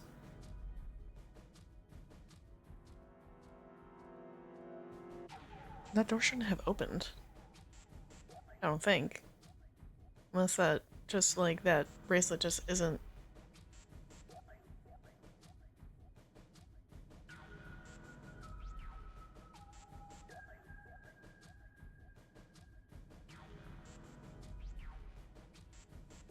Mavnir? Thank you for the water. Sorry if I butchered your name. Alright, well, we have a plot hole here. How did you open the door with the bracelets? Because you needed 3 to open the door. And the digital root of 1, 2, and 9, or well, rather 1, 2, and 6, makes 9 and not 3.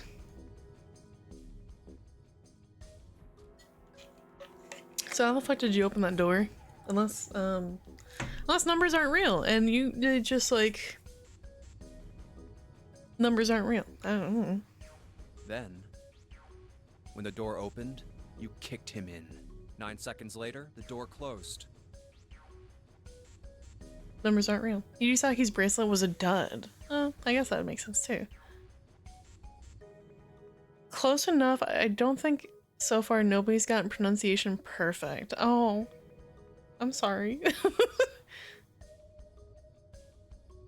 Is there something you'd rather me call you to make it a little easier? and then 81 seconds passed. Snake still had his bracelet, and Yusaki's was a duplicate designed to just kill him.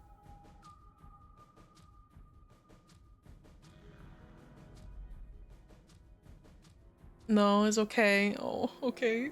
I'm sorry. So then... yeah, I guess it had to be a number that would just make sense to have it be 3. 7.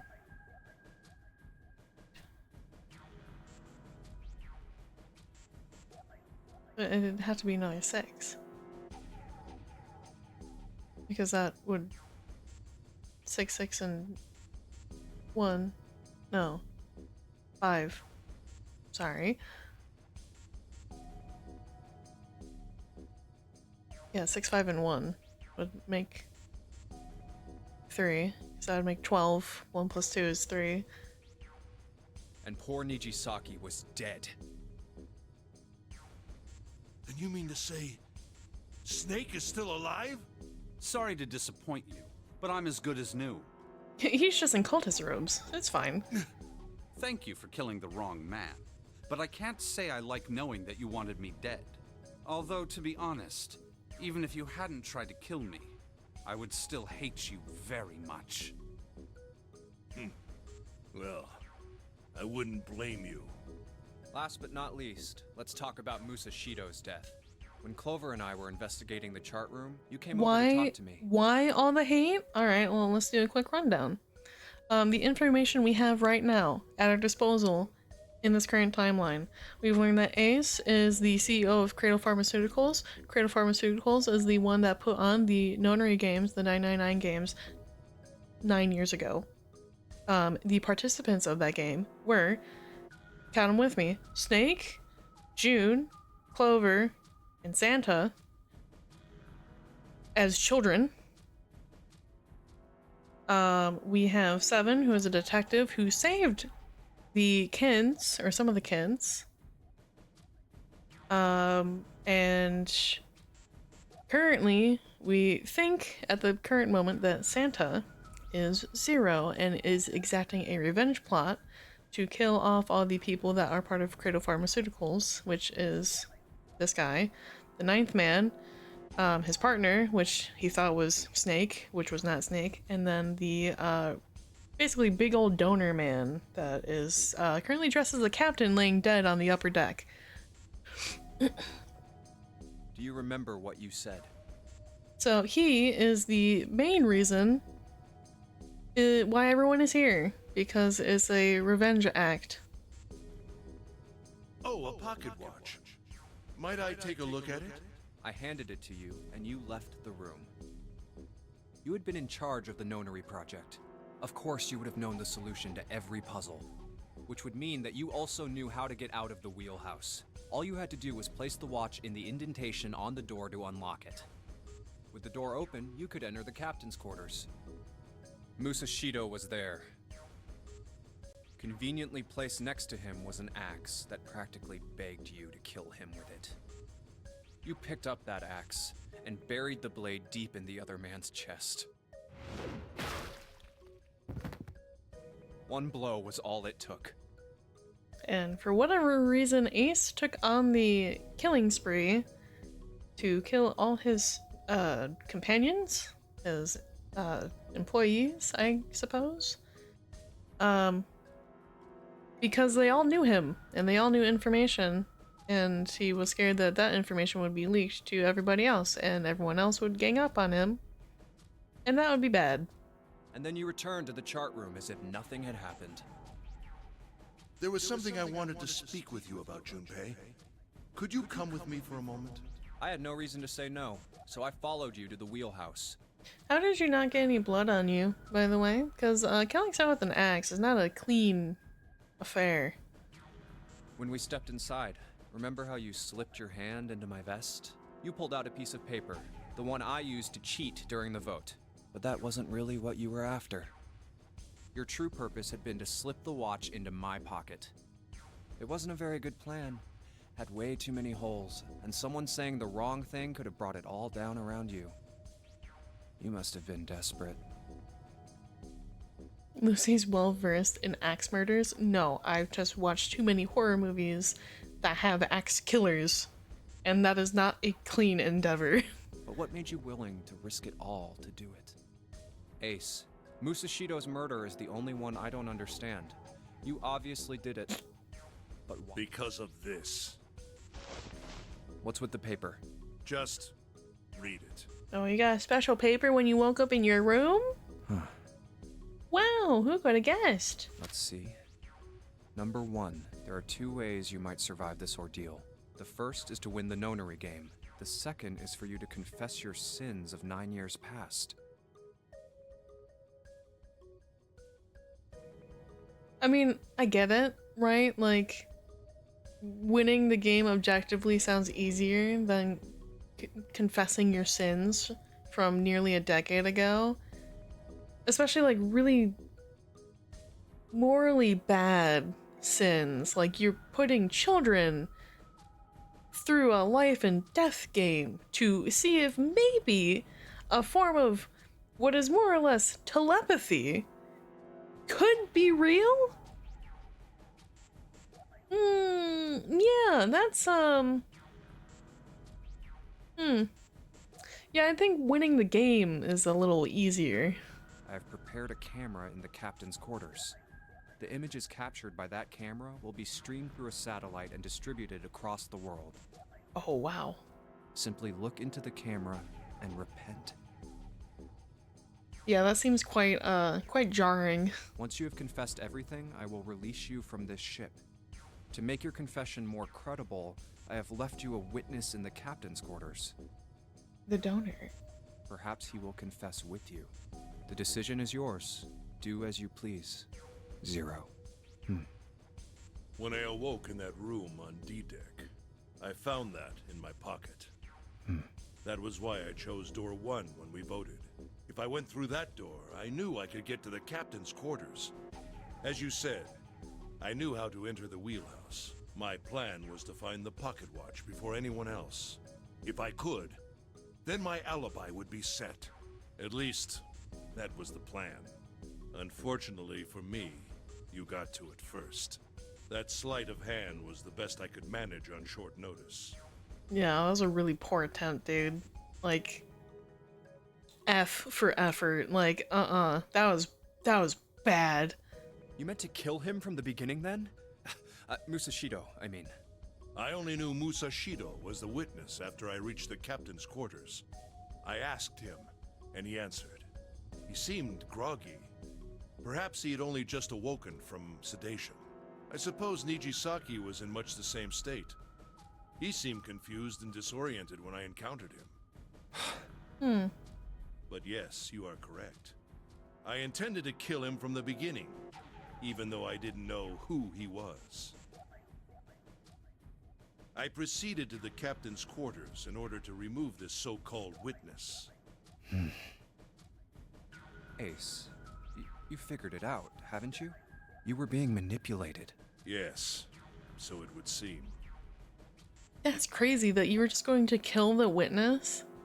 Just outright, not even caring who it would be, and it just ended up being your biggest donor to your pharmaceutical company, this millionaire that's been funding you.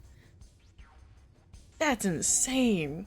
I was little more than a puppet, in many ways. Everywhere I went. Reminder, everything was yes, already I know that prepared. he can't distinguish faces, and that the big donor man was in a captain's suit. But that's still crazy. He kidnapped 18 children to test if magic is real. I know he fucking cares. Alright, valid point. You have a point there. He is legitimately, he might actually be a psychopath. Like, clinically, by definition, he might actually be a psychopath. Because this is insane shit. The Reds in the large hospital room were dismantled. Nijisaki was dressed like Hey, Snake. I'm not a therapist. I'm not I can't diagnose. I don't have that right. There is very high likely percentage that he's most likely a psychopath. However, I don't have the means or the rights to diagnose such an individual, as I have not gotten that sort of licensing. So let's just assume, by the 99.9% chance that he is. There was an axe in the captain's quarters. Musashido was delirious from the anesthetic, so he couldn't fight back. You didn't even know that was him initially, unless he like told you like, hey, it's me. Nijisaki as well. In retrospect, I can't understand how I could have fallen into such a simple trap. Because you're a psychopath and you just want to kill people. But yes, this was a trap. It was Zero's trap, and I fell for it, hook, line, and sinker. I did everything he wanted me to do. Yeah, by manipulating you, Zero was able to kill 3 people and keep the blood off his own hands. All of this was revenge for what happened 9 years ago. That's why this Nonary game happened. Am I right, Santa? Huh? What the hell are you talking about? I don't know any... Ain't no point trying to play dumb anymore, Santa. Actually, I guess I should call you Aoi Kurashiki, huh? My memory came back to me, kid. You're Aoi Kurashiki, no doubt about it. Never thought I'd be back in this room talking to you. But hey, I guess this was all part of your plan, right? After all, the person who planned the Nonary game this time around was Zero, and Zero's you. Looks like you really do have your memories back, huh? Oh, fuck. Well, I guess there's no point in hiding it then, huh? Yeah, you got me. I'm Aoi Kurashiki. I was one of the kids in the Nonary game 9 years ago. I made it out. So did Snake over there. We knew that, and we knew Clover as well. But there's one thing... No, I guess there's 2 things you got wrong. Oh my god! Number 1, I ain't Zero. Oh. Huh. Oh. Okay. What? If you say so. Wait, what? Sure, I was helping Zero out, but I'm really more of an assistant, like a secretary. They're eating her, and then they're gonna eat me! Ah! You were helping Zero.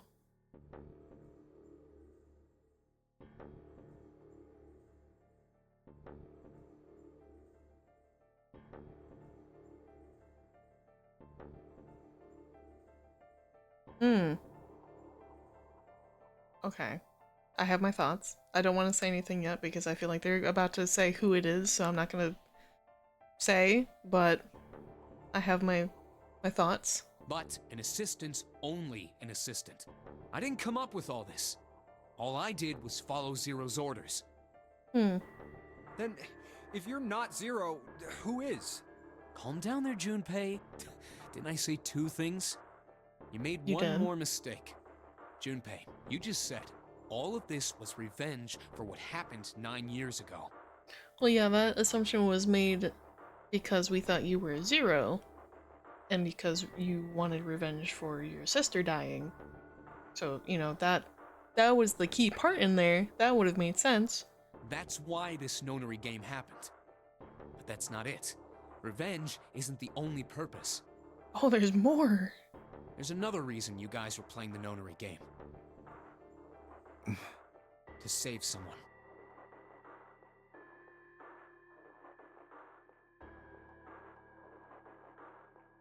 Okay. Save someone? Right. You were brought here to help my sister.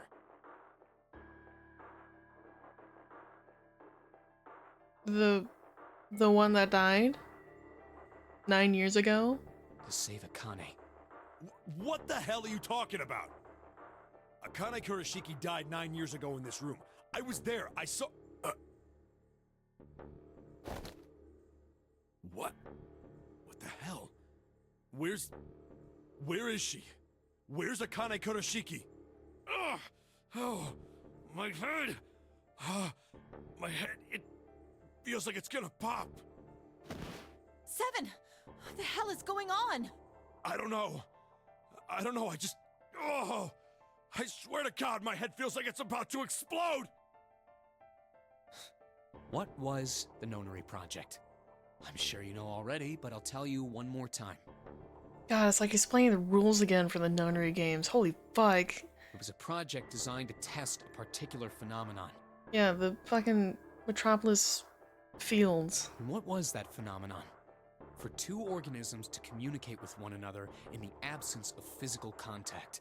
The morphogenetic field theory. This will be on the... I've heard this at least 7 different times. Possibly 9, which would, you know, make the running gag. But I've heard this so many times. I actively try to make a goofy, equivocal name for every time this thing shows up.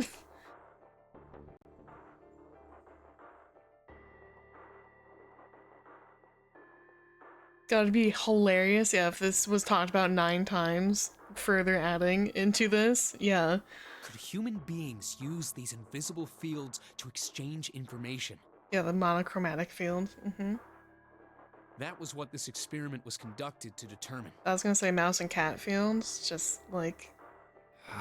There were 2 separate locations.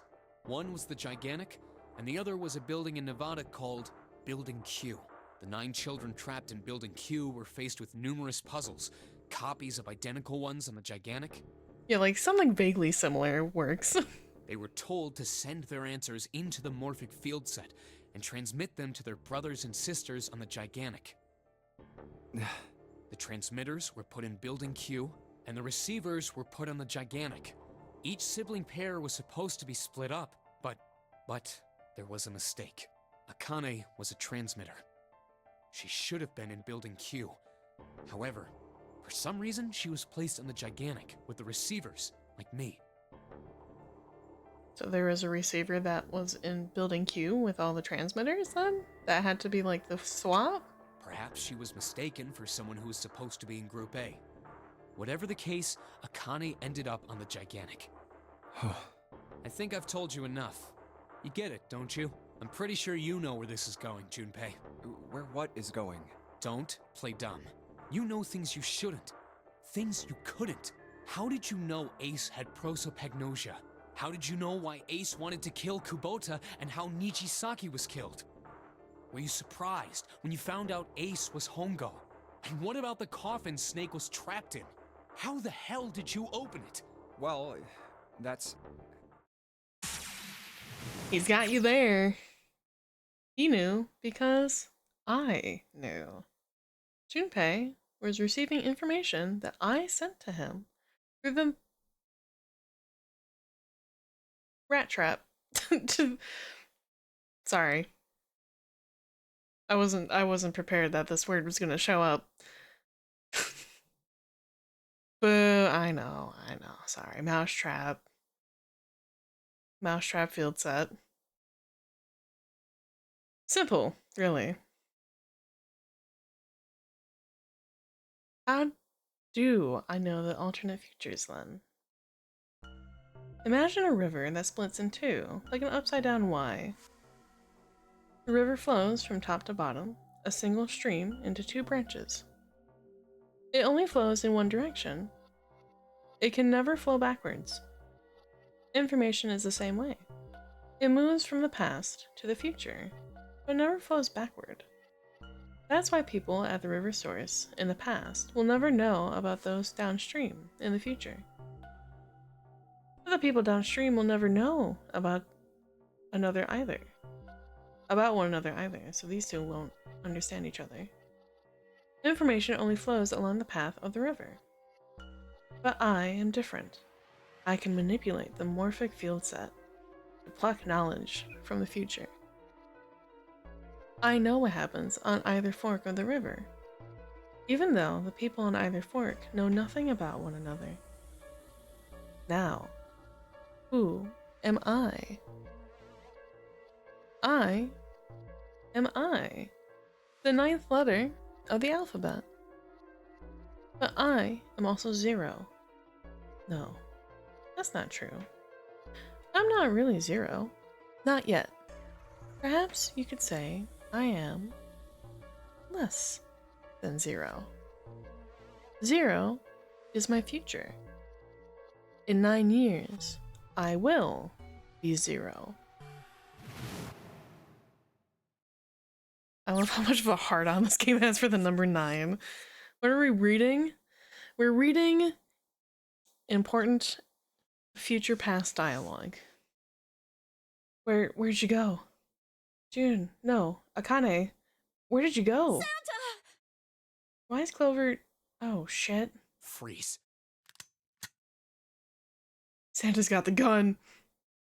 Guess he picked it up when we weren't watching. Looks like he's turned the tables on Ace, though. Wonder how he likes having a gun to his head. Get up. Ooh. Sure isn't about to take that gun off for a minute, is he? Ace isn't putting up any kind of fight. I mean, I don't think I would either. But he just looks trained. I guess he's going for the door, huh? He doesn't need to verify to go through that door, but... Hey, what's your plan, Santa? What are you doing? You can't get through any numbered doors with just 2 people. What the hell is he thinking? Didn't I tell you? I'm Santa Claus. It's time for me to go make a wish come true. That's it? That's all he's gonna give us? What the hell does that even mean? Shit, they're out. We know what that means. And now the gate's shut. Looks like the rest of us are stuck in here. They're all looking at me. At least Seven's headache is gone. He seems to be alright. Well, I guess there's no harm in trying. See if this door still opens. Damn. Well, it looks like this door isn't opening anytime soon. Oh, you mean we're trapped? So it would seem. What the hell is Santa trying to do? Oh my gosh! Oh my gosh, what? Have you considered where we are? There can really only be one thing Santa would do now. Yeah, that's true. No. No, you can't be serious. Oh, but he is. Shit. We gotta do something. Maybe we can still get out through door 9? There's the red.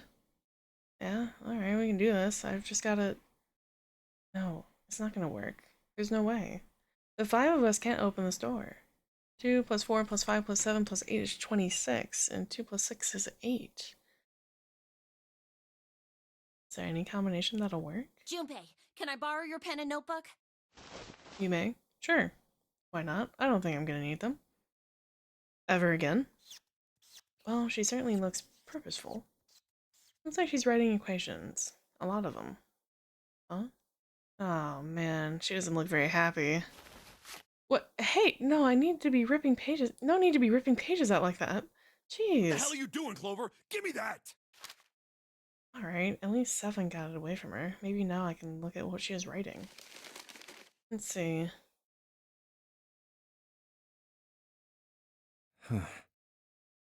Oh, and we leave Lotus to burn. So 2, Snake, Clover, myself, and 7 could leave. That means Lotus cannot. What? And there's no other way? Lotus. Looks like she's figured it out, though. Man, this is just too cruel. It's okay.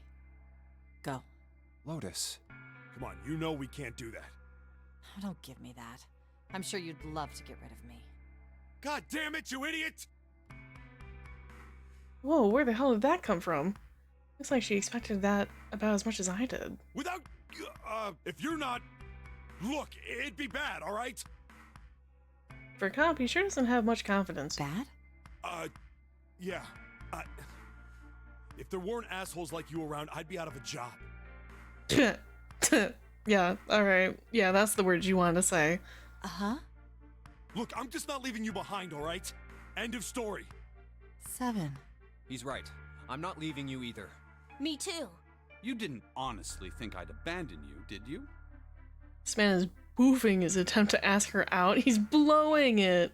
I don't know if that's essentially the case. I'm not sure. I think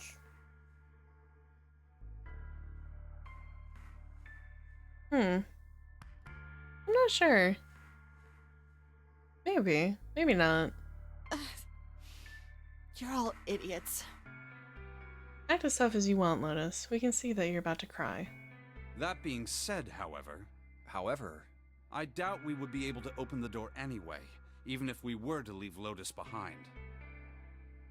He digs her. He wants to be a dad. I mean, she's got 2 kids. He could be a stepdad. Huh? Why? I trust you remember what happened to Ace?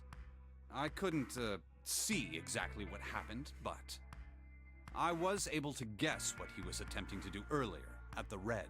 Oh, yeah. No! What is this? Why? The digital route should be 9! It has to be 9! Then why? Why isn't it opening? Just to see, why don't we give it a shot? Give it a shot. Yes, that is what I said.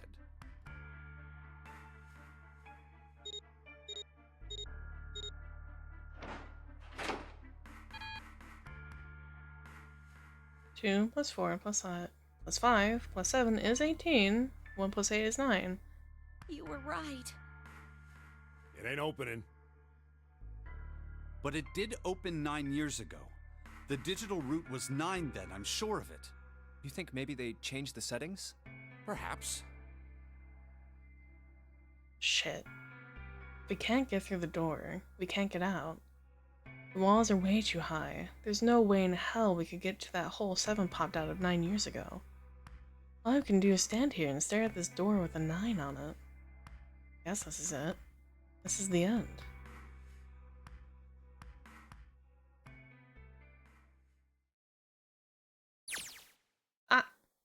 Excuse me? Akane vision? I was watching. I had watched everything that was reflected in his eyes. I was listening. Every sound that vibrated in his eardrums, I heard. Smell, taste, touch. I felt everything he felt. I knew everything about him. What he was thinking, what he was feeling, what he was sensing. Sorry, for anyone that's played Final Fantasy XIV, that like opening cutscene, hear, feel, think. I live on an island in Iowa. All of his feelings and worries and fears became mine. My mind, my consciousness, was inside of him. Through the...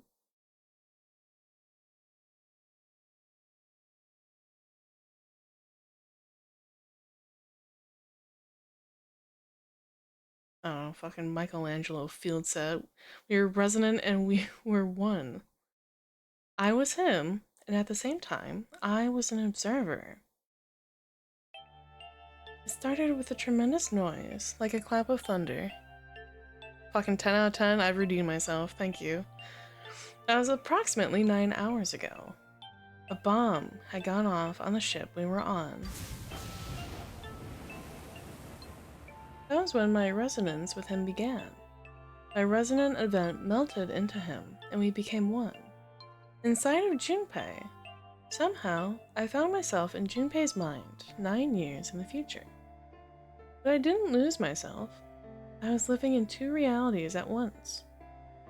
One was the present, and the other was the future. Perhaps you can think of it as 2 movies showing on the same screen at the same time.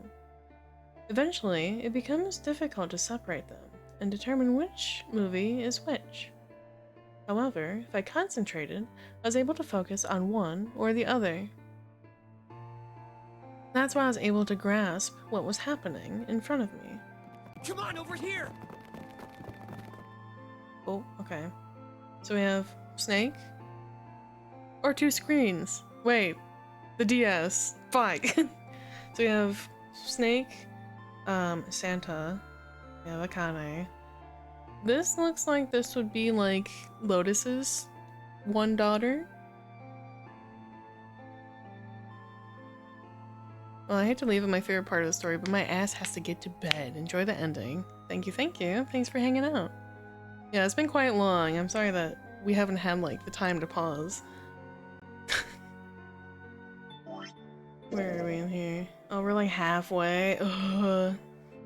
We'll get through this cutscene. I think we'll call it here, because it's been 4.5 hours. That was my brother, Aoi. He was yelling. I followed him. Around me were 7 other children. They all looked like they were about my age. There's a fuckload left, yeah. I did notice, thank you. Come on, hurry up! We ran down a long straight hallway and burst into a large hospital room.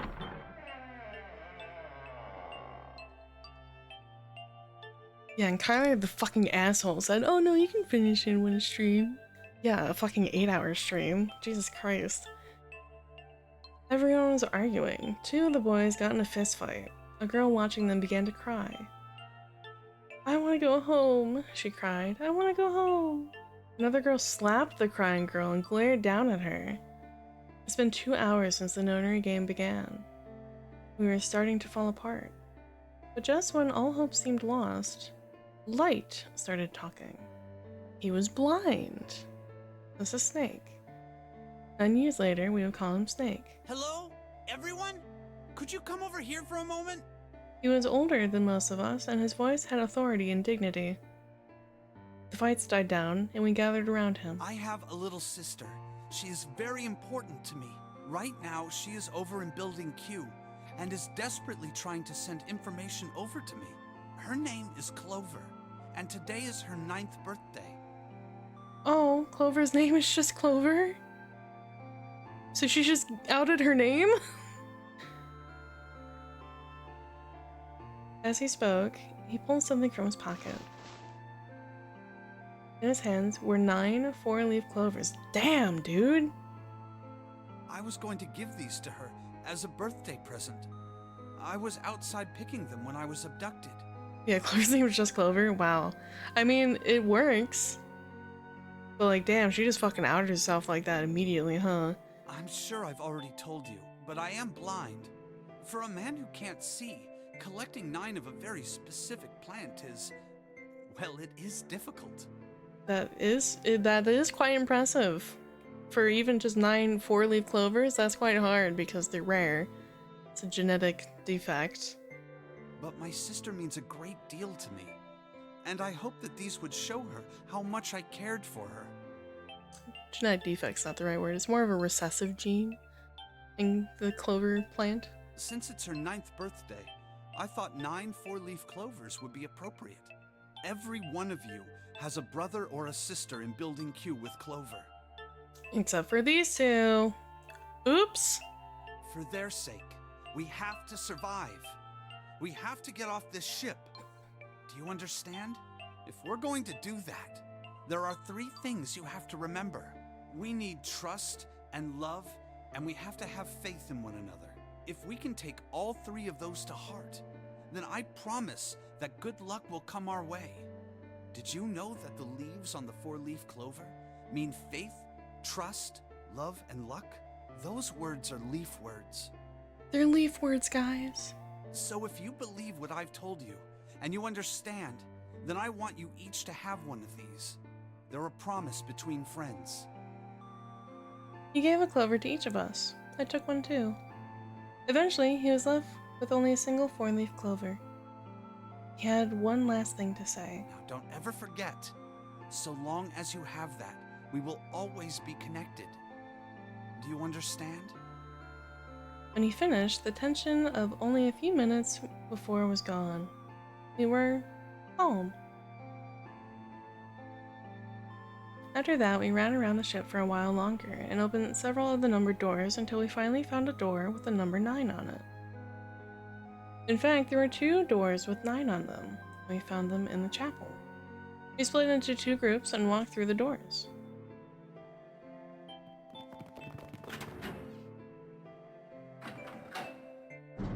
Yeah, one found the incinerator room immediately, and the other ones found the library. Before long, we all found ourselves in a room with a ceiling that looked like an upside-down funnel.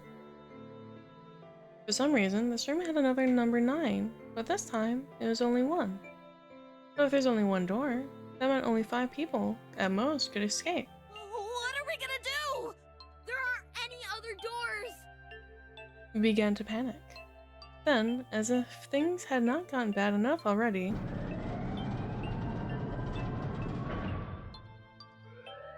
Warning. Warning. Emergency incineration command has been automatic incinerate. Please evacuate. Repeat. Emergency Yep. What's happening? What did that thing say? That didn't sound good. My brother Aoi swallowed it hard and I answered. think it means this room is gonna burn. Burn! The plaque on the door says incinerator, and that voice said that the incineration is about to start. And incinerate means to burn. No! Help me! Abject terror filled the room as everyone began to scream and cry. Every pair of eyes were filled with despair. And then, high up on the wall, a door opened, and a man appeared. He was huge, frightening mountain of a man, as large as a bear. 9 years later, we would call him 7. Don't worry, kids. I'm not your enemy. I'm one of the good guys. I'm a detective. I'm here to rescue you. The rest happened just like 7 had said it did. The 4 of us who had stayed behind were saved by 7. We crawled through the vent, away from the incinerator, and slid down into the hall. We came out on the other side of the door 9. On the wall opposite the door was a set of double doors. We went through those and began to run up the spiral stairs. As we ran, I led the way. Behind me were Nona, my brother Aoi, Snake, and 7. The other children, the ones who had gone through door 9 before us, were up ahead. I could hear them cheering each other on. We ran and ran and ran. We leapt across as many stairs as we could and kept running. The stairs spiraled upward like a tornado. Eventually, I pulled ahead of the rest. Perhaps Nona had slowed them down. I didn't want to lose them, so I slowed down as well. I didn't stop, but I glanced over my shoulder from time to time to see if they had caught up. That was when I realized... Oh no, where is it? Did I drop Jumpy's present? I knew I'd had it with me when we passed through the vent. Then, and I dropped it as we slid out. I had to go back. I had to. But I knew I couldn't tell the others. They would stop me. I was sure of that. I didn't stop to think. I simply moved. I ran to the central hall, the room that connected to all the other areas of the ship. I hid in the shadows, and moments later I felt a rush of wind as they ran past me up the staircase. I waited until they were out of sight, and then I ran. I moved as quietly as I could, down and down and down. Finally, I reached the bottom of the deck. I ran into the hallway and looked around frantically. There it is! It was just where I thought it would be, sitting under the opening of the vent. I ran over and snatched it from the floor, but as I ran back towards the stairs and freedom,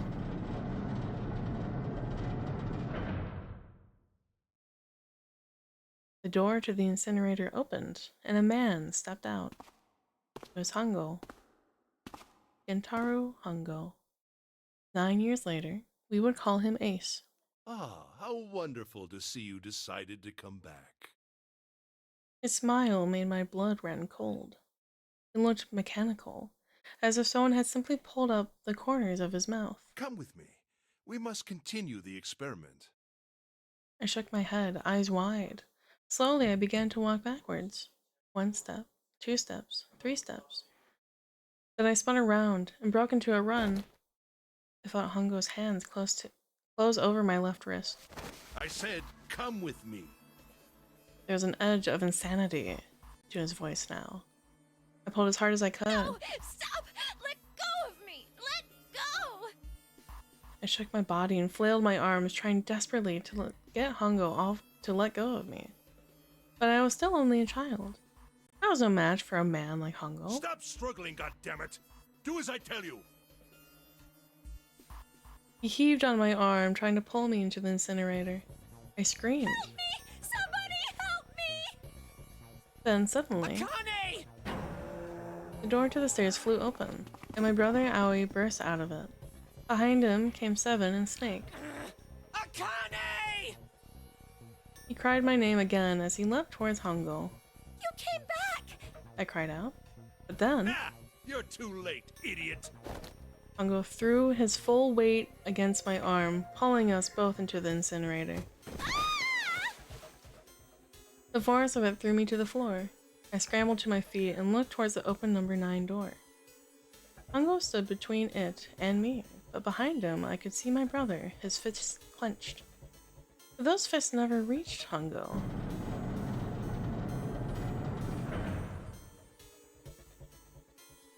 With the cold, heartless screech of the metal on metal, the door slammed shut. Hongo glanced at me mechanically, his face registering that there was an object there, but not anything he would consider a human being. Then he turned away and walked to the red that sat next to the door. He reached into his pocket and removed 2 bracelets. He waved them both over the scanner panel. 2 asterisks appeared over the red. He checked the screen, then tossed the bracelets carelessly onto the floor. What was he doing? What was the point? He made no effort to explain himself, of course.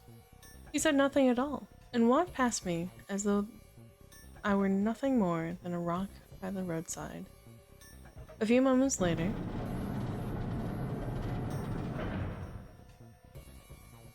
the 2 other doors slid shut as well. Faintly, I could hear someone pounding on the door behind me. I turned around and ran towards the door with the 9. Akane! Akane! Are you okay? I could hear a voice from the other side of the door. A worried, frightened voice. Help me! My throat was already raw, but I screamed as loud as I could. My voice echoed lonely around the empty room. What should I do? I think I'm trapped in here! Where's Hongo? He went out the other door! What? Then it started again. Warning, warning. Emergency incineration will begin in... Junpei vision? Alright.